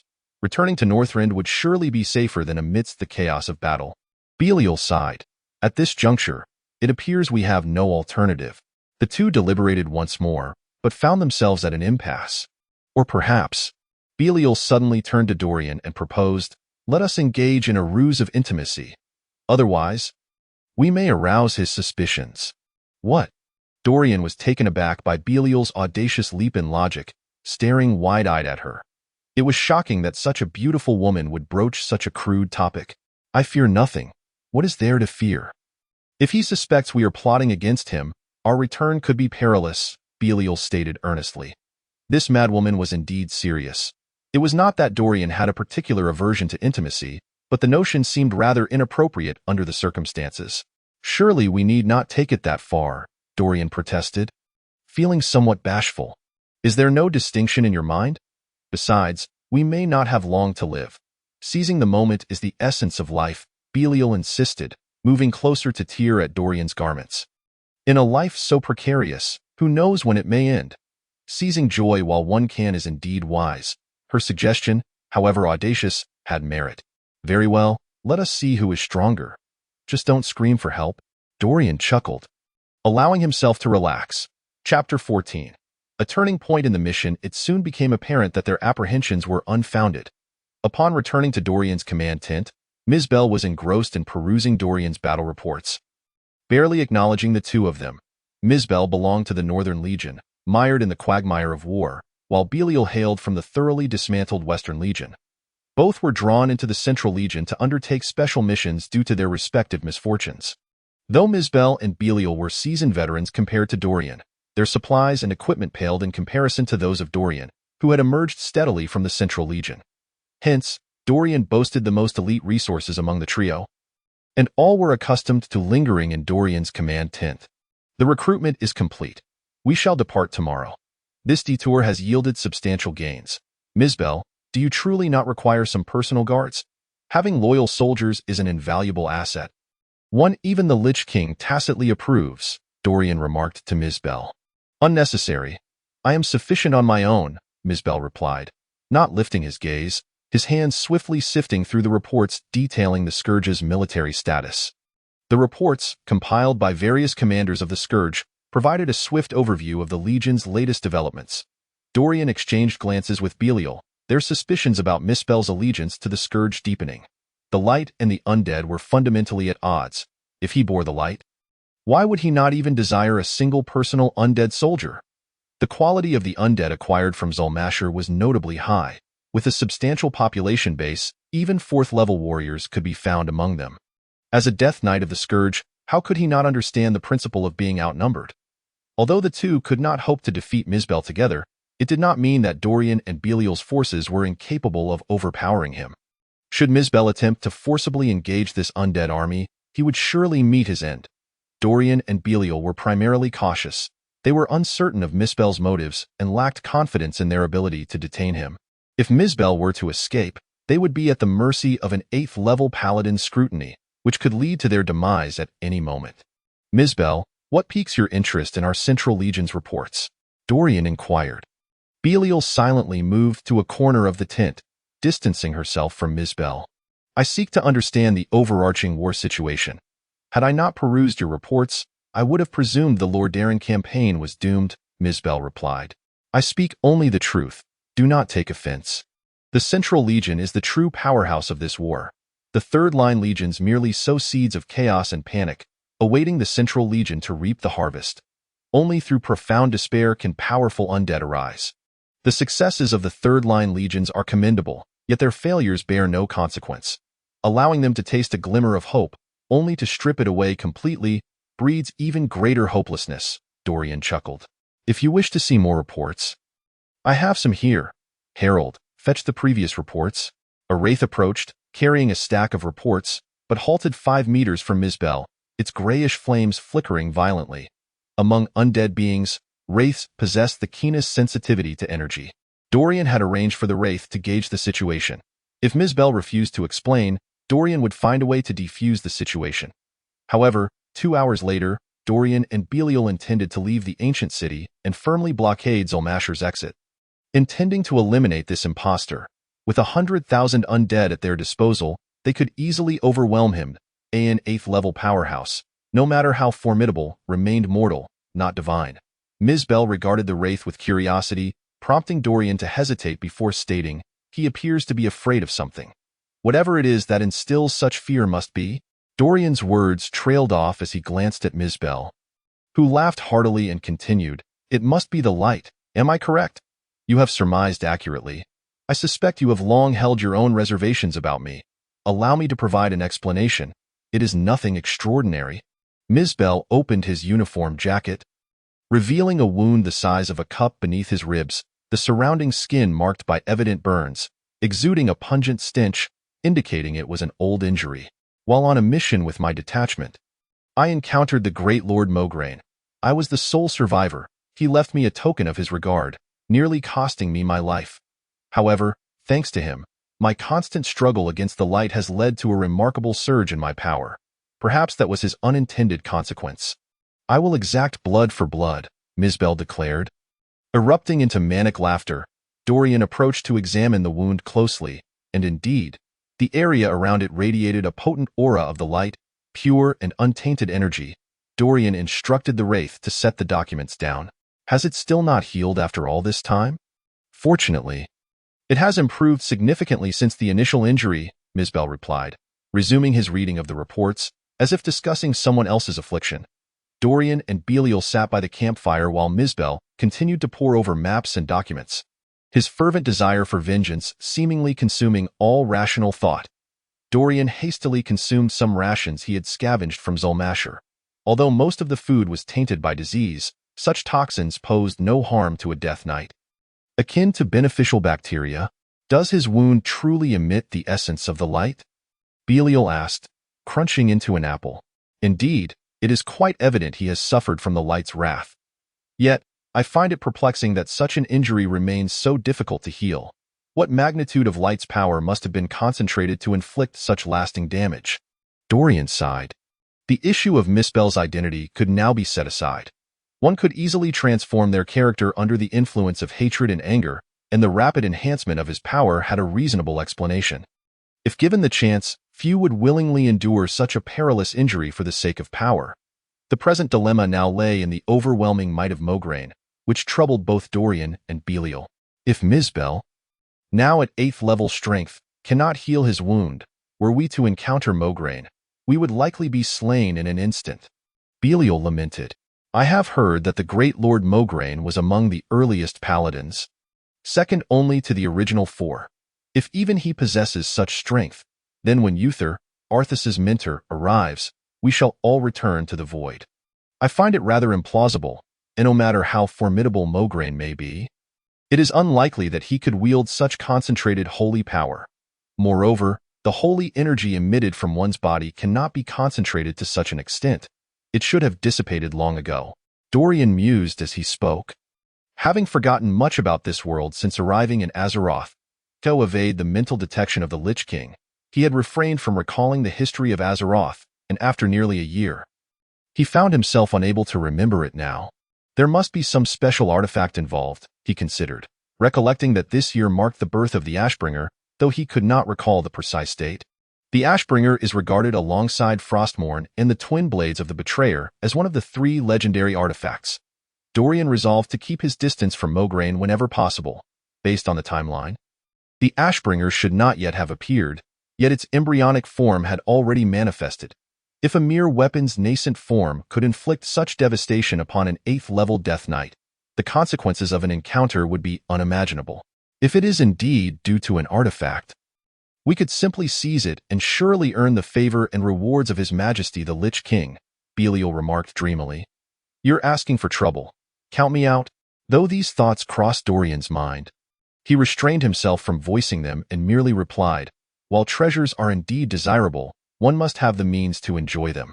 With that, he became vigilant. Since acquiring the coffee bean fruit's mental stance, Dorian had developed an acute sensitivity to psychic fluctuations, and he now sensed a malevolent psychic presence nearby. He raised his hand to silence Belial, who was about to speak. Something is amiss. Belial casually unleashed a death and decay spell, causing a pool of bloodlight to erupt across the barren earth. The ground appeared to have its outer layer torn away, glowing with a sanguine light due to the runes of blood. Some translucent humanoid figures emerged near the campfire, revealing themselves to be the spirits of trolls. The land affected by death and decay could absorb all life energy, and within moments, the struggling spirits were drained of their vitality, vanishing into nothingness. I was expecting something else. Turns out it's just spirits, Belial said nonchalantly. Please inform me before casting such area spells next time, Dorian retorted, displeased, as he expanded the range of his psychic detection. Scanning the surroundings, his sensitivity to energy fluctuations had become quite refined, and he concluded that these spirits were not the source of his alarm. The spirits were vengeful phantoms, having lost their lives to their circumstances or the will of others. They retained the form they had in life, but were entirely intangible. They lingered at the sites of their demise and other places deemed essential to their past, i.e. their current state. They were frenzied and dangerous. The spirits harbored a deep hatred for life, and even the slightest hint of warmth or hope could incite them into a deadly rage. Ultimately, Dorian discovered nothing further and parted ways with Belial. Chapter 15. Coffee Bean Mocha. Dorian lay in bed, feeling somewhat aimless. It had been a month since he left Windrunner Spire, and his journey had been a tedious affair of stop and go, akin to that of a thief. His companions were hardly easygoing, and he wondered when such days would come to an end. The thought of a month sparked a recollection. The harvest interval for sunflowers was also a month, and it had been a month since Mocha entered its evolutionary state. Could there be a correlation in their timelines? Resolving to find out, Dorian delved into his consciousness to attempt communication with Mocha. Since Mocha's first evolution, it had been silent for over a month, while Dorian had been preoccupied with various tasks. "Mocha, are you awake? Hey, are you awake?" After calling out for some time without a response, he resigned himself to leaving his consciousness, but before departing, he shouted one last time, "Give me a sign when you wake up." At that moment, a peculiar squeak echoed from the Zen garden, the sound elongated and resonating. The sound waves bounced off the violet protective barrier of his psychic stance, creating a reverberation that filled the garden. The eerie noise startled Dorian, reminiscent of something from a supernatural horror film. He instinctively reached for the rune sword at his waist but found it empty. He checked again, only to find it still absent, causing cold sweat to bead on his forehead. The rune sword was the source of a Death Knight's power. Typically infused with excess death energy, similar in concept to the refinement of magical artifacts in cultivation novels, in battle, it could amplify one's strength exponentially, and the loss of his rune sword left Dorian in a state of panic. Who dares to play tricks? Show yourself, or else Dorian had been unnerved by the possibility that the 8th-level warrior Mizbel might be a spy, and upon entering what he believed to be the safety of his consciousness, he was startled by the eerie voice, his frayed nerves barely holding together.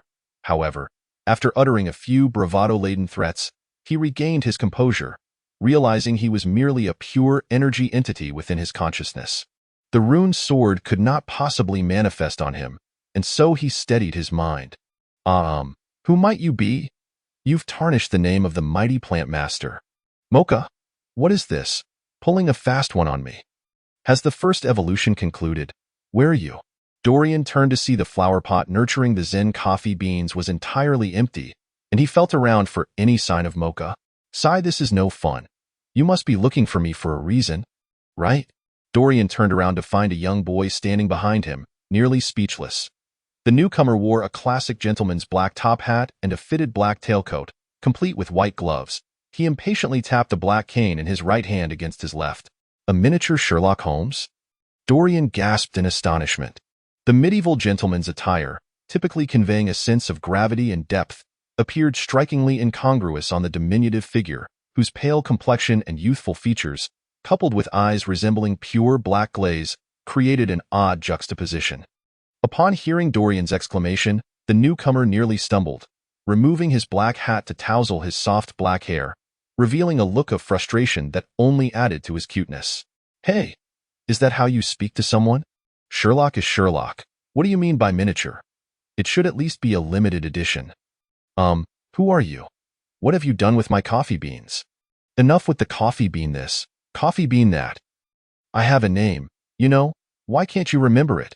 I am Mocha. The boy shouted in a surprisingly loud voice, though his youthful tone rendered his fierce words lacking in intimidation. Mocha, how did you end up like this? Have you evolved? Is there cultivation in the consciousness realm? This is absurd. Dorian began to speak, but Mocha jabbed him in the ribs with the half-meter-long cane, causing him to cough violently. What do you mean by evolved? Why does that sound so strange? This world does not support a cultivation system. I am a spirit of the plants. Observing Dorian's reaction, Mocha deftly twirled the cane before letting it fly through the air, where it spun and vanished in a puff of smoke as Mocha snapped his fingers. A spirit of the plants? Dorian inquired, perplexed. All things possess a spirit. The world of Azeroth is no exception. What is so strange about the emergence of a plant spirit? However, I am not a native of Azeroth. I came to this world from Earth alongside you. In your terms, one could say I am the spirit sealed within the Book of Zen. The spirit of a vessel has emerged. Yet you claim there is no cultivation system. Dorian interjected. Silence. Let me finish. Mocha shouted, and upon seeing Dorian sit quietly, he appeared satisfied. The explanation is rather complex, but indeed, Azeroth lacks a cultivation system. This power can be understood as the power of rules, which is universal across all worlds. The power of rules is the most fundamental force, encompassing various types of energies, including those of cultivation. Your confusion is entirely understandable. Just know that the power of rules can only exist in a limited capacity within the Book of Zen. You may harness its strength, but the manifested power of rules will always be that of an artifact. If you venture beyond the Book of Zen, you will be unable to utilize this power of rules at all. Do you understand now? Dorian suddenly realized that even if a cultivation system existed in a limited form within the Book of Zen, Mocha could not have attained human form so swiftly. Thus, he questioned, isn't it true that all plants require centuries of cultivation to have a chance at taking on human form? I already mentioned that I was sealed away. The form before you is my juvenile state. It is neither my form prior to being sealed nor my final form, merely a transitional state. Now, you clearly have a purpose for seeking me. Conversing in my current state will consume much of my energy. If you have something to say, please do so, as I wish to return to my slumber. It has been difficult to emerge, and I am eager to regain my previous strength. Emerging with difficulty? Eager? This is crucial information that can be utilized. It seems there is an opportunity here. Dorian felt a sense of suffocation as he encountered this arrogant plant spirit unexpectedly manifesting within his realm of Zen and IT, had practically claimed his sea of consciousness as its own territory. However, given that he was in need of its assistance, there was no room for animosity. Since we are allies, I shall speak plainly without beating around the bush. Have you sensed the source of the plague emanating from the disk upon me? I wish to create a legion of loyal undead, akin to how the Lich King summons his minions. You are a spirit of flora. I surmise your power surpasses that of mere fruit. Hence, I inquire if you could imbue the source of the plague with my will, much like how the Lich King's soul imprint naturally accompanies the awakening of the undead from other types of plague sources. Indeed, you are quite familiar with the matter at hand, and your claim of being allies is not entirely unfounded, the spirit replied.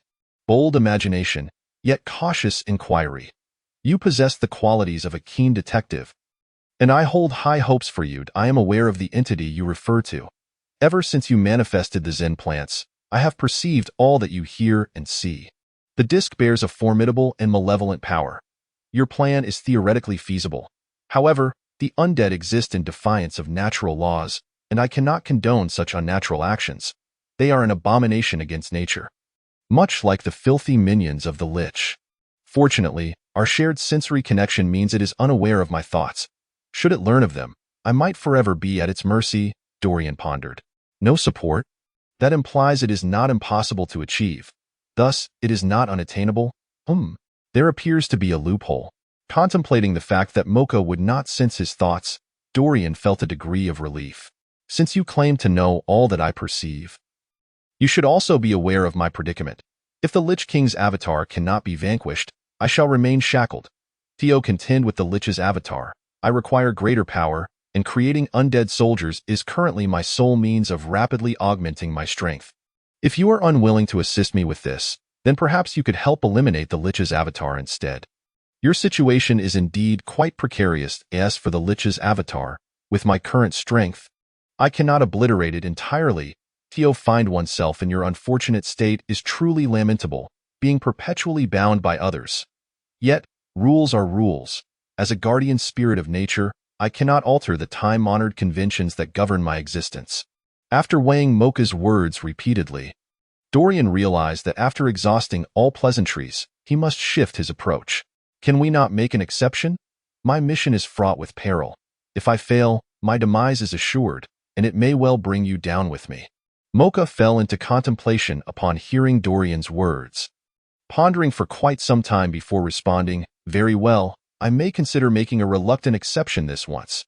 However, such leniency can only be granted once. The opportunity is yours to seize. I must warn you, possessing that source of the plague disrupts the natural order significantly and utterly contradicts the principles of the Zen realm. Each time you resurrect an undead, it will diminish the strength of all plants within your sea of consciousness. Fortunately, I am the only spirit present in your sea of consciousness at the moment, so any loss will solely affect me. However, should more spirits inhabit your sea in the future, the consequences may outweigh the benefits. You must weigh your options wisely. Significantly diminished strength? Is it truly that dire? Is there no way to mitigate this? There are alternatives, but only if you refrain from forcibly resurrecting the deceased, allowing them to return according to their own wishes. This would not violate the natural order. It merely grants a second chance to those with unfulfilled desires. If that is the case, I could accept that I shall enforce a resurrection in Stratholme. But is it truly limited to just one opportunity? That seems rather harsh. That a spirit of flora should engage in such acts is already a breach of principle. Were it not for the prolonged absence from sunlight, I would not breach my own principles to assist you in resurrecting the undead. Enough of this. I have expended much energy, and you may leave now. Farewell. Once Mocha concluded, Dorian found himself forcibly ejected from his sea of consciousness. Chapter 16. The threat of Stratholme. After Dorian and Misbel, along with Belia's plague forces, took a brief respite, they continued their journey northwest. With Misbel's guidance, they skillfully evaded all patrols of the Lordaeron coalition, finally arriving within 100 kilometers of Stratholme a week later. Why have we halted? At our current pace, we could reach our destination by the day after tomorrow, Belia inquired, observing Dorian perched upon a hillside, gazing toward the vicinity of Stratholme. The vast forests to the south of Stratholme had undergone peculiar mutations due to the plague, transforming into extensive mushroom groves. Strangely, the mushrooms seemed to have instigated a bloodthirsty mutation in the ants beneath the canopy. After speaking, Belia attempted to capture a razor-jawed ant and placed it in a transparent jar, introducing his own bloodworm to conduct a biological experiment. I wish to pay a visit to Stratholme, Dorian replied succinctly. Why? That was not part of the plan, Belia remarked, intrigued as he observed the gruesome battle between the ant and the bloodworm. Something within Stratholme seems to be calling to me, Dorian mused, opting not to divulge his true intentions. The defective plague source bestowed upon him by Setter had unexpectedly become the most precious gift. The prospect of creating undead loyal to him, rather than the Lich King, filled him with delight. Was there a more cost-effective and devoted soldier than the undead? Having negotiated terms with Mocha, Dorian had devised his own strategy. Despite intelligence indicating that after Arthas had decimated Stratholme, the Lordaeron forces had abandoned the city. Perhaps believing it accursed ground, there was only one military encampment at the foot of the mountains south of Stratholme, with no scouts dispatched in the area. Otherwise, Dorian would not dare confront the Lordaeron coalition directly.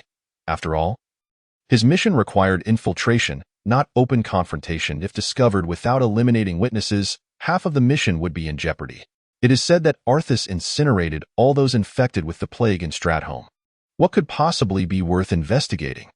Dorian noticed that Misbel seemed momentarily moved by Belia's words, but quickly regained her composure.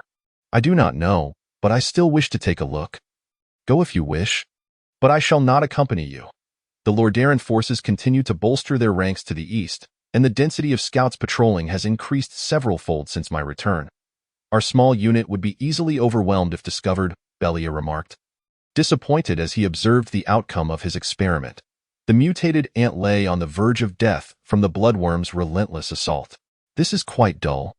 Very well then, let us part ways here. I wish you safe travels, Dorian stated decisively, regarding Belia's morbid curiosity. Fine, I shall claim the bulk of the troops along the way. Oh, not regret your choice, Belia replied, releasing the bloodworm from the jar, which promptly burrowed into the ground, disappearing from sight. Dorian shrugged nonchalantly.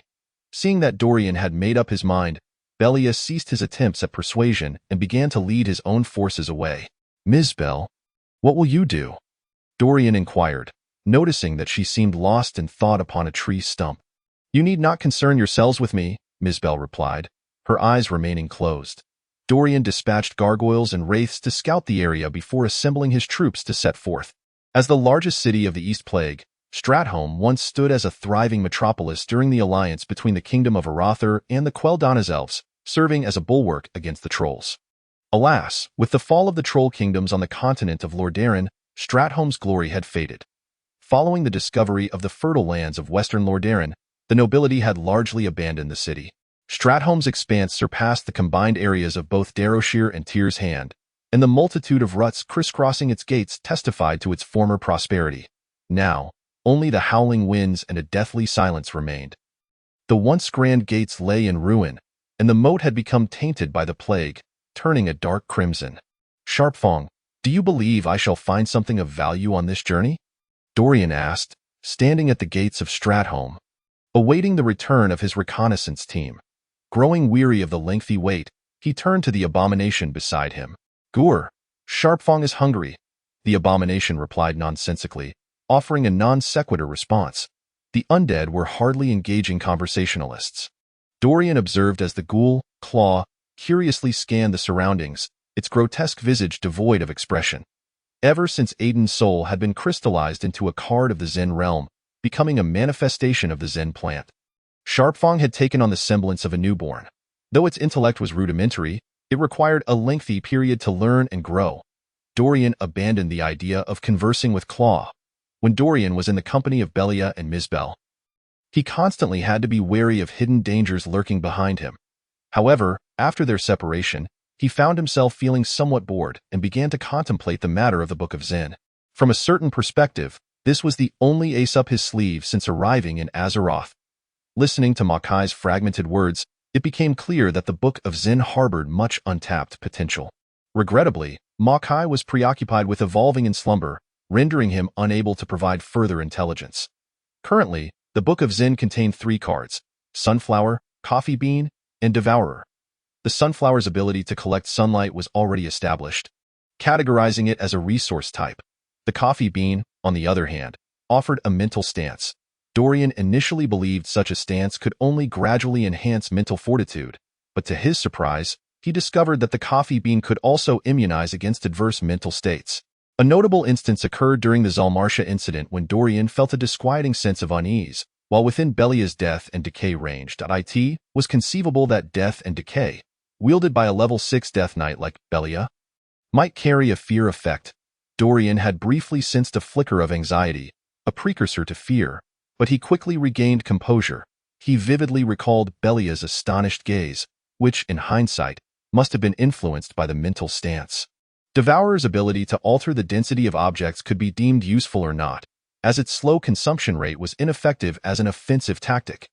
Its known application was limited to modifying ill-fitting items. For instance, when the runic armor was initially bestowed upon him, it was somewhat ill-fitting, but after undergoing Devourer's transformation, it now fits snugly.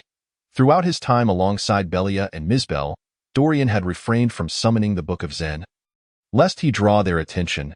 As Dorian's thoughts wandered, he suddenly sensed a chilling consciousness rapidly expanding within his mind, an unprecedented indication of the Lich King's connection to his awareness. He had heard his instructor mention such phenomena, yet Dorian had never been an information node for the Lich King, only feeling a tense awareness of that cold consciousness's growth. Typically, this form of communication, akin to a surveillance check, occurred between high-ranking commanders and the Lich King's chosen Scourge warriors, merely assessing the progress of the Scourge's offensives and matters of concern to the Lich King, posing little threat to those being inspected. Dorian held no great fear regarding the inspection. His only concern was when he might become a focal point of the Lich King's scrutiny. If such occurrences became too frequent, could he continue to conceal his secrets?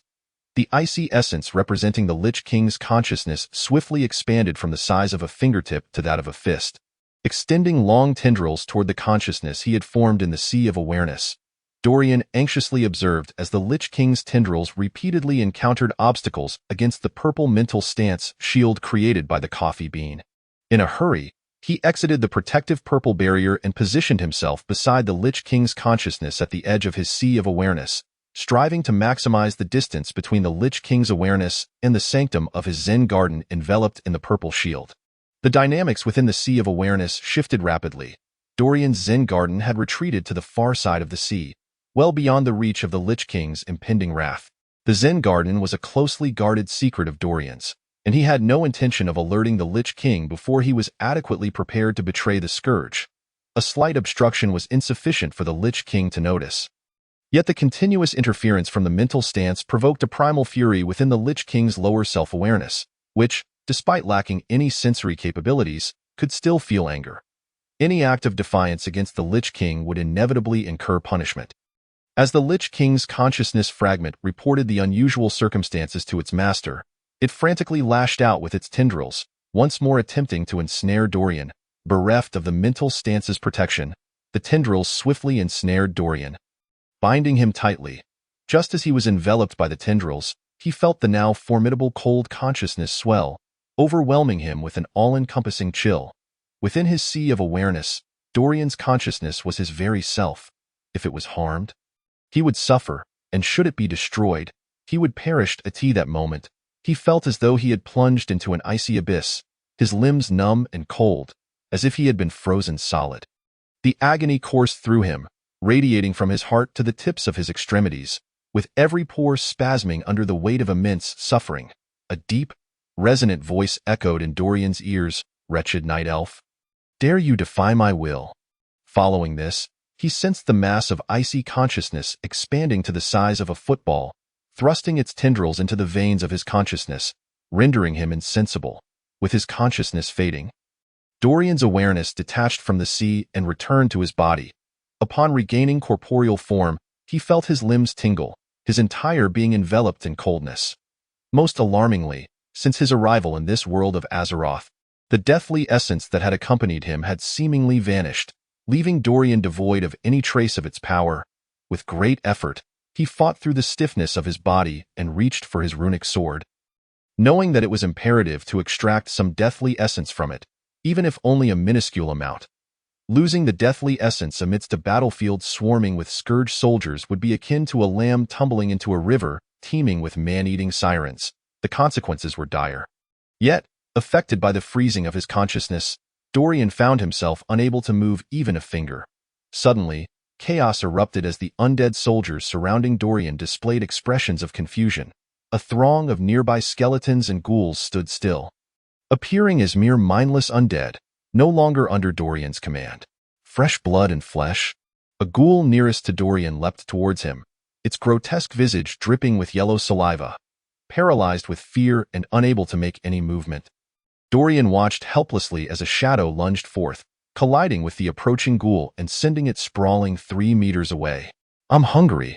Blood and flesh, fresh souls. The first ghoul was sent flying. Yet the other scourge soldiers swiftly began to riot. With several hulking abominations hurling their iron hooks towards Dorian, dozens of them soaring through the air. If ensnared, the outcome would surely be dismemberment. The sudden uprising of his soldiers left Dorian in shock. He realized that this disturbance was undoubtedly linked to the earlier obstruction of the Lich King's consciousness. And he urgently pondered his next move. Chapter 17. Surviving the aftermath. In a moment of desperation, Dorian commanded his clawed ally to give him a push. Following the direction of the claw's force, Dorian's body skewed, crashing against the wooden pillar at the entrance of the nearby tavern. The impact restored sensation to his shoulder, and with a shattering sensation akin to ice breaking, he regained control of his body. Fumbling, Dorian drew forth his runic sword, feeling the deathly essence previously stored within the blade flow back into him like a refreshing spring, reinvigorating his strength. However, the scourge soldiers did not halt their advance upon sensing the resurgence of Dorian's deathly aura. They surged forth, eager to reach him. Faced with the relentless tide of ghouls, abominations, and gargoyles, Dorian sounded the winter horn, a signal for his troops to assemble. Yet, the undead remained oblivious, continuing their charge towards the sole living being, Dorian. As he swung his runic sword, murmuring the incantation for the desecrated ground, the earth beneath him connected with the realm of the dead. The ground transformed into a desolate, pallid expanse, and any undead soldiers that stepped within a 10-meter radius of Dorian were ensnared by skeletal hands that erupted from the ground, drawn forth by the abundant, deathly essence of the nether realm. Within the confines of the desecrated ground, all hostile entities towards Dorian would be ensnared by the grasp of the netherworld. Yet, this measure proved insufficient. The desecrated ground merely impeded the advance of the undead soldiers, and the dire situation remained unchanged. The hulking abomination seemed puzzled by Dorian's transformation, but did not unleash its signature iron hooks. Instead, it shifted its massive form, as if contemplating an attack. In reality, this unintentional obstruction caused the frantic soldiers rushing towards Dorian to stumble and falter, while several of the abomination's hooks went awry due to the collision with the behemoth. The abomination's immense bulk inadvertently served as a shield, keeping many of the undead at bay. Those behind could only attempt to squeeze past the behemoth to reach Dorian. Fortunately, the combined obstruction of the behemoth and the power of the desecrated ground prevented the throngs of undead from overwhelming him. Yet Dorian was still drenched in cold sweat. Among his scourge forces, aside from the recently imbued coffee being aiding him from the shadows, it seemed that only the clawed ally stood distinctly by Dorian's side. As the iron hooks soared through the air, the claw lunged forward with fervor, attempting to bat them away. Yet, the relentless barrage of hooks proved overwhelming. While several were swatted aside, an even greater number ensnared the claw, which was desperately trying to shield Dorian. The hooks, once they latched onto something, were instinctively retracted by the grotesque beings, leaving the claw suspended in mid-air. It flailed wildly, unable to grasp anything, only able to roar in furious frustration. Its iron talons striking the chains and sending showers of sparks flying behind. The horde of the undead hissed and howled, mindlessly surging towards Dorian, transforming the once calm gateway into a veritable hellscape. All the undead, driven by an innate hatred for the living, surged forward in a frenzied assault against Dorian. The sense of security that had once enveloped the commanding force dissipated, replaced by a paralyzing fear of isolation. Among the throng, only 2 undead remained passive. One, unable to make a difference, strained with all its might to thwart the rampaging soldiers, while the other was grotesquely posed in a dismembered display by the abominations. The situation was perilously dire. Pitiful insect, do you now comprehend the insignificance of your strength?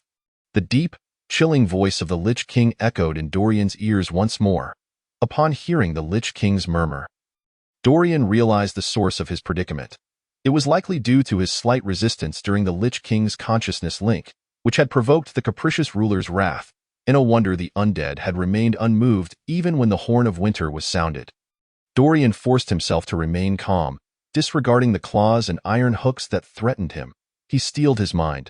Acutely aware that any delay could lead to a gruesome demise, he bellowed, "My Lord Lich King, I am damned. My earlier resistance was not intentional.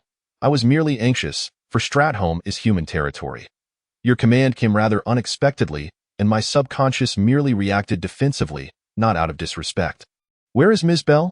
the chilling voice inquired once more. "Yesterday, I parted ways with him in the blighted woods to the south of Stratholme. His current whereabouts are unknown to me," Dorian replied. "Remember your place. You are forever my lowly servant.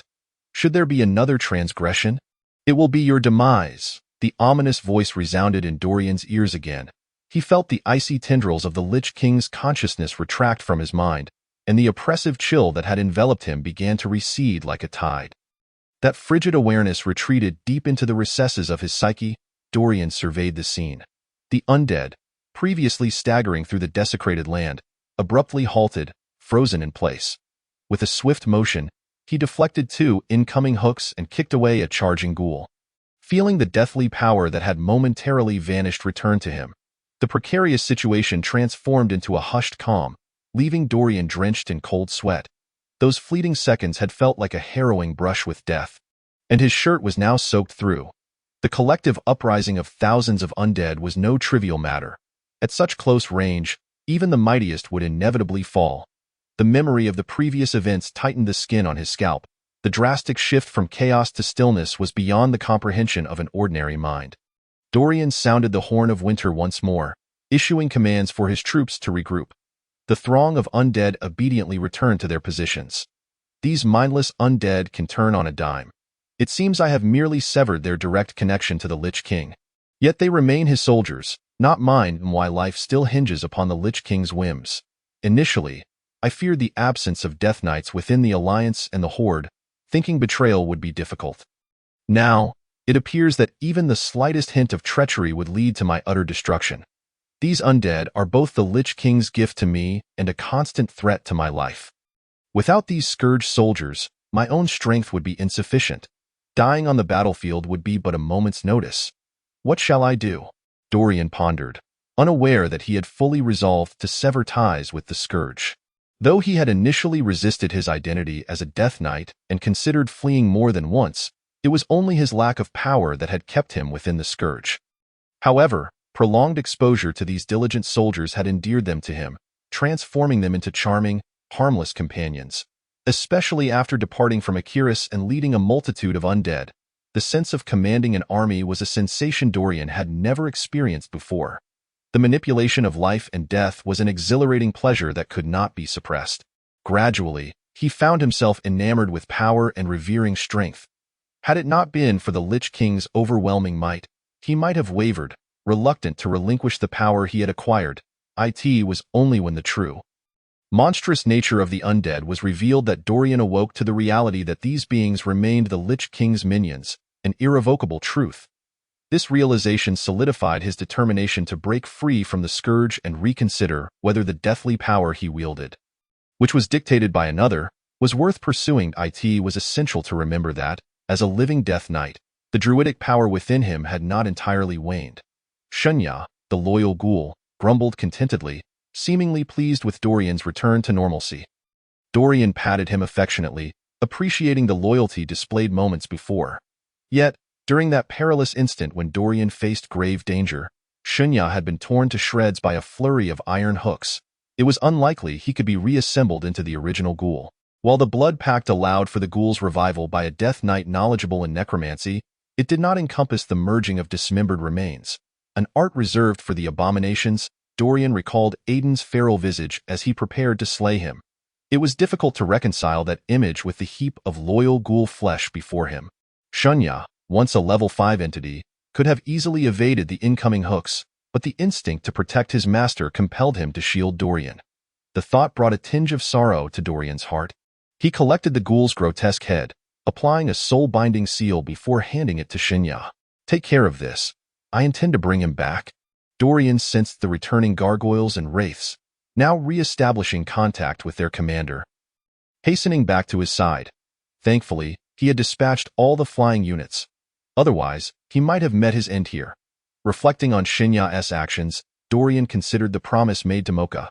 The graveyard of Stratholme would become his finest arsenal. It was now time to cultivate some lower-ranking commanders. "I shall never again dare to challenge the Lich King's will. Such risks are far too perilous." What does it mean that the Lich King is seeking Mizbel? As Dorian contemplated this, the gargoyles and wraiths returned, revealing that Stratholme had not been thoroughly cleansed, and remnants of the undead, corrupted by the Scourge's plague, still infested the city. This was fortuitous news for Dorian. It seems Arthas's massacre was not as thorough as one might have assumed. "He left behind quite the aftermath," Dorian remarked, forcing a smile for Shunya's sake, attempting to alleviate the dread instilled by the recent crisis. Although Dorian had gained formidable power as a Death Knight, the Lich King's might could evoke the deepest fears within one's heart. Now, that fear began to resurface, causing Dorian to feel his muscles stiffen, rendering him nearly immobile. He struggled to engage in conversation, desperate to disperse the chilling sensation that gripped him to his core. Gritting his teeth to quell the tremors in those fleeting seconds of impending doom, he had felt the crushing transition from a commanding general to a mere pawn trampled by his own forces. The sensation of having his perceived strength stripped away was akin to plummeting from a mountaintop, leaving Dorian's limbs trembling slightly as he forced himself to stand firm, striving to divert his thoughts elsewhere to prevent fear from consuming him entirely. He understood that should fear take complete control, death would come swiftly in this war-torn land. As a Death Knight, all manner of negative emotions would be magnified exponentially. Only by enduring immense suffering could he attain greater power. Shunya finally chimed in, grinning widely, a sight that struck Dorian as endearingly charming. Despite his taciturn nature, Dorian had begun to view Shunya in a new light following the recent events. Even among the undead, not all were mindlessly bloodthirsty. With a modicum of intelligence, they could transcend their primal instincts. Having consumed the coffee bean fruit, they developed independent thought, liberating themselves from the Lich King's will. Dorian sensed that the icy consciousness within Shunya's mind had been completely dissolved by this newfound mental autonomy. Upon reflection, Shunya's actions had proven astute.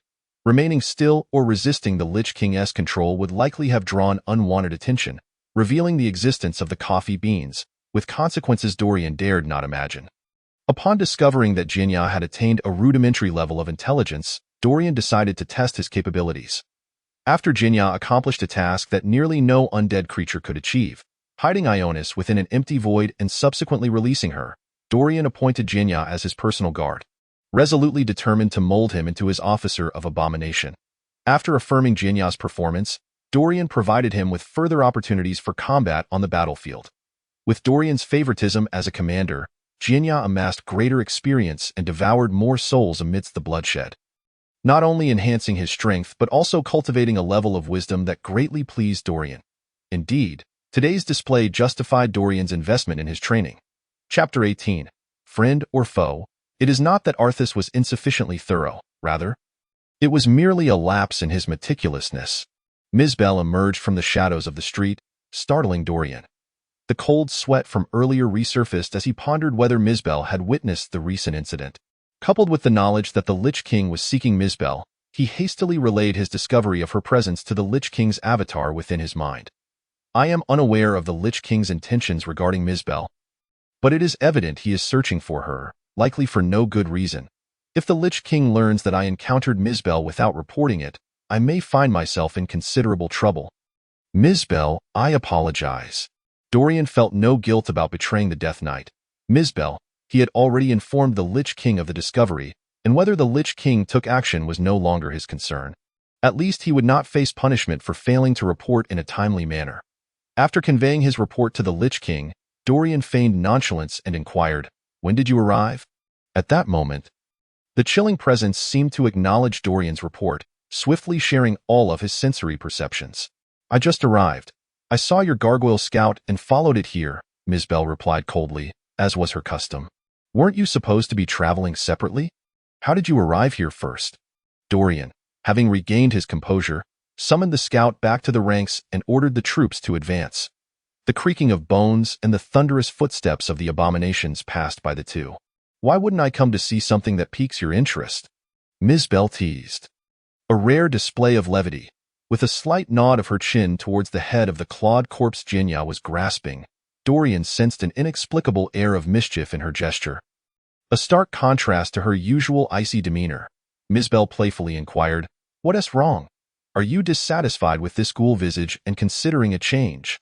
"The scout's reconnaissance was too slow, and I was merely bored.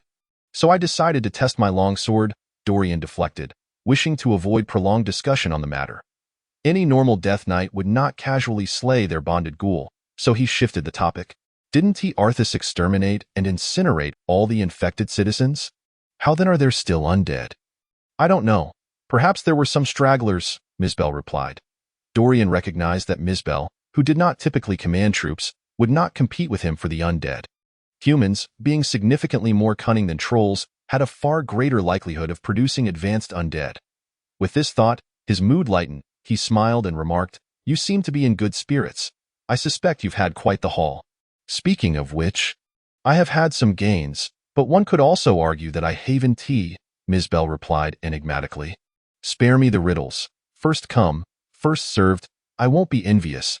Just let me see." Dorian jested, his mood elevated. Bell tossed him a small flute. The flame short flute, a wondrous artifact, though I wouldn't call it powerful. Give it a try. "Oh!" Dorian exclaimed as he received the flute. Although he was aware that such an item existed in the game, he never anticipated he would actually come into contact with it. The moment he held the short flute, memories of his days playing while flooded back, and he recalled his bewildering arrival in this world. A year had indeed passed swiftly. Taking a deep breath to steady his emotions, Dorian recognized that reminiscing about those memories held little significance now. Focusing on the subtle vibrations emanating from the flute, he sought to calm his spirit. He felt an inexplicable joy coursing through his fingertips, as if the flame-short flute itself radiated a magical essence. Bringing the palm-sized flute to his lips, he began to play it as the melody filled the air.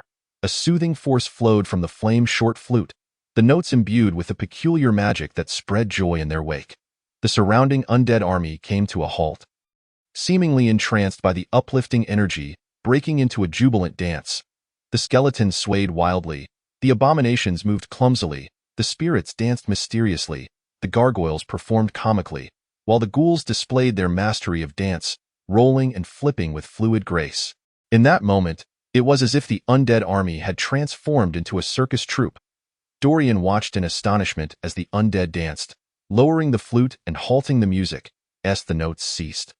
The undead reverted to their former selves, as if the joyous spectacle had never occurred, resuming their cold and resolute march towards Stratholme. Bell regarded Dorian with an air of mild amusement. Dorian restrained his desire to command the undead to continue their dance. Gently setting the flute down and caressing its surface, savoring the joy it had brought him. How long had it been since he had felt such happiness? Perhaps he had experienced pleasure in the midst of violence. The thrill of commanding legions, or the exhilaration of wielding life and death. Yet true joy seemed to have eluded him.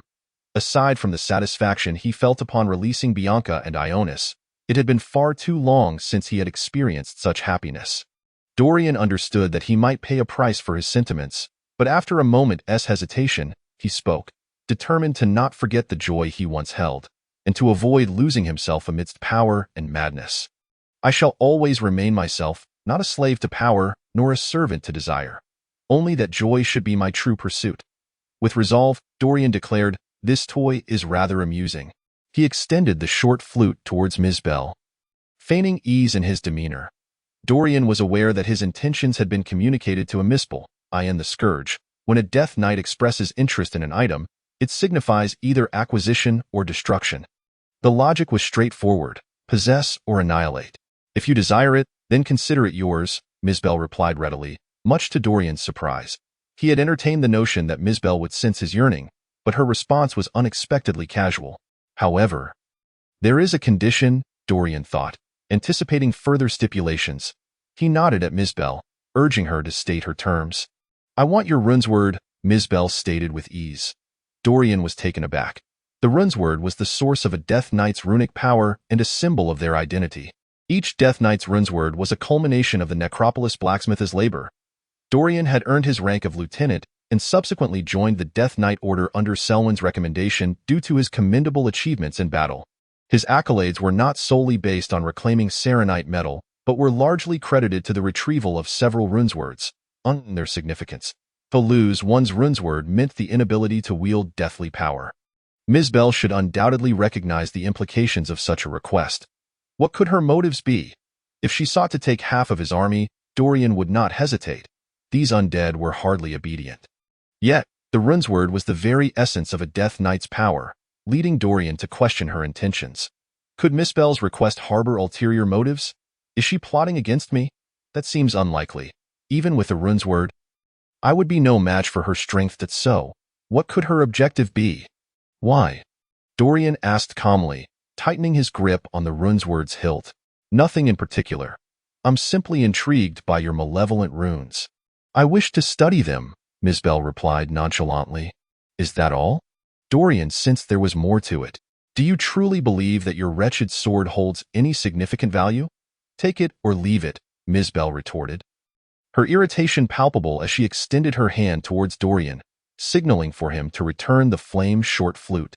Regardless, upon our arrival at the assembly point, we shall be granted the rank of lieutenant, at which point we will receive new rune's words. Give it to her.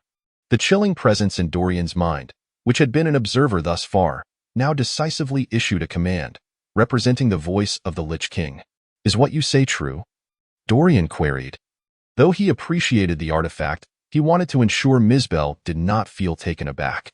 Believe it or not, I swear to the Lich King that I am accountable for my words, Mizbel proclaimed, raising her fist in a gesture of oath.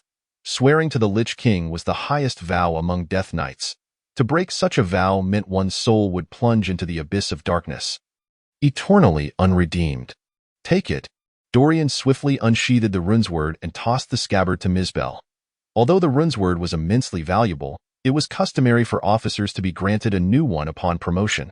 After all, new ones would be forthcoming, particularly under the auspices of the Lich King. The flame flute, however, was a rare treasure. When Dorian had touched it moments ago, he sensed an extraordinary energy emanating from it.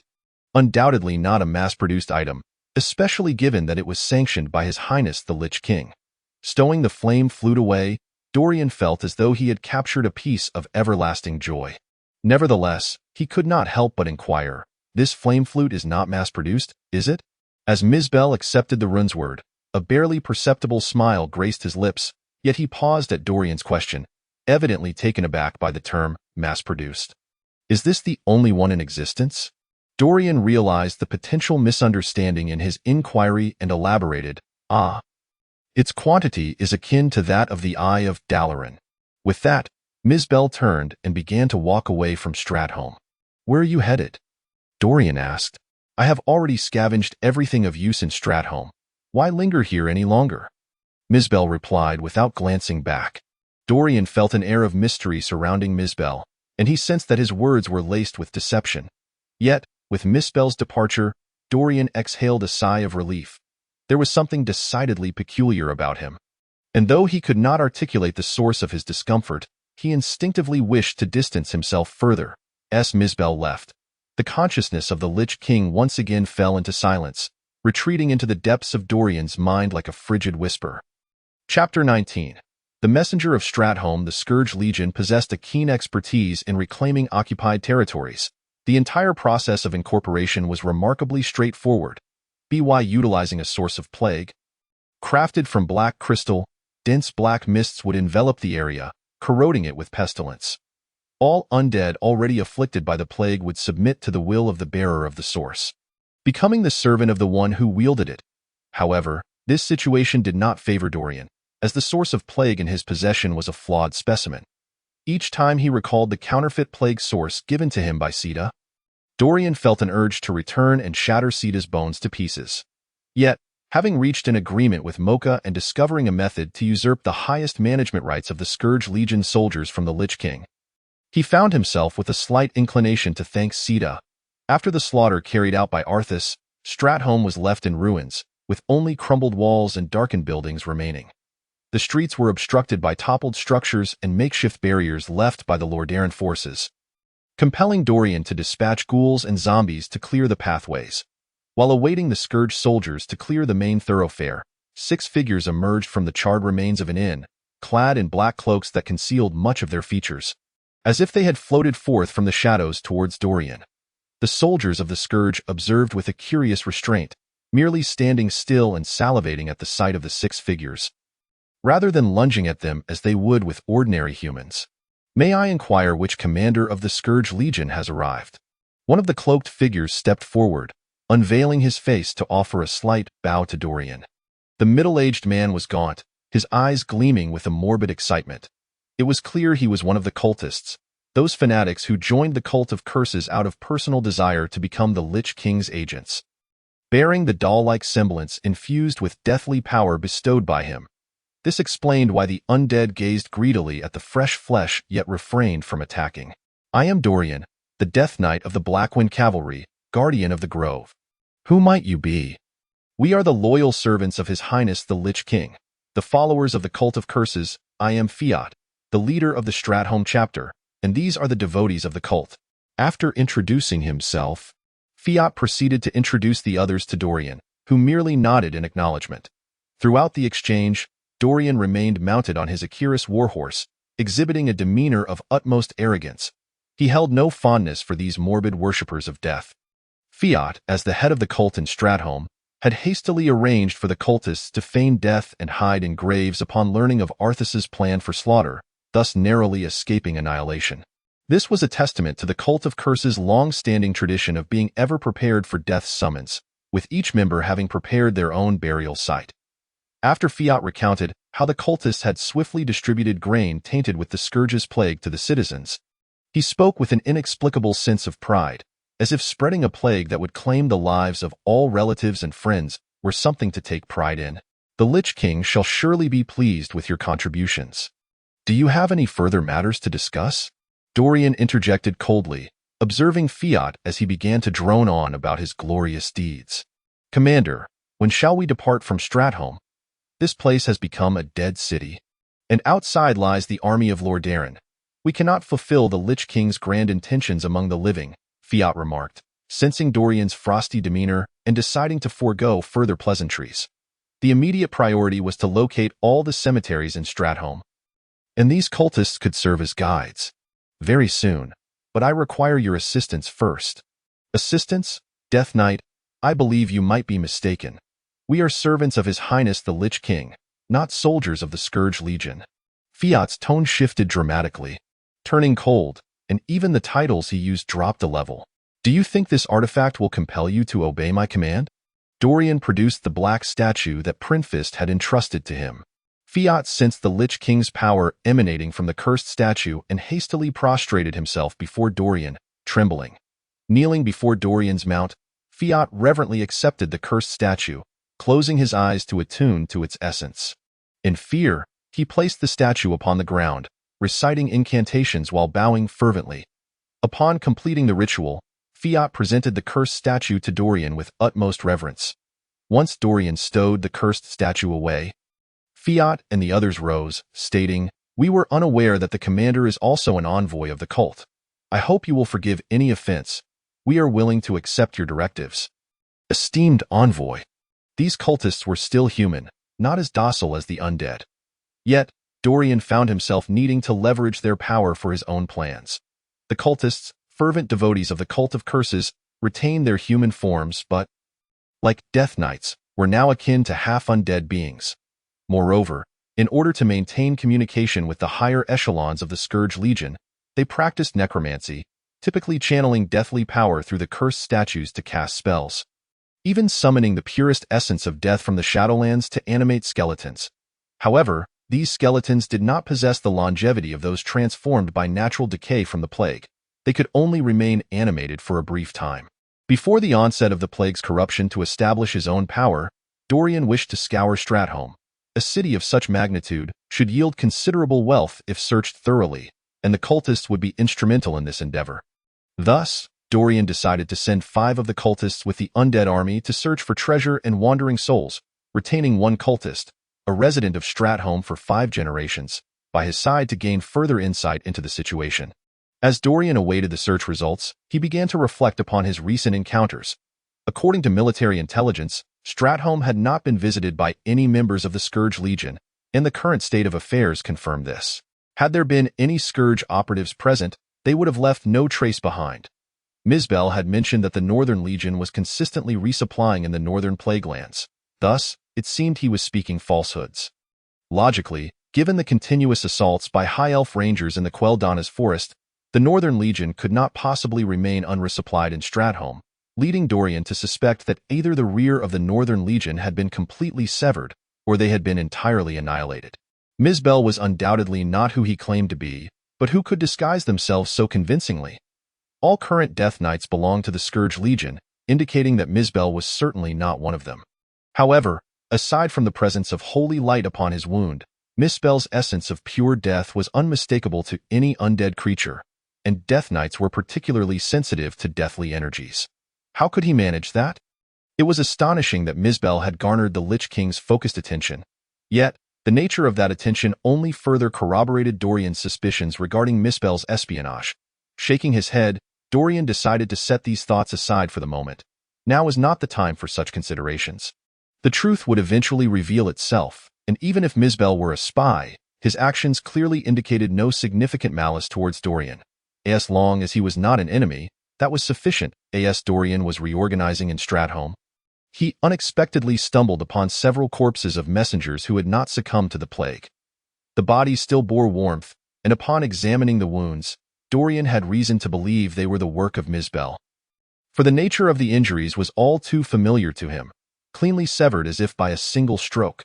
These messengers had evidently perished in remote corners, their deaths shrouded in mystery as to how they were discovered and slain. Yet, the lingering essence of their lives shone before the undead like beacons of light in the darkness. Each had been cleaved in 2, the cuts precise. Among those Dorian had encountered, only Misbel exhibited such a penchant for such brutal dismemberment.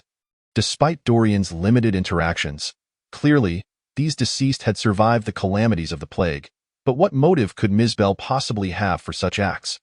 If that were not peculiar enough, it was the faint traces of holy light upon the corpses that instilled a deeper dread within Dorian, casting doubt on whether they had truly met their end at Misbel's hand. Pondering this, Dorian resolved to inquire with the inhabitants of Stratholme for any clues. At present, his subordinates possessed limited intelligence. Only the remaining cursed acolyte could be summoned. Dorian had retained a local strongman, Mix, a figure deeply entrenched in Stratholme's affairs. Mix, a minor leader within the cursed church of Stratholme, had grown up in the city and thus became a key figure in the church, tasked with seeking potential recruits, akin to the role of informants. The messengers of Stratholme have been slain. I find this rather suspicious. What are your thoughts? Dorian inquired. My lord, I too find it rather odd. However, it seems not all the messengers have perished. During the massacre, the post office was one of the few places that escaped the plague, so if we search diligently, we may uncover something. Dorian nodded in agreement, dispatching a few ghouls with rudimentary intelligence to scour the post office. Given that Stratholme had become a desolate city, he felt no trepidation regarding potential complications. Just before the search party set off, Dorian added, "Should you encounter any living souls, bring them back alive." 7 ghouls, endowed with basic intelligence and agility, set out to search, while Dorian led the main force towards the mayor's hall of Stratholme. The undead army advanced toward the northwest of Stratholme, where the Holy Light Church was located. BY convention. The city's official institutions and the Holy Light Church were never situated far apart, as the church and the nightly chapel represented the mightiest forces in Lordaeron, ensuring the safety of city officials. Observing the dilapidated structures, the charred remnants of homes, and the debris strewn about, Dorian could not help but feel a pang of nostalgia. Within mere days, what had once been the most prosperous city in eastern Lordaeron had been reduced to ruins. No wonder Mizbel had expressed such sentiments in Zulmasher. Chapter 20. The Glory of Stratholme under Dorian's command. And with Mix pointing out several key locations, the ghouls swiftly discovered a messenger's corpse and brought it forth before Dorian. "Mix, can you ascertain when this messenger met their demise?" Dorian asked, gazing at the body the ghouls had presented. "My lord, this messenger likely succumbed to illness the day before the massacre, thus narrowly escaping a grisly fate," Mix replied respectfully. Dorian had initially intended to utilize the wicked runes to extract the messenger's memories, but then recalled that the runic sword was no longer in his possession. Without it, the Death Knight's efficiency in harnessing death's power had diminished significantly. Such a specimen, now lost, was indeed regrettable. "Is there any means by which this corpse can be resurrected?" Mix hesitated before responding. "I possess some necromantic skills that would allow me to transform the body into a skeleton. However, I cannot guarantee that the soul still lingers within, and the efficacy of the resurrection remains uncertain. There's no assurance it will yield the information you seek, my lord." Dorian furrowed his brow, realizing that Mizbel had indeed presented him with considerable trouble. He had merely sought the short flute that could preserve humanity and had acted under the direct orders of the Lich King, not anticipating the complications arising from the loss of the runic sword. "Are there any alternative methods? Lord Fiat's necromantic arts are quite profound. He may have better suggestions." Dorian nodded in agreement as the troops advanced northwest in Stratholme. Out of sheer boredom, he began conversing with Mix, gaining a general understanding of Mizbel's lineage. Mix's family had resided in Stratholme for generations, witnessing the city's entire transformation. An endless source of melancholy, cursed acolytes were, after all, human. Although their obsession with power had led them to forsake many principles of humanity, they were not devoid of emotion. Over 3 millennia ago, Stratholme was the most thriving city of its time. The earthy royal family gained strength from the Highborn's magic. By this time, humans had established a rudimentary civilization, and Stratholme served as a critical link between humans and Highborn, once regarded as a sanctuary of magic. However, this prosperity was short-lived. After joining forces with the Highborn, the earthy royal family became increasingly adept in their battles against the acolyte trolls, ultimately driving them from the heart of the continent. Simultaneously, having learned sufficient magical secrets from the Highborn, the establishment of Dalaran led to fewer mages traveling through Stratholme to study in Quel'Thalas. Though the peaceful environment ushered in a rapid developmental phase for humanity, Stratholme's era of glory was drawing to a close. First, the earthy royal family relocated the capital to Hillsbrad under the pretense of expanding strategic depth. Then, many years later, due to the impoverished lands surrounding Stratholme, when people ventured west and discovered the bountiful lands of Lordaeron, the fertile soil nearly drove the explorers to madness. The lords of Stratholme began to shift their estates from the barren eastern plague lands to the bountiful Lordaeron. In pursuit of developing the uncultivated northern territories, the lords of Stratholme resolved to abandon this ancient city, establishing a new city, Lordaeron, on the edge of the Tirisful Glades, which would come to bear the continent's name. From that point forward, Lordaeron became a sanctuary for travelers seeking inner peace and safety. As Mix recounted this familiar history, an inexplicable sense of loss washed over him. Now, while Stratholme remains the largest city in eastern Lordaeron, what significance does that hold? The glory no longer shines upon Stratholme. Dorian found Mix's poignant reflections on the cursed acolytes rather peculiar, yet he could not suppress his morbid curiosity. "I have heard of Lordaeron's situation, not to mention the prosperity of the kingdom. Even the Tirisful Glades beyond the city are lush with verdant forests, dotted with fertile farms and bustling towns. By your account, it seems that the settlers from Stratholme contributed to Lordaeron's revival, invigorating what was once a remote land. However, where there is joy, there is sorrow. It appears Stratholme has become a forgotten homeland for humanity. Forgotten? Humph, Mick scoffed. They will not forget. Soon, the people of Lordaeron will realize that Stratholme is not merely a term destined for historical oblivion. The earthy royal family's contempt and the short-sightedness of the Lordaeron king will surely face their due retribution.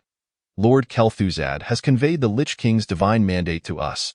Stratholme shall rise as a military stronghold for the Scourge, reclaiming its dominion over this continent, and we, the cursed acolytes favored by the Lich King, are but the sparks of a raging inferno. It is indeed the first time I have encountered such fervent zealots of regional politics. Yet, is this very fervor not what the Scourge requires? If everyone were a saint, the cursed church would not have flourished so rapidly in such a brief span.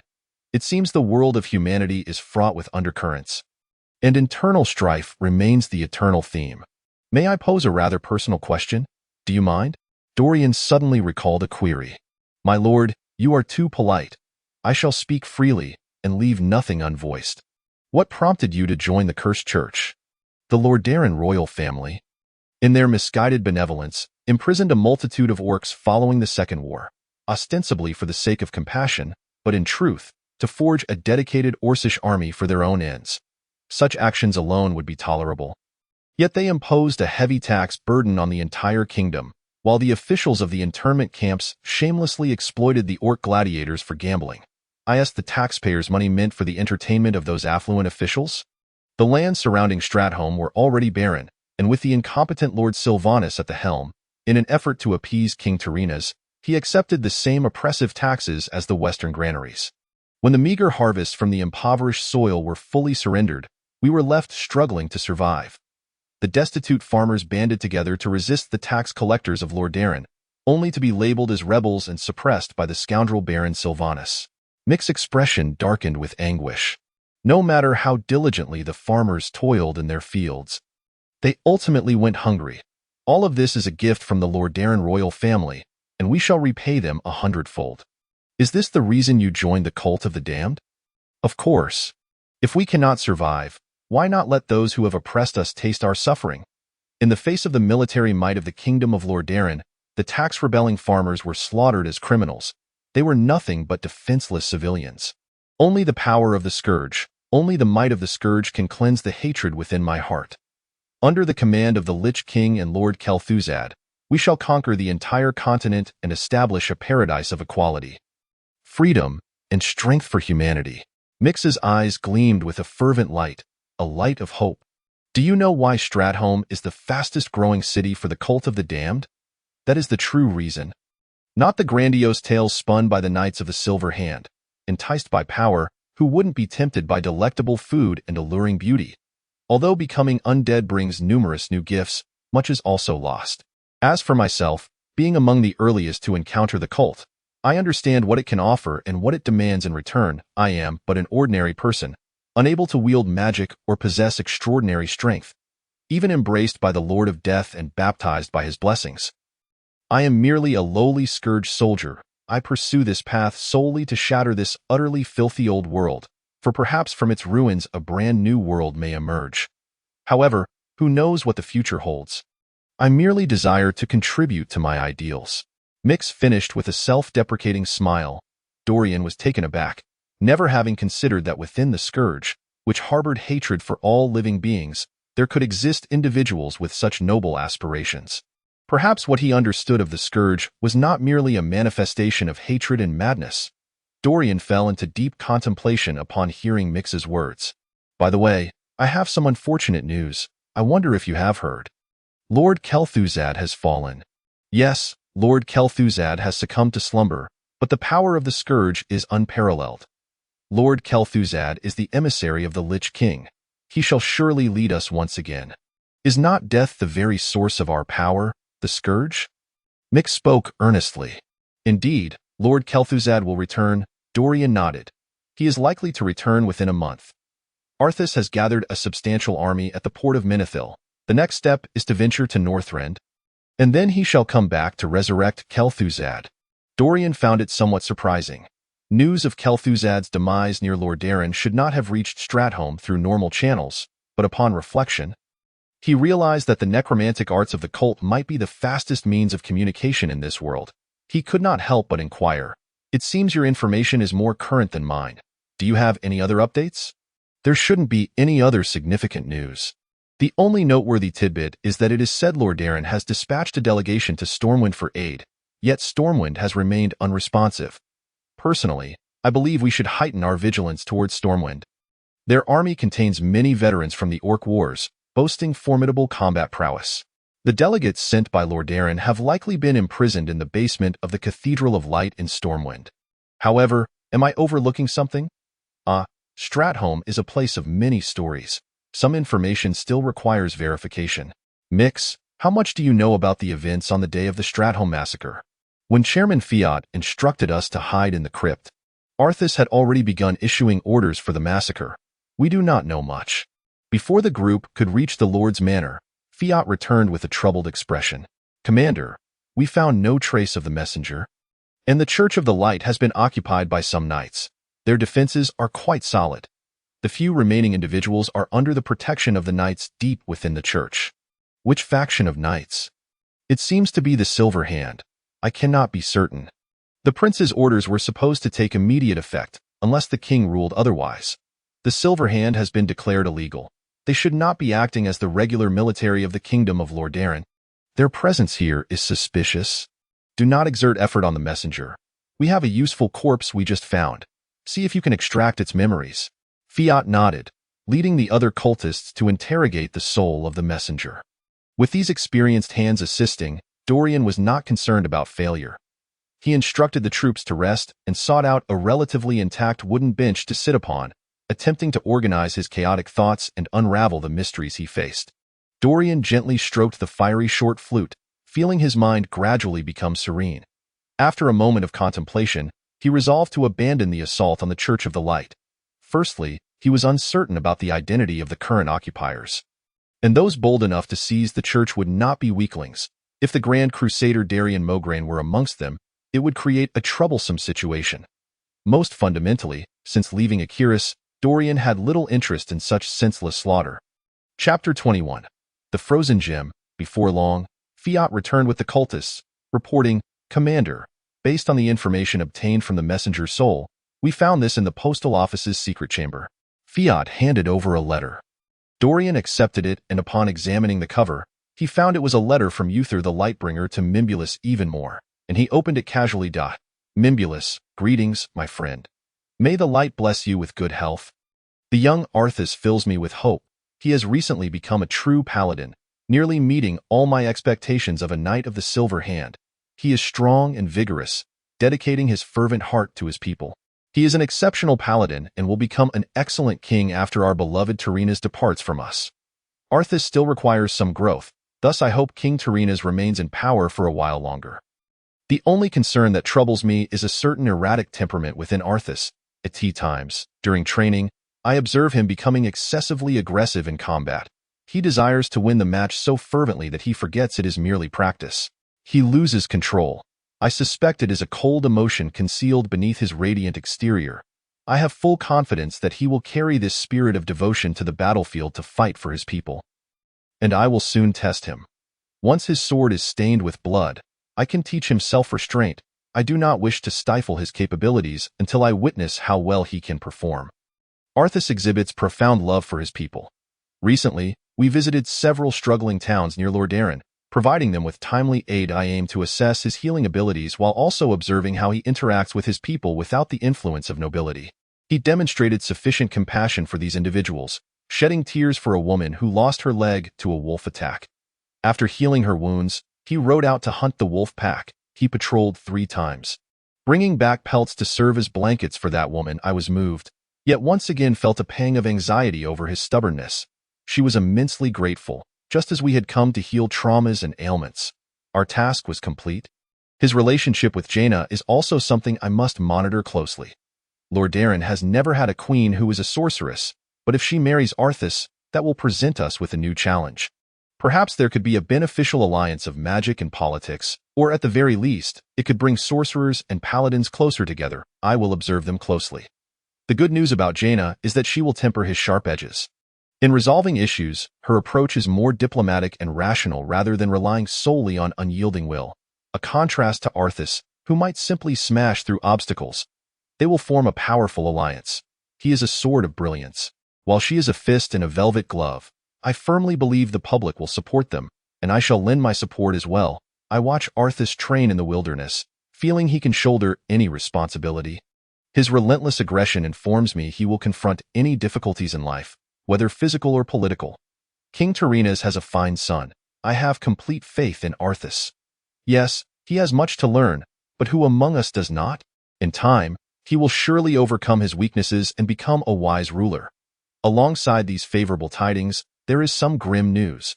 Following the sporadic infections in the plague lands, a significant resurgence of the undead has appeared in Andoril. I have dispatched Arthas to investigate this matter, and should you require his support, please extend your assistance. Uther, Dark Portal, May 26, 24. Could this be what Mistral was seeking? Dorian felt somewhat at a loss after reading the letter. Pocketing it and instructing, "Very well, Fiat, let us move on.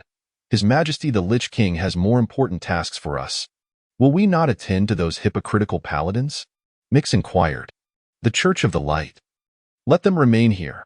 The Central Legion will soon come to take over this place, allowing them a few more days of comfort. Natural disasters shall prevail," the cursed cultists fervently chanted. Natural disasters shall prevail. Meanwhile, the ghouls and zombies remained unresponsive, silently pushing carts laden with the treasures looted by the cursed cultists from Stratholme. Dorian followed Mick's guidance to the city's crypt and the church's resting place. The city crypt housed the remains of Stratholme's prominent citizens, while the church's resting place served as the final abode for the clergy after death.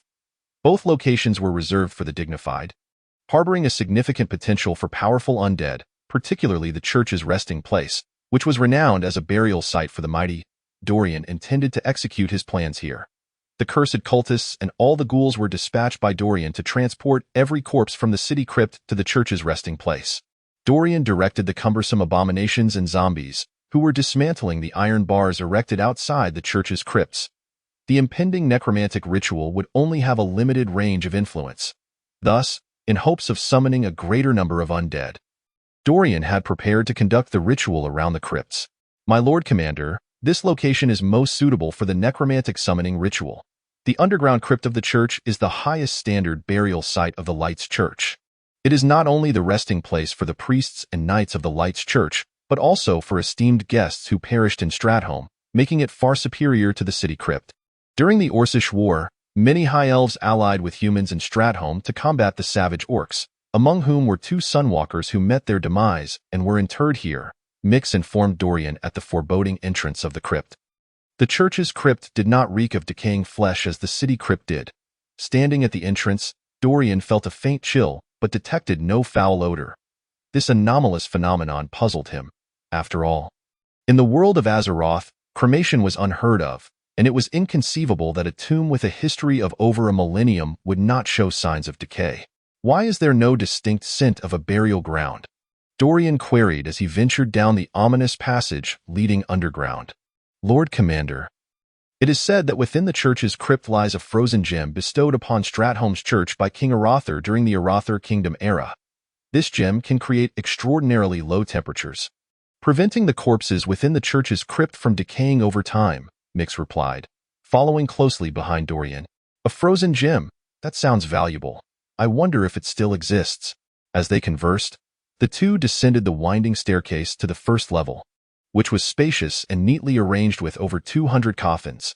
Dorian mused, could Mizbel have taken the frozen gem as well? It is said that the gem is located on the 5th level at the ceremonial platform. We shall find out shortly. The pair continued their descent, and upon reaching the 2nd underground level, they began to feel an unusual chill. The deeper they went, the more pronounced the icy aura became. The crypt was shrouded in darkness, and Mix held a torch to light their way. Soon, they passed the 3rd underground level, and the number of stone coffins diminished as they descended, suggesting a pyramidal structure. Dorian reached out to touch the wall, discovering faint ice crystals forming upon its surface. When they arrived at the entrance to the 4th level, Mix retreated as if fleeing, trembling as he approached Dorian.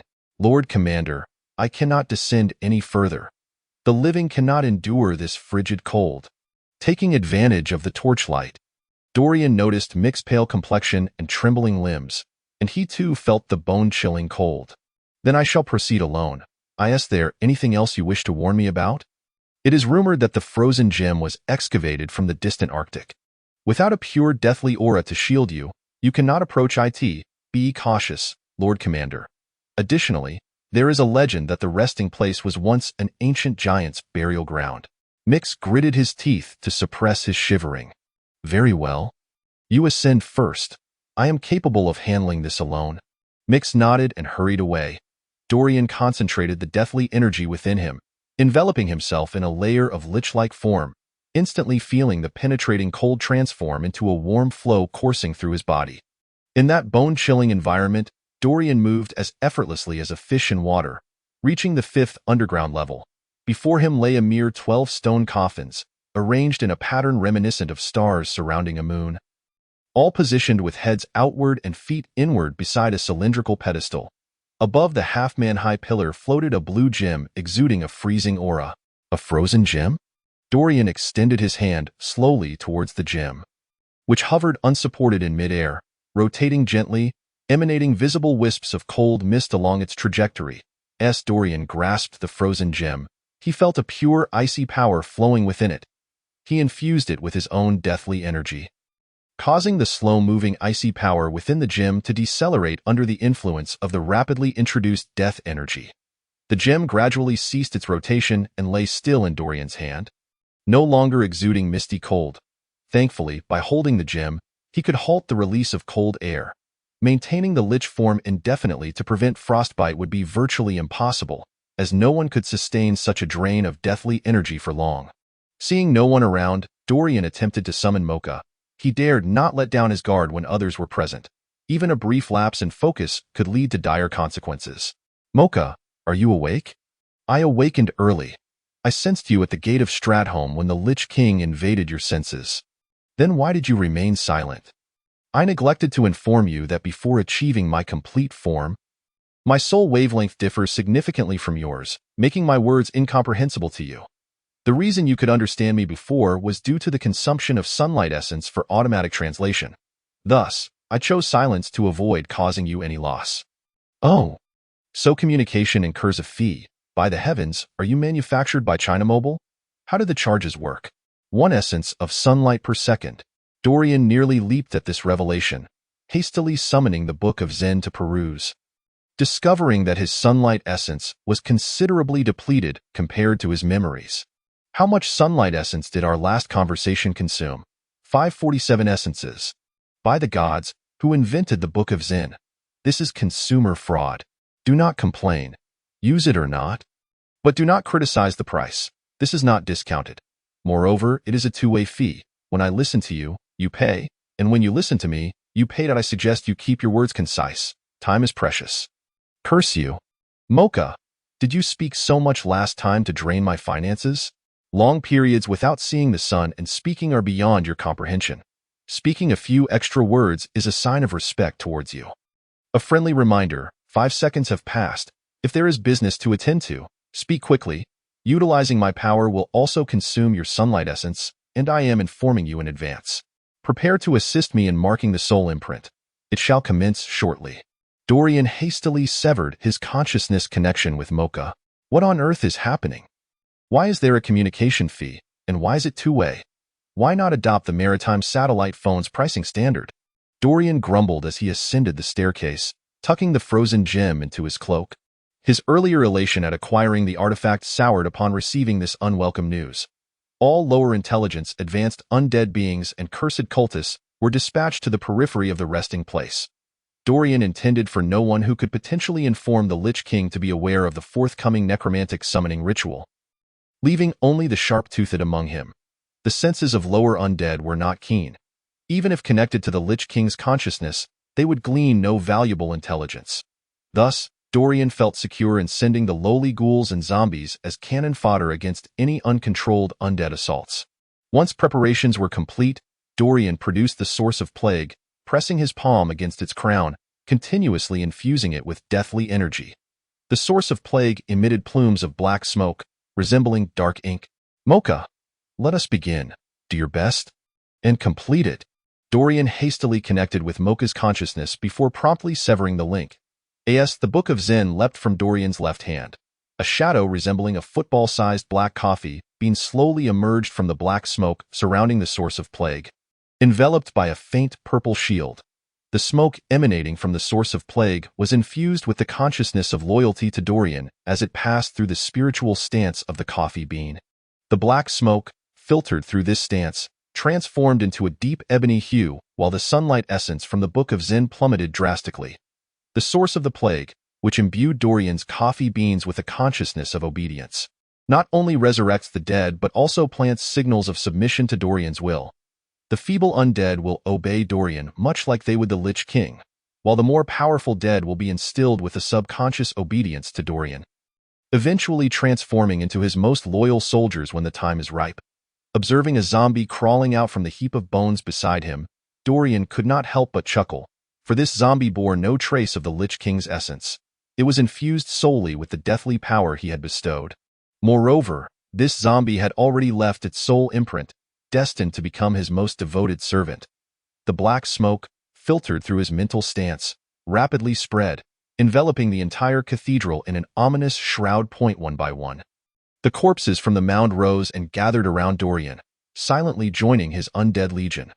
The dense black smoke cloaked the cathedral like a dark canopy, and after enveloping the heap of bones, it seeped into the crypt's entrance. The thick smoke, enhanced through filtration, cascaded like a raging torrent, transforming into a deep black haze with flickers of silver. The smoke billowed over the mound of bones and coffins before swiftly engulfing them, swirling like a sea of clouds as it consumed the remains. Ignoring the lowly undead gathering around him, Dorian's gaze was fixed intently on the entrance of the crypt. According to tradition, those interred in the deepest layer of the crypt were formidable warriors of noble lineage. Yet thus far, no sound emanated from the profound five-tiered tomb. Could there be a complication? Is the B2-315 plague insufficiently potent to support the awakening of powerful undead? Moments later, several humanoid figures staggered out from the crypt's entrance, regrettably still incapable of speech, indicating they were all level 5 or below undead. Dorian sensed more powerful undead stirring deep within the tomb, awakening. Apocalypse. Dorian spread his arms wide, gazing at the source of the plague floating in the air, emanating black smoke, intensifying the influx of deathly power. The stone sarcophagus below emitted a violent clamor, as if someone were forcefully striking it. Slumbering dead, dark servants, heed my call. I, Dorian the guardian of the forest, summon you to rebirth in the name of the Dark King. I, Baldur Logan, heed your summons. Thank you for granting me life once more. Please accept my fealty. A robust man, broad-shouldered and possessing thick brows and large eyes, emerged from the smoke, kneeling before Dorian with one fist pressed to his chest. Baldur was clad in nearly entirely decayed garments of mourning, yet his visage showed no signs of decay, likely due to the effects of a freezing Duel. Dorian could sense that he was already under Dorian's soul imprint. Welcome to your new existence, a voice echoed from the thick black mist. Inheria Salit. Responding to the master's summons, reborn by the master's will. An elderly man with graying hair emerged from the mist, bowing in a butler's greeting before standing silently to the side. Despite having been dead for many years, Inheria's white hair remained meticulously groomed, and he emerged from the coffin untainted by blood or dust. Dorian found himself quite favorably disposed towards this dignified elder. Were it not for his tattered mourning attire, he would be the epitome of a gentleman. To Dorian's surprise, the soul imprint on this elder was faint, indicating he had sworn loyalty to Dorian of his own volition. Greetings, Mr. Inheria. Welcome, esteemed gentlemen, to our ranks. I am Alubasi Matriel. Who disturbs my peace? An angry female voice resonated from the mist, and a stunning woman clad in white mourning garb stepped forth, her exquisite face contorted with fury. A grotesque scar on her right arm accentuated Alubasi's furious outburst. And her soul imprint was quite potent. Clearly, her attitude stemmed not from a resistance to resurrection but perhaps from other reasons. However, Dorian was unwilling to allow such discontent to disrupt the hard-won ritual of awakening the undead. These powerful beings had only just awakened.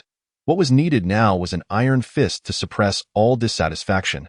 Simply employing conciliatory measures would only sow the seeds of arrogance among those who would rise again. I apologize for intruding upon your slumber, however. If your rebirth brings you anguish rather than joy, I can readily assist in your release.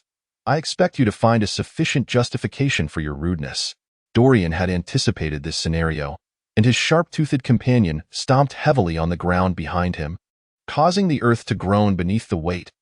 Alyabasi raised her right hand defiantly, saying, "My right hand is already rendered useless. What good is rebirth?"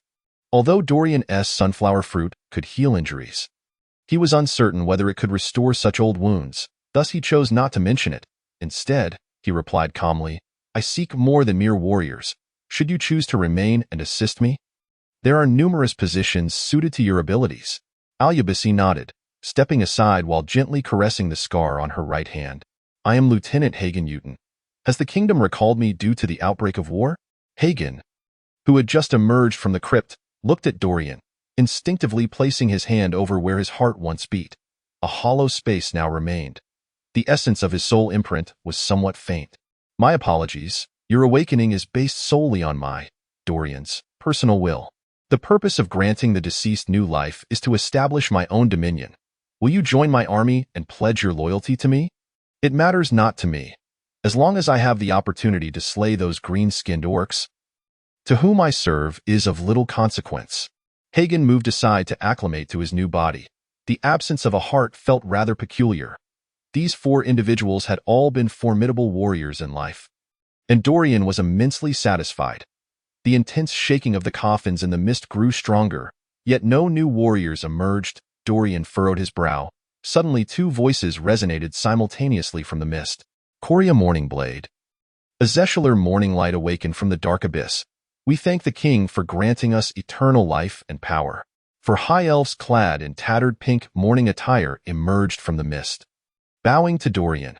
Despite their garments being largely decayed, it did not detract from the grace of the high elves. The essence of their soul imprints was notably strong. "Dawn mages?" Baldur remarked in surprise upon seeing their faces, murmuring to himself, "Did they also perish in that war?" "As far as I know, you are correct," Hagen replied to Baldur's inquiry. Coria suddenly asked, "My king, alongside your summons, we have also received your desire for powerful warriors. We are eager to serve you. However, if I may be so bold, before we swear fealty as your subjects, we must ascertain whether you support our exploration and utilization of the arcane. The arcane is an inseparable part of this world. I am not one to be obstinate, but moderation is essential. Though we are enraptured by this potent force of eternal life, we remain enthusiasts of the arcane, and we shall comply with your wishes.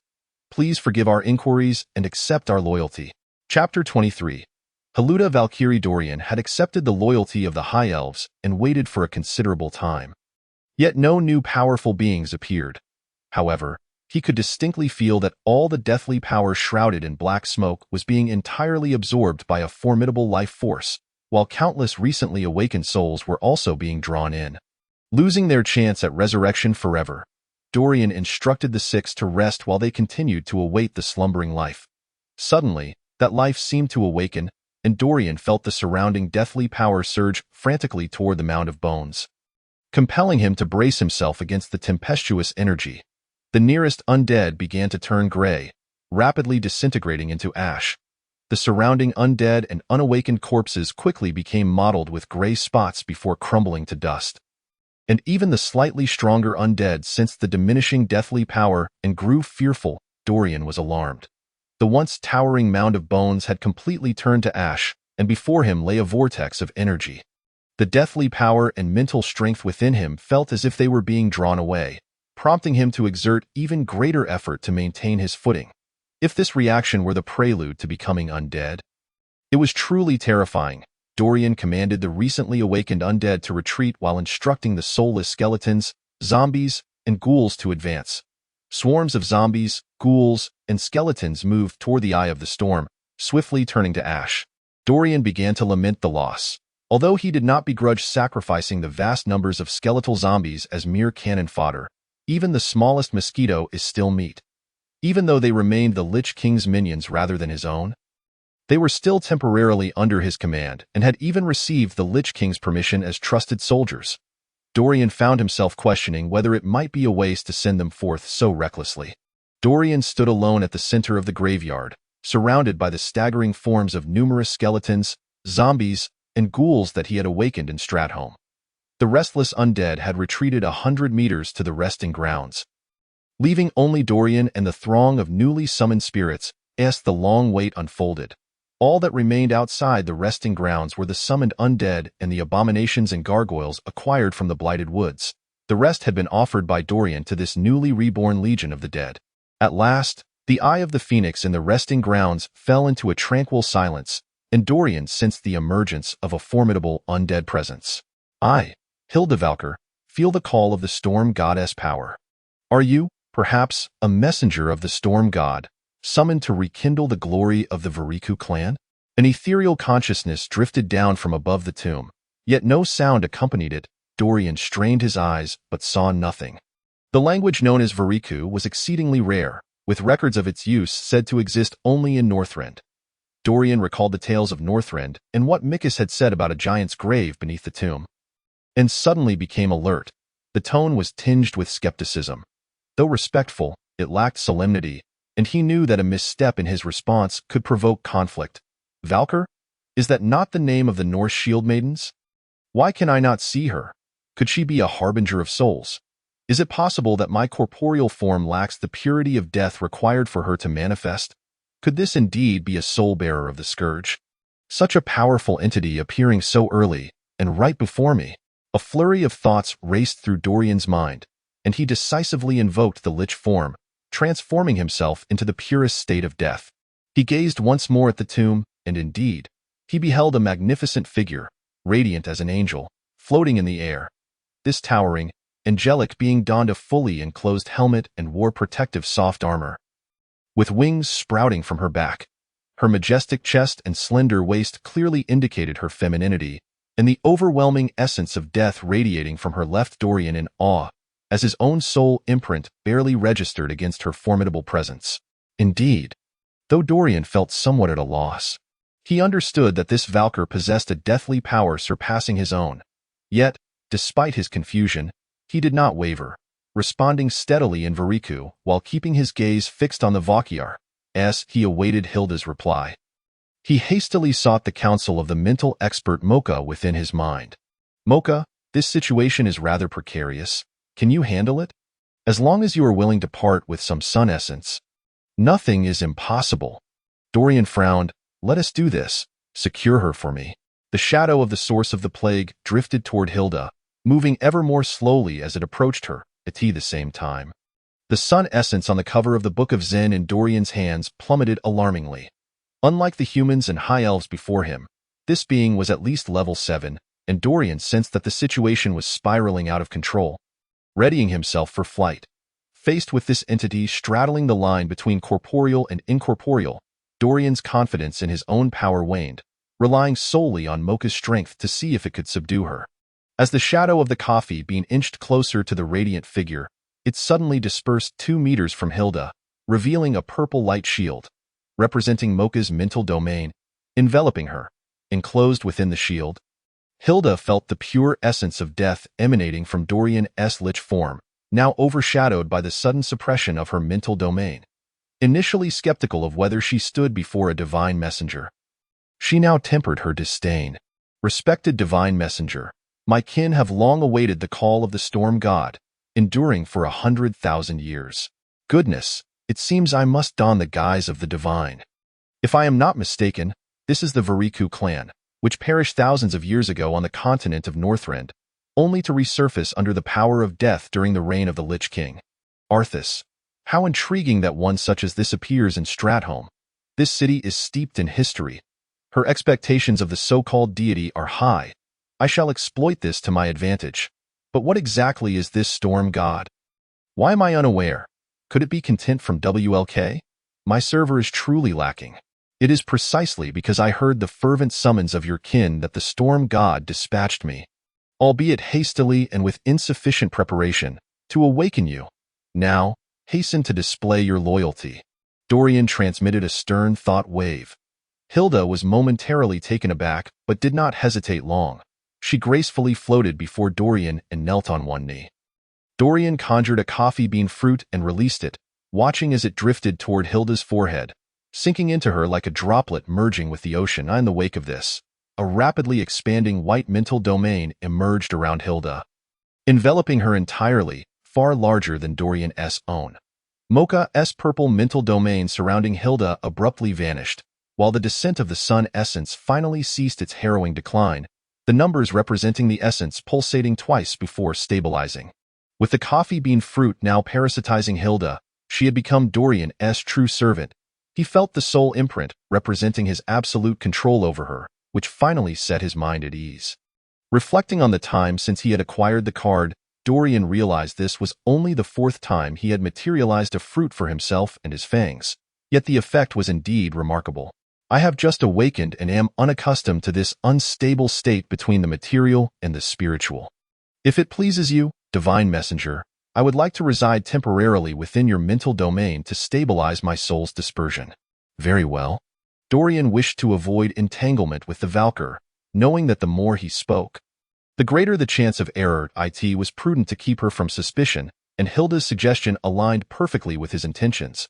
Allowing time for the soul imprint to take effect was wise. Provoking Hilda into doubt and rebellion would be foolish. "At your command," Hilda responded, as the white mental domain surrounding her contracted along with her form, ultimately forming a spherical entity the size of a ping-pong ball, encapsulating a small, pale figure with radiant angelic wings. Hilda's silhouette gradually faded, vanishing from sight, while deep within Dorian's mental domain, the external image solidified into a high-energy sphere radiating a gray light. Whether intentional or not, Hilda's position remained far from Dorian's Zen garden. Valkyries are the guides of souls. Selecting the deceased among the living in the games Dorian had previously played, they served as handmaidens to the second Lich King, Arthas, and emerged during his reign as harbingers of souls. The Valkyries wove the fates of war, guiding fallen heroes from the battlefield into the Lich King's grasp. With the Valkyrie now at his command, Dorian could effortlessly amass a multitude of souls, making the expansion of his undead forces a trivial endeavor. After securing the Valkyrie, Dorian regrouped his forces. Counting his troops, he discovered a stroke of luck. He had acquired 136 level 4 zombies, who were beginning to recall their memories of life, becoming true embodiments of the undead. They were akin to the well-known Forsaken in the world of Warcraft, differing only in that these undead pledged allegiance not to the Dark Lady, Sylvanas, but to Dorian himself. Additionally, he was elated to have gained 6 level 5 subordinates. These elite warriors were rare even in the realm of Azeroth, and their retained intellect made them invaluable commanders, a stark contrast to the mindless scourge. Stratholme, steeped in antiquity, had birthed these powerful undead beings. And even the ancient Variku giant's existence left Dorian astounded. However, the losses were not insignificant. The Valkyrie's transformation had consumed over 10,000 lower undead beings, following the expansions from Zulmasher and the summoning in Stratholme. Dorian's undead forces originally numbered 20,000, but now only 20 abominations, 20 gargoyles, 514 ghouls, 1,672 zombies, and 10 specters remained, a considerable loss indeed. The church's resting grounds lay barren, devoid of life except for the 6 who voluntarily pledged themselves to Dorian. The bodies of the other hundreds of strong individuals had been entirely consumed by the undead transformation before Dorian could awaken them, leaving not even a remnant. Reflecting on this, Dorian felt a pang of regret, but quickly dismissed it. Those who did not heed my call deserved their fate. The loss of lower beings held value. If one disregarded the feelings of the deceased and forced their resurrection, even a single Vargray could continually expand Dorian's undead army. Not to mention, the 6 level 5 high-level undead would liberate Dorian from a life of solitary leadership. These 5th level undead are still in their nascent stages, yet to fully acclimate to the powers of death, and their mastery of their new forms remains insufficient to unleash their full potential. However, with the passage of time, under the guidance of Dorian and through the crucible of battle, They can not only evolve into formidable warriors, but some may even ascend to the rank of independent commanders. To alleviate his command burdens, Dorian delegated the 6 resurrected individuals to lead the undead forces. Having gathered the curse-wielding acolytes, who were petrified by the spectral Valkyries, Dorian set forth once more on his journey. Fiat, with subtle inquiries, sought to glean information about the recent undead tempest, to which Dorian skillfully deflected. Evading a direct response. Chapter 24. The devastated encampment 7 days after departing from Stratholme, Dorian, contented, arrived at the marked location on the map with his sparse contingent of the Scourge. It must be said that the Scourge operates with commendable meticulousness. Dorian spent 2 days navigating the northwestern mountains of Stratholme before locating the exceptionally concealed site. This location, nestled within a depression at the foot of the mountains, was unlike the mechanisms encountered earlier that required 3 talismans to unveil the terrain.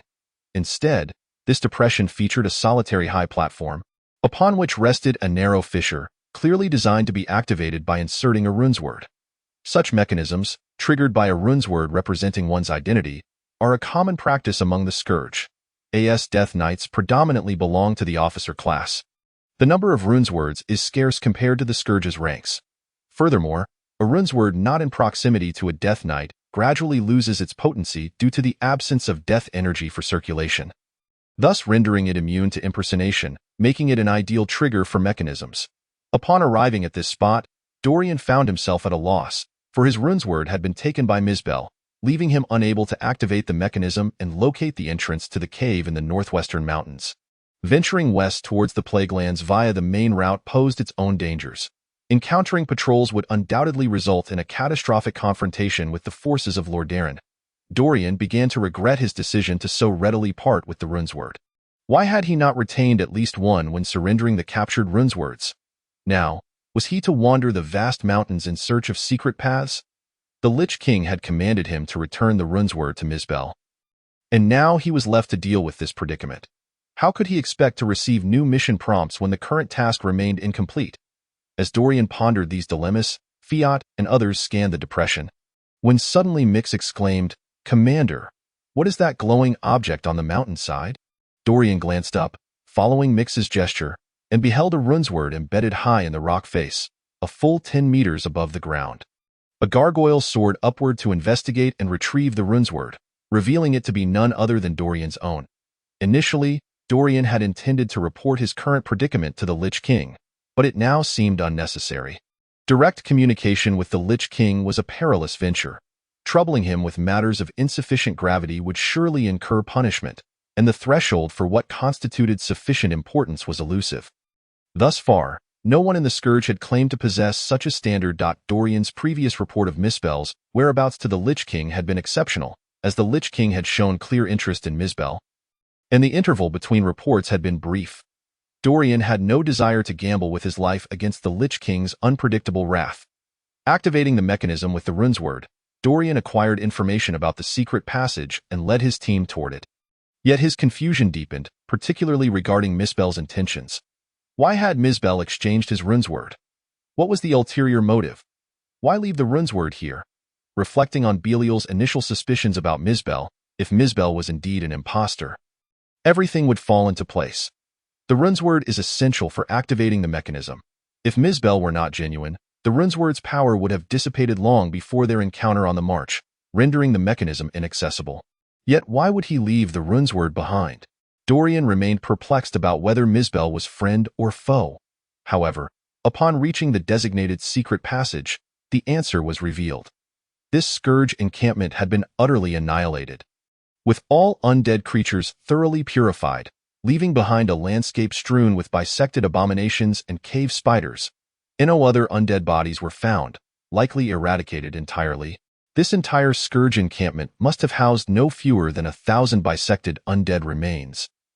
Alongside countless ashes, truly, it has been cleansed with remarkable thoroughness.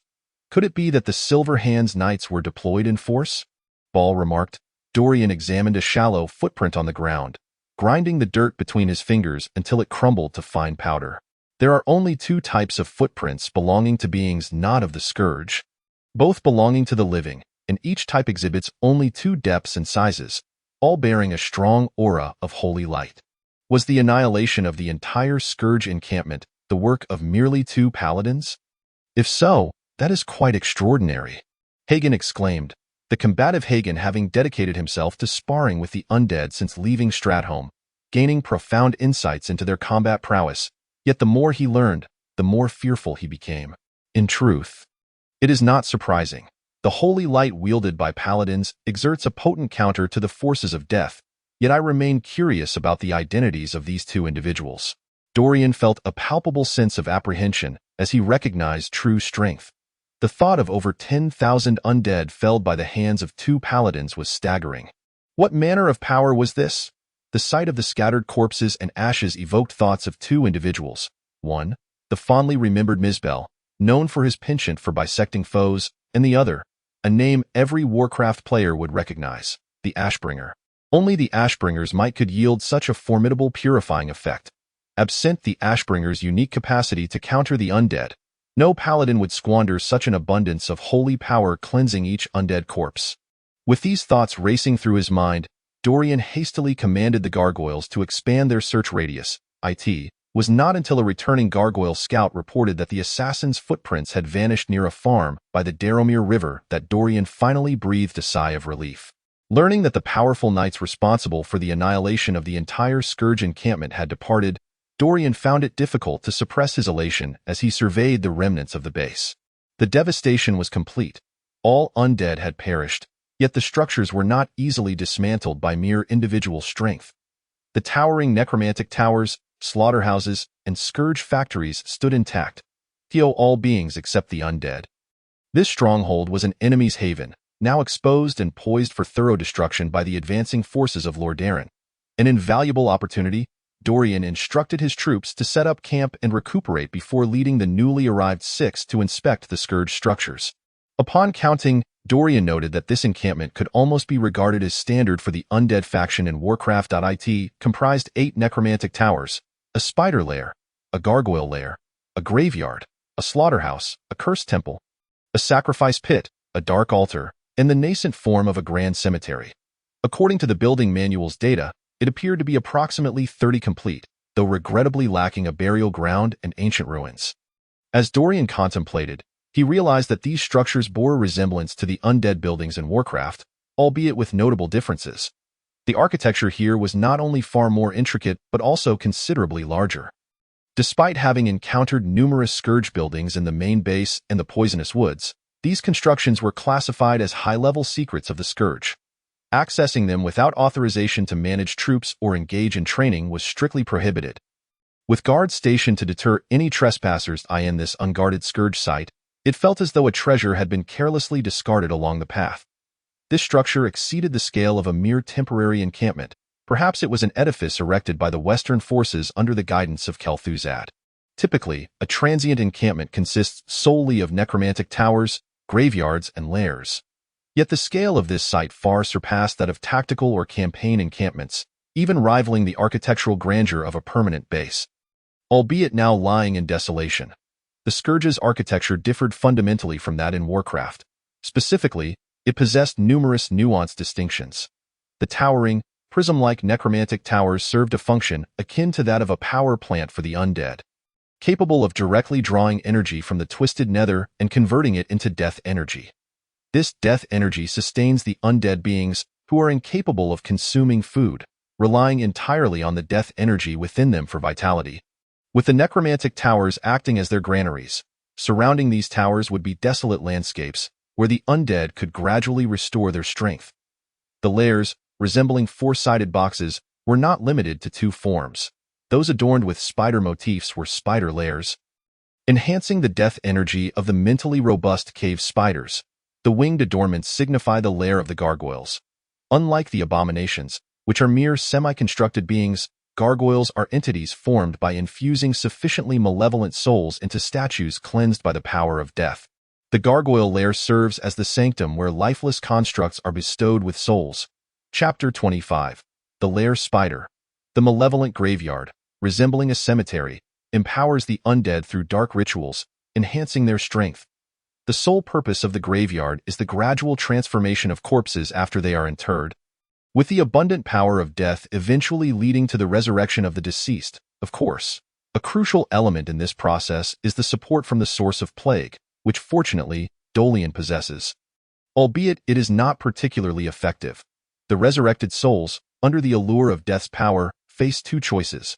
Those who succumb to their instincts, yearning solely for strength, will morph into grotesque ghouls, while those who retain their rationality will become zombies. In this graveyard, unlike in the realm of Warcraft where corpses continuously spawn, we inhabit a world of reality, not mere game data. For Dolian, what is most urgently needed is not the ghouls, which serve merely as cannon fodder, but rather zombies that retain sufficient intellect.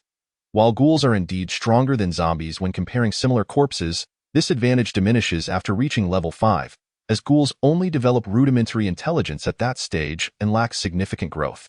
In contrast, zombies regain their memories and intellect upon reaching level 4, and because this is a restoration rather than a creation, they awaken to their previous consciousness, with the only distinction being their altered physical nature and an insatiable craving for flesh. The slaughterhouse can undoubtedly produce abominations and meat grinders, resembling a mechanical factory filled with various machines and cranes.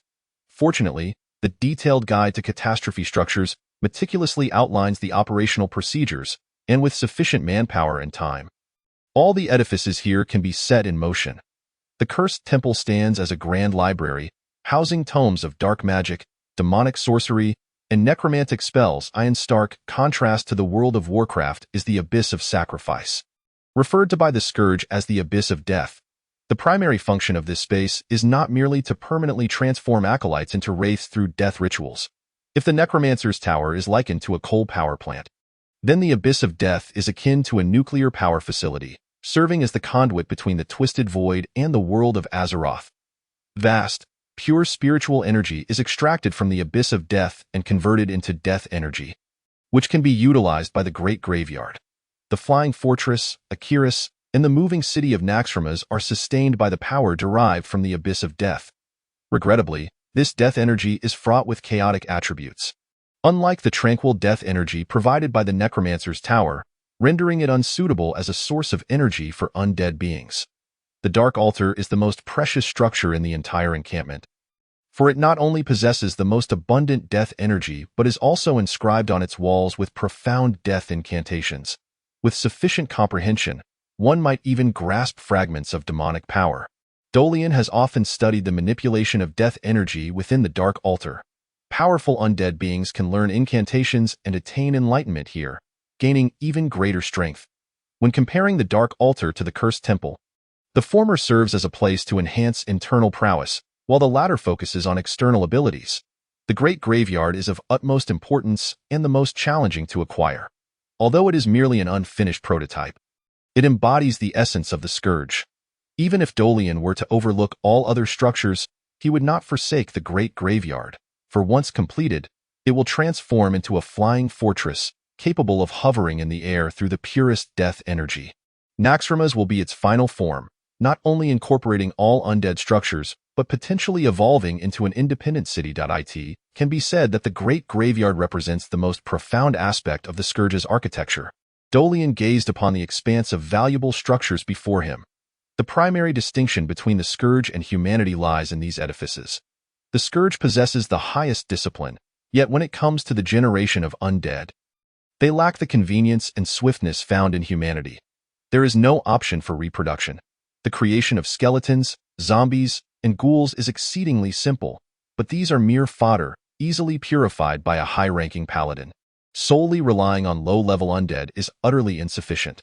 The Scourge depends more on high-level undead beings to engage humanity in a stalemate, be it abominations, necromancers, cave demons, gargoyles, or banshees. Death Knights require constant study and training to become more formidable warriors. And all of this is inconceivable without the foundation of undead architecture. With a resolute bite of his jaw, Dolian made a decision, retrieving the Tome of Energy and flipping to the latter half, which details the illusionary items that can be exchanged for Sunlight Essence. Dolian has always valued this Sunlight Essence, as its acquisition is exceedingly difficult. Apart from the essence obtained from slaying the golden-haired man, he relies entirely on the Zen plants for any further gain. Originally possessing over 36,000 units of Sunlight Essence, He has now expended over 20,000 during the subjugation of Haluda, and with communication costs accounted for, only 16,000 remain, just enough to realize Dolian's plan, enabling him to cultivate an undead army under his command. Thinking of Haluda, Dolian summoned her. Although this scourge encampment had been purified by the light, the dismembered remnants of the undead might still harbor lingering souls yet to depart. Divine Envoy, your will shall be executed. Haluda acknowledged and departed. Oh, by the way, Haluda, is the soul of this warrior intact? Dolian gestured for Sharpfang to produce the head of the clawed warrior. This warrior's soul remains whole. Then please, preserve it for me. As you wish.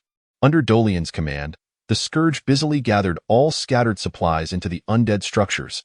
As he surveyed his surroundings, he noticed Fiat and the others murmuring to one another, which soured his mood. He was determined to send them away. He did not wish for them to uncover his plans for a fresh start. Dolian called out to Fiat, Chairman Fiat, this place has recently been attacked, and I fear the forces of Lord Darren may arrive shortly. I shall dispatch individuals to escort you through the secret passage to safety. It has been thoroughly scouted and is quite secure.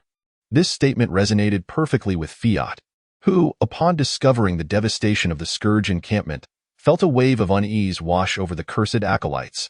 Though they were unafraid of death, encountering a paladin meant that even death could be bypassed, leading to their immediate obliteration. My Lord Dolian, please take care, Fiat said, rallying everyone to prepare for departure. Chairman, I wish to remain. Mikes unexpectedly interjected. Mr. Mikes, I appreciate your goodwill. Unlike us soldiers, you represent the very essence of the Scourge. We merely kill and destroy, but with your presence, more souls will join our ranks. Dolian firmly declined Mike's request. Mikes opened his mouth in protest but was pulled away by Fiat, reluctantly following the cursed acolytes as they departed. With the spies of the Lich King gone, Dolian soon received more good news. Haluda returned, having searched for the souls of the Scourge warriors. My lord, only 5 of the lair spider souls remain somewhat intact. I have brought them back. The lair spiders, being the most numerous in this base, made it unsurprising that the remaining souls were primarily theirs. Dolian felt elated at the news of surviving lair spiders, as they were indeed ubiquitous in Northrend, yet had always served as laborers within the Scourge, rarely seen and beyond the reach of low-ranking officers like Dolian. With these lair spiders, establishing his own underground base would pose no challenge. Well done. Are the bodies of these warriors still intact? Most of their bodies have been utterly shattered. Alas, without their original bodies, the strength of the resurrected lair spiders will surely diminish, but having lair spiders is still a blessing. I cannot afford to be overly ambitious. Dolian instructed 6 subordinates to search for complete corpses suitable for the resurrection spell, but regrettably, the entire Scourge encampment only yielded the dismembered remains of lair spiders. In the end, Alyabesh found 7 lair spider corpses impaled on the wall by long iron rods within the slaughterhouse. Dolian arranged the 7 relatively intact lair spider corpses in a circular formation around himself, with the largest corpse at the center. He raised the source of plague and pressed it between the 4 compound eyes of the largest lair spider corpse, continuously infusing it with death energy. He also ensured that Mocha projected a mental stance to envelop the source of plague. These beings, possessing high resistance to mental spells, might ultimately serve his purpose. Though their potential remains uncertain, he refused to let this opportunity slip away. The lifeless form of the cavern spider, under the purifying influence of death's power, gradually began to radiate a renewed vitality. Seizing the moment, Haluda infused the soul of the cavern spider into the corpse that met the conditions for awakening.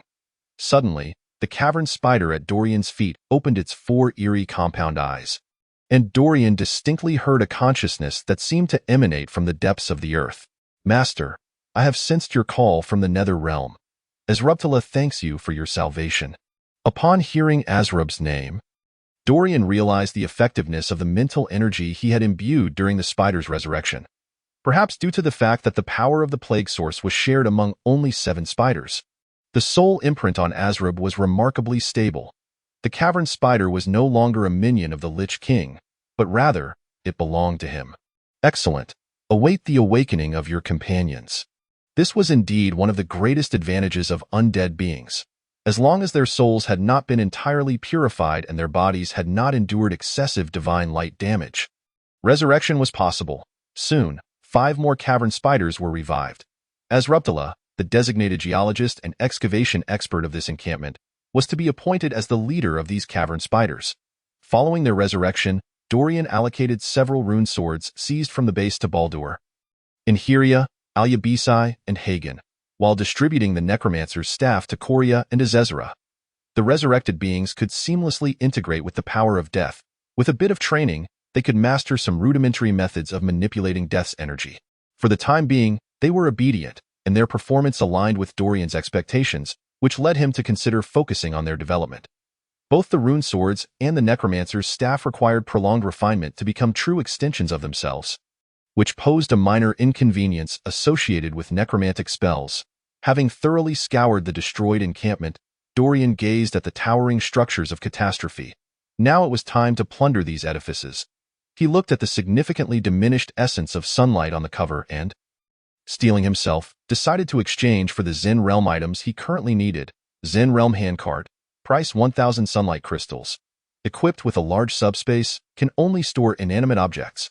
A manifestation item, single use, lasting 5 days. Chapter 26. The Great Moving of Handcarts.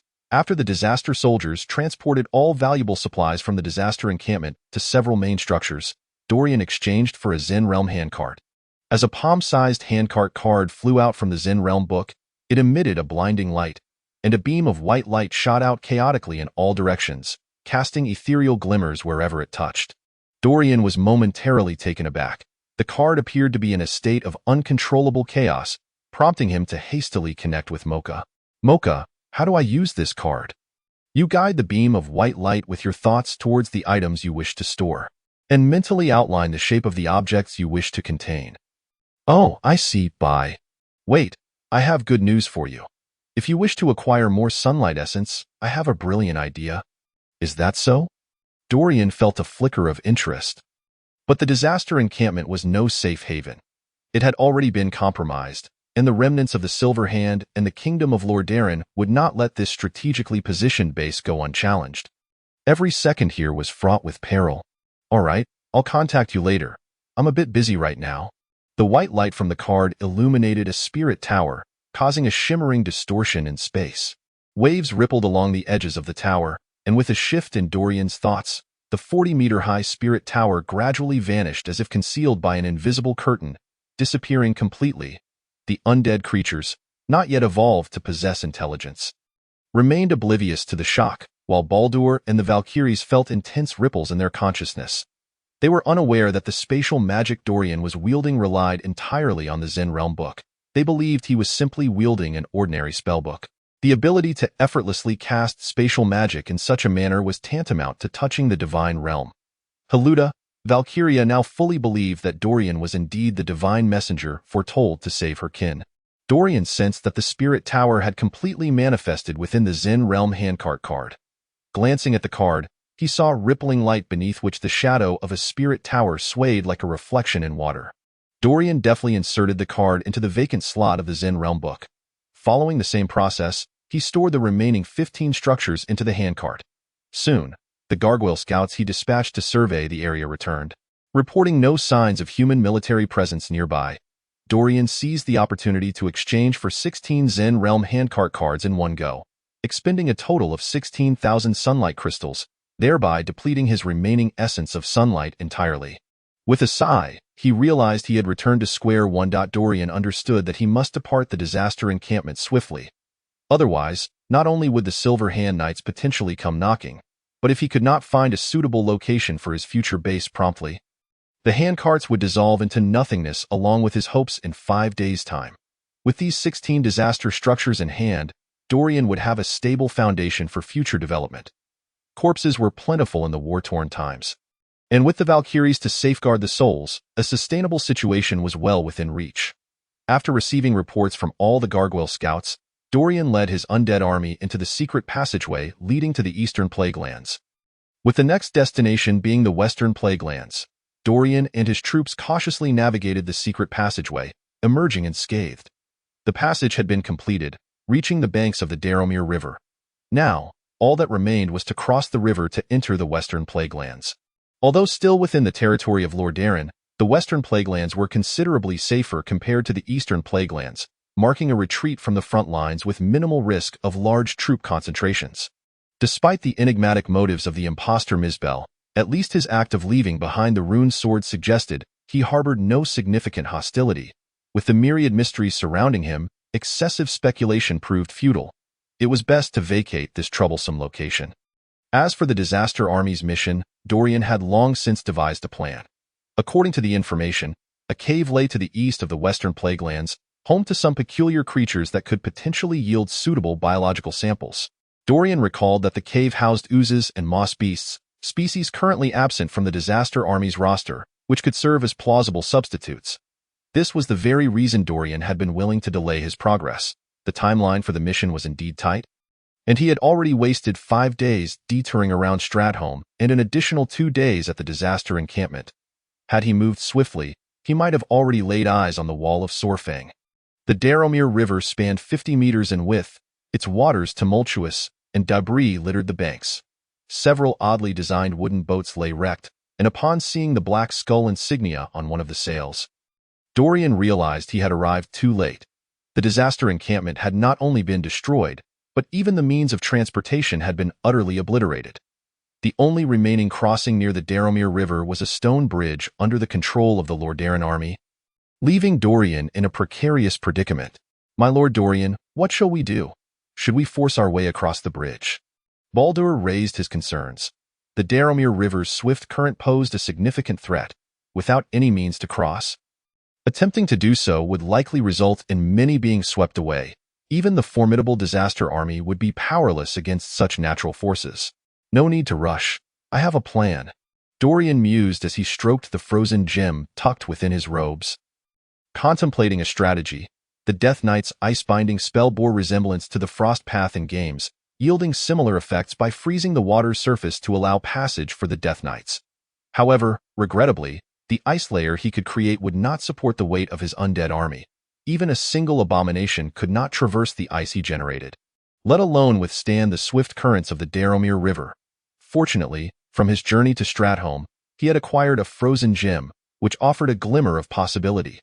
Once the entire army had passed through the secret passage, Dorian instructed them to form ranks, ready to move swiftly across the solidified ice once it had stabilized. Like herding sheep, Baldur and the others gathered the undead into a dense formation, while Dorian began to absorb the death energy from the rune swords acquired from the encampment. As the excess death energy was siphoned from the rune swords, Dorian approached the banks of the Daromir River and forcefully plunged his rune sword into the rushing waters, reciting an elaborate incantation.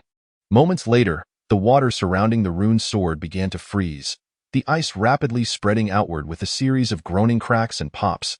Before long, a thin layer of ice extended from the rune sword, reaching towards the center of the river. As the cold power derived from death energy expanded and solidified, the ice layer grew thicker, causing the obstructed waters to divert around the solid ice, which effectively occupied half of the river's width, resulting in the remaining half's current becoming even more ferocious. Sensing the situation was nearly optimal, Dorian withdrew the rune sword and advanced to the heart of the river. Activating his lich form, prepared and ready, Dorian extracted the frozen gem, channeling his deathly power into it, following the flow of cold emanating from within. Moments later, the gem radiated waves of chilling air, causing the ice to rapidly accumulate and rise. While the previously untouched river surface froze over. 10 minutes later, a formidable ice layer spanned the banks, replacing the rushing river with a bridge of ice. "Advance, troops, quickly," Dorian commanded, gesturing as Ball and others led their forces across the icy expanse. None dared approach within 50 meters of Dorian. The bone-chilling cold, though dissipating quickly in the open air, remained piercingly frigid. Dorian kept his hand firmly on the frozen gem, striving to control the rate of cold it released. Too fast, and he risked becoming frozen. Too slow, and the river would undermine the ice layer.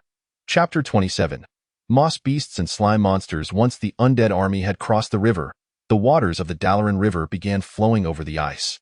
Dorian stowed the frozen gem, dispelling the spell effect of his lich form, and immediately felt the biting cold of the ice surface, prompting him to whistle and mount the Akira's warhorse that had traversed from the Shadow Realm, leaving behind the war-torn lands of the Eastern Plague Lands.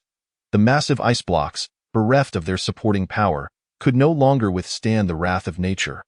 Under the relentless assault of the rushing river, they gradually fractured and melted, large chunks of ice being swept away by the furious Dalaran River, transforming into drifting flows. Upon entering the Western Plaguelands, a stark contrast to the Eastern Plaguelands became evident. The sky above the Eastern Plaguelands was thick with a dense crimson hue, while the sky over the Western Plaguelands bore a significantly lower concentration of plague fog, revealing glimpses of open sky. It appeared that the source of the plague had not spread thoroughly in the Western Plaguelands. Or perhaps the kingdom of Lordaeron had effectively curtailed its expansion. Dorian, compelled to widen his alert radius, recognized that the Western Plaguelands fell within the sphere of influence of Lordaeron. This land was devoid of a substantial scourge presence. Following the complete eradication of the forces on the Western Front, Lordaeron not only maintained a firm grip on the strategic chokepoint between the Eastern and Western Plaguelands, but also redirected a considerable number of troops toward the Eastern Plaguelands. The garrison in the Western Plaguelands was relatively sparse, yet in the northeastern direction, near the Dalaran River, lay a significant territory of Lordaeron, the Hearthglen, compelling Dorian to exercise caution regarding the garrison stationed there. Not long into their march, the gargoyles reported the discovery of an abandoned mine at the foot of the mountain. According to the intelligence provided by Printfister, this cave housed numerous mutated creatures. Known as the Weeping Cave, this mine was once a vital source of resources for Hearthglen, but while excavating underground, peculiar entities were unearthed, leading to the emergence of a plethora of slime monsters.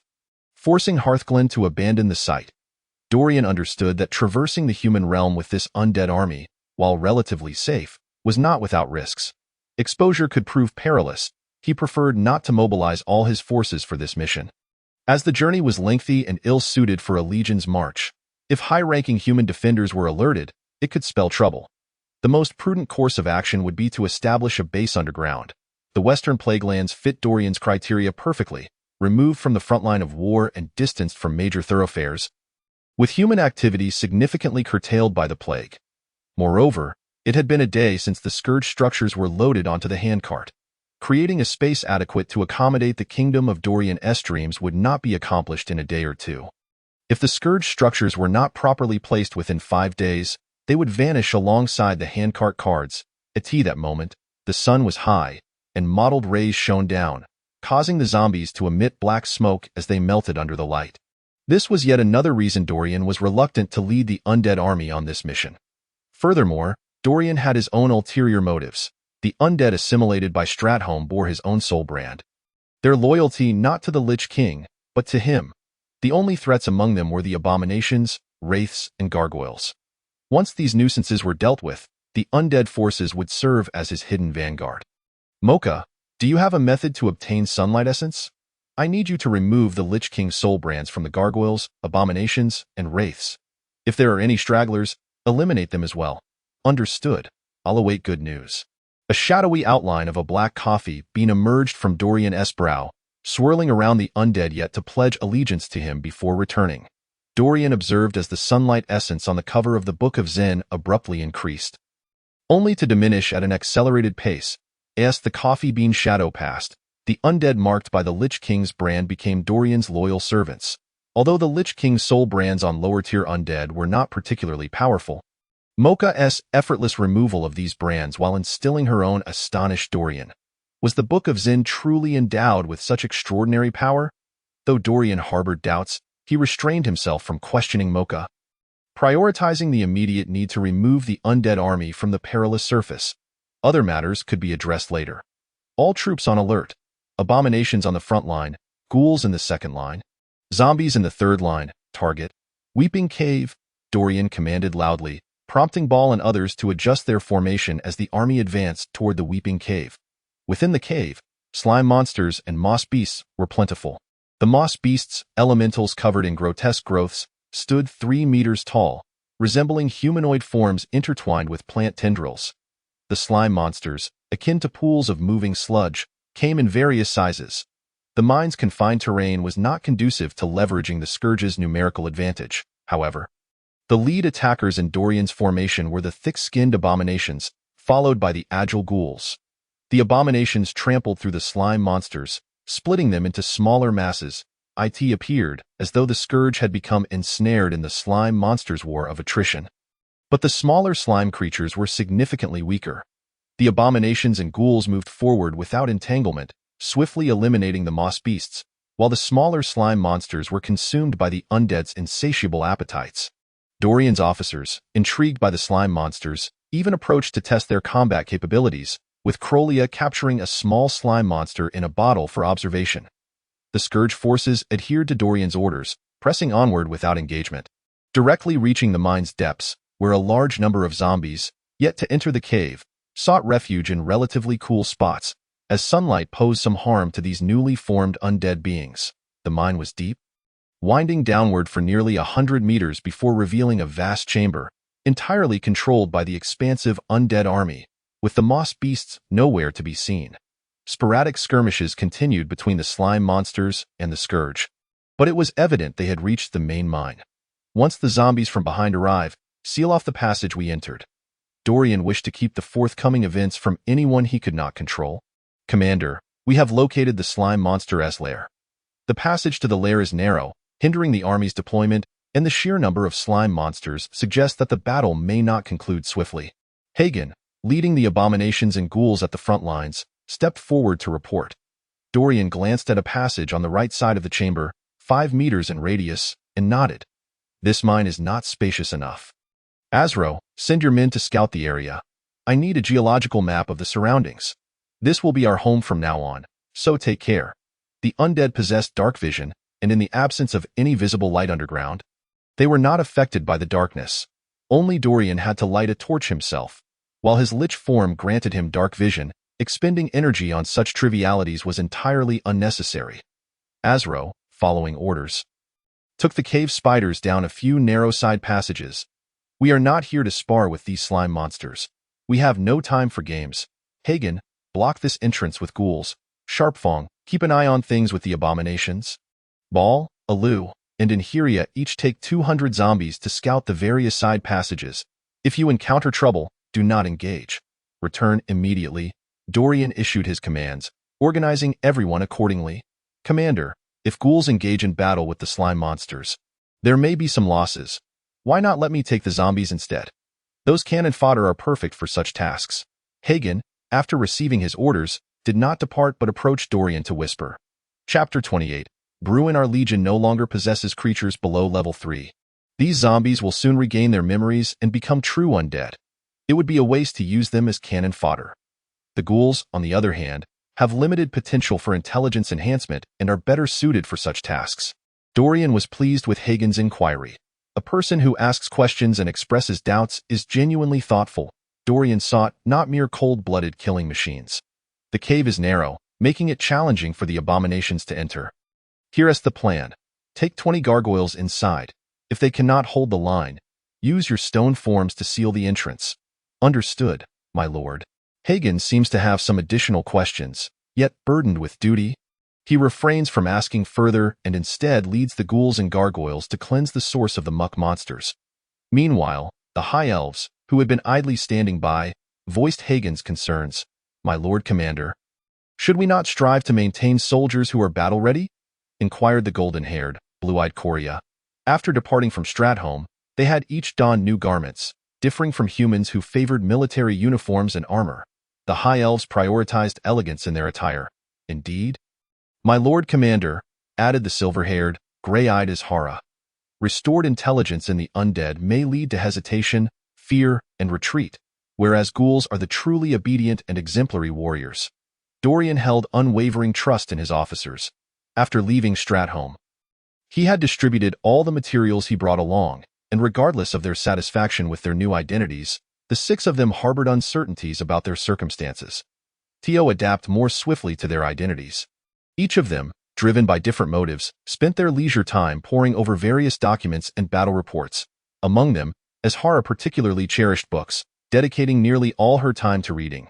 Hee, your inquiries are well-founded.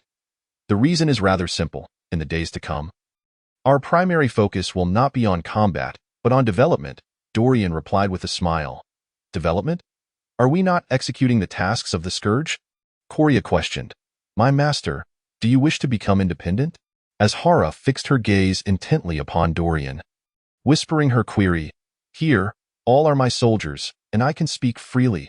Yes, my dear sisters, you are all lives that belong solely to me, Dorian the Guardian, yet simultaneously, you are beings endowed with complete freedom. Here, we shall establish our own nation. Amidst war and turmoil, I shall forge a realm of peace from the chaos of conflict. Until we possess sufficient power to alter the continent, we shall remain in seclusion. The High Elves exchanged glances.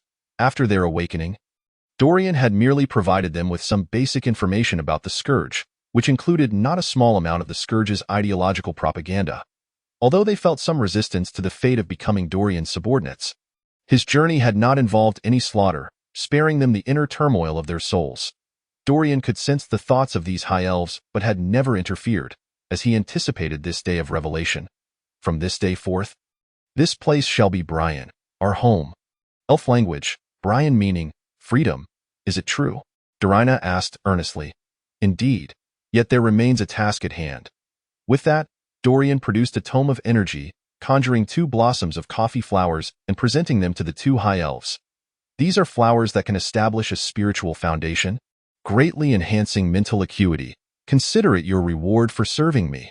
The 2 High Elves gazed in astonishment as Dorian materialized a book from the void, extracting 2 white flowers from its pages. The coffee flowers boasted 5-petaled, tubular white blooms, exuding a faint scent of jasmine, with dense clusters arranged in succession. After hearing Dorian's words, the 2 exchanged glances, took the coffee flowers, and consumed them. Soon, the flowers took root and thrived within their minds. They closed their eyes, focusing on experiencing the effects of the spiritual foundation. Moments later, the High Elves beamed with joy. The benefits of the spiritual foundation on their mental growth were exceptionally potent, and they believed they would soon gain greater power than they had in life. But, my Lord Dorian, why were we the first to receive this reward, rather than the warriors who have been responsible for combat? Coria inquired. Throughout our journey, I have keenly observed you. Undead typically exhibit bloodthirsty and brutal tendencies upon resurrection, a consequence of the essence of death itself. Your comportment has pleased me. You have resisted the allure of savagery. Adhering to your former principles, I am delighted by this, which is why I chose you first. It is essential to disperse and subdue. If you all oppose me together, how could I possibly step down? Having recently escaped the clutches of death, Dorian could not ascertain the temperament of the Sixth through mere observation. Despite the existence of a soul imprint, he still felt insecure, as such imprints could potentially be severed if a significant power disparity existed between master and servant. Since arriving in Azeroth, Dorian had treaded cautiously, finally securing a place to call home, and dared not risk any potential upheaval, relying instead on the dual safeguards of the parasitic zenith flowers and the soul imprint to ensure their loyalty. Dorian then inquired with a warm demeanor, I apologize for disturbing your rest. Might you be angry? If given the choice to continue living, no one would wish for eternal slumber in this harsh world. Life is forever precious, Coria smiled. I am quite satisfied with the current situation. Not only have I been granted a new life, but I am also spared from serving as cannon fodder for the Scourge. Thank you, Master Dorian, Azhara said, blinking her large eyes and stepping back to perform a gesture of elven fealty towards Dorian. Hee, as you call me master, naturally there are new gifts to present. This is a sunflower that can restore vitality and vigor to the flesh. With this, you should regain your previous senses. Coria, you too shall receive. Dorian conjured 2 sunflowers alongside the coffee flowers, presenting them to the 2. The sunflowers, with slender, round stems and scattered leaves, boasted vibrant petals, one white, the other yellow, perfectly matching the hair colors of Coria and Azhara. They accepted the sunflowers with delight. As Coria received hers, she exclaimed, Thank you, Master, fulfilling a long overdue vow. After conversing with the 2 High Elves for a while, the scouts Balder, Inheria, and Alyabisai also returned, reporting that the various side passages were merely short mine shafts, with no sign of large mining pits, save for a small cave, parallel to the underground cavern that was only 1/10 the size of the entrance. Ladies and gentlemen, I have decided to establish a city for the deceased here. Will you join my ranks and become my swords and shields?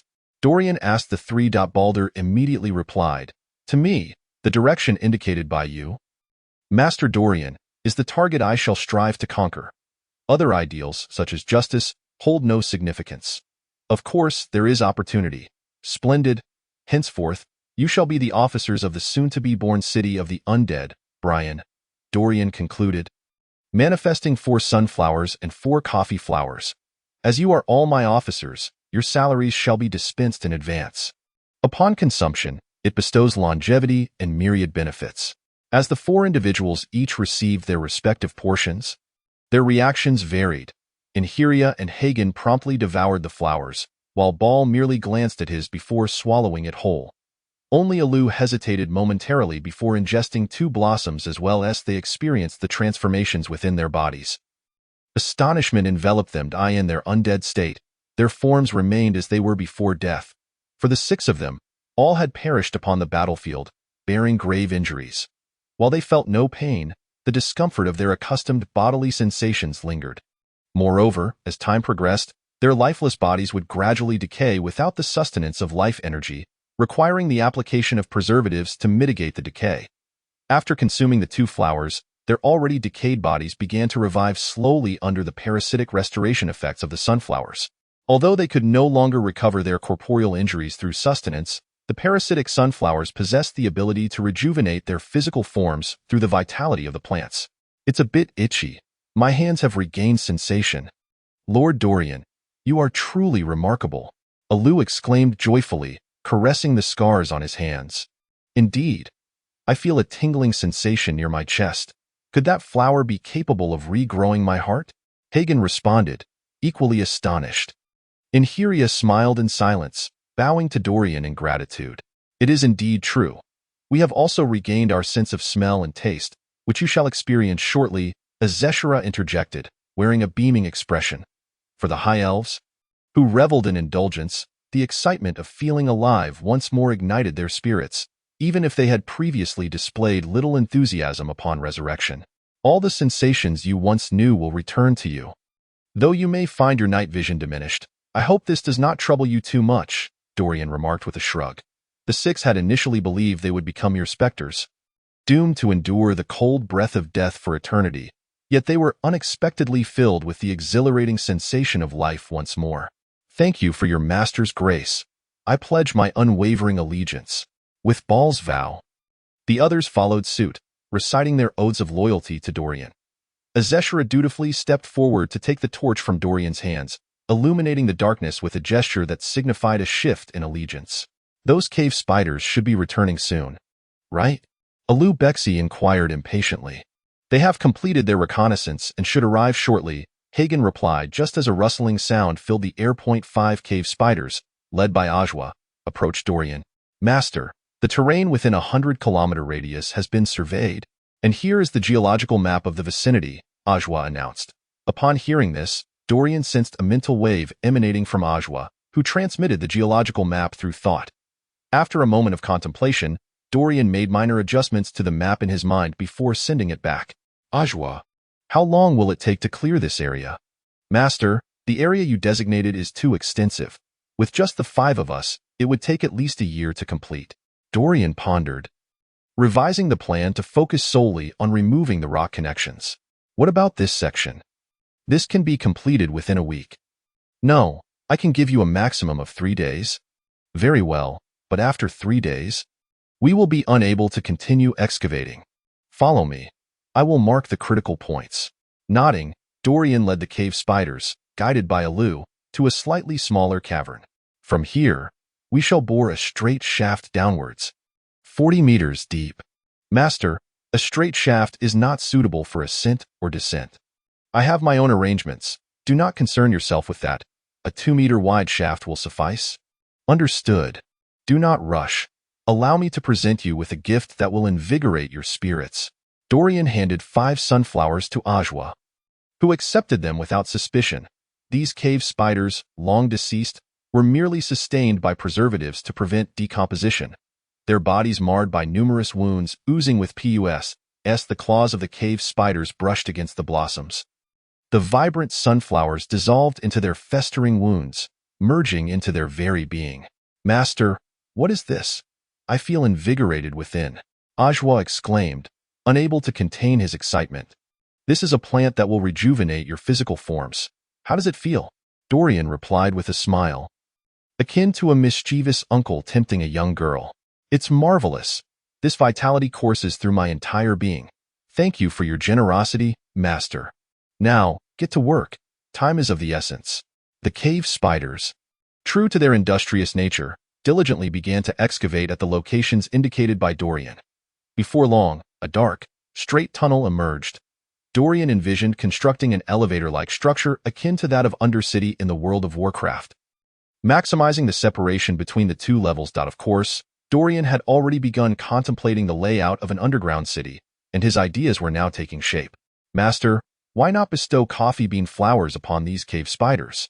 Alu inquired quietly, approaching Dorian once the spiders had distanced themselves. "Now is not the time," Dorian replied, his brow furrowed. Although the cave spiders bore his soul imprint, their innate psychic strength was closely tied to their souls. Should they acquire the coffee bean flowers, their psychic abilities could strengthen, potentially allowing them to break free from his control, a situation he wished to avoid. "We shall grant them that once their tasks are complete." Alu nodded thoughtfully and withdrew. At present, the construction of the underground city depended on the cave spider's labor, and Dorian wished to avoid any complications. If the coffee bean flowers led the cave spiders to escape his grasp, it would indeed be a self-inflicted wound. Not only would the construction of the underground city be jeopardized, but finding such capable excavators again would prove difficult. While awaiting the subterranean excavation, Dorian remained industrious, envisioning the necessity of a space independent from the earlier cavern to execute his plans. This smaller mine aligned perfectly with the larger cavern and the mud creature's den, forming an equilateral triangle on the same plane, thus alleviating much of Dorian's burden. He directed the abominations and zombies to clean and refurbish this petite mine, assigning the task of guarding the passage to the surface to the ghouls led by Sharpfang.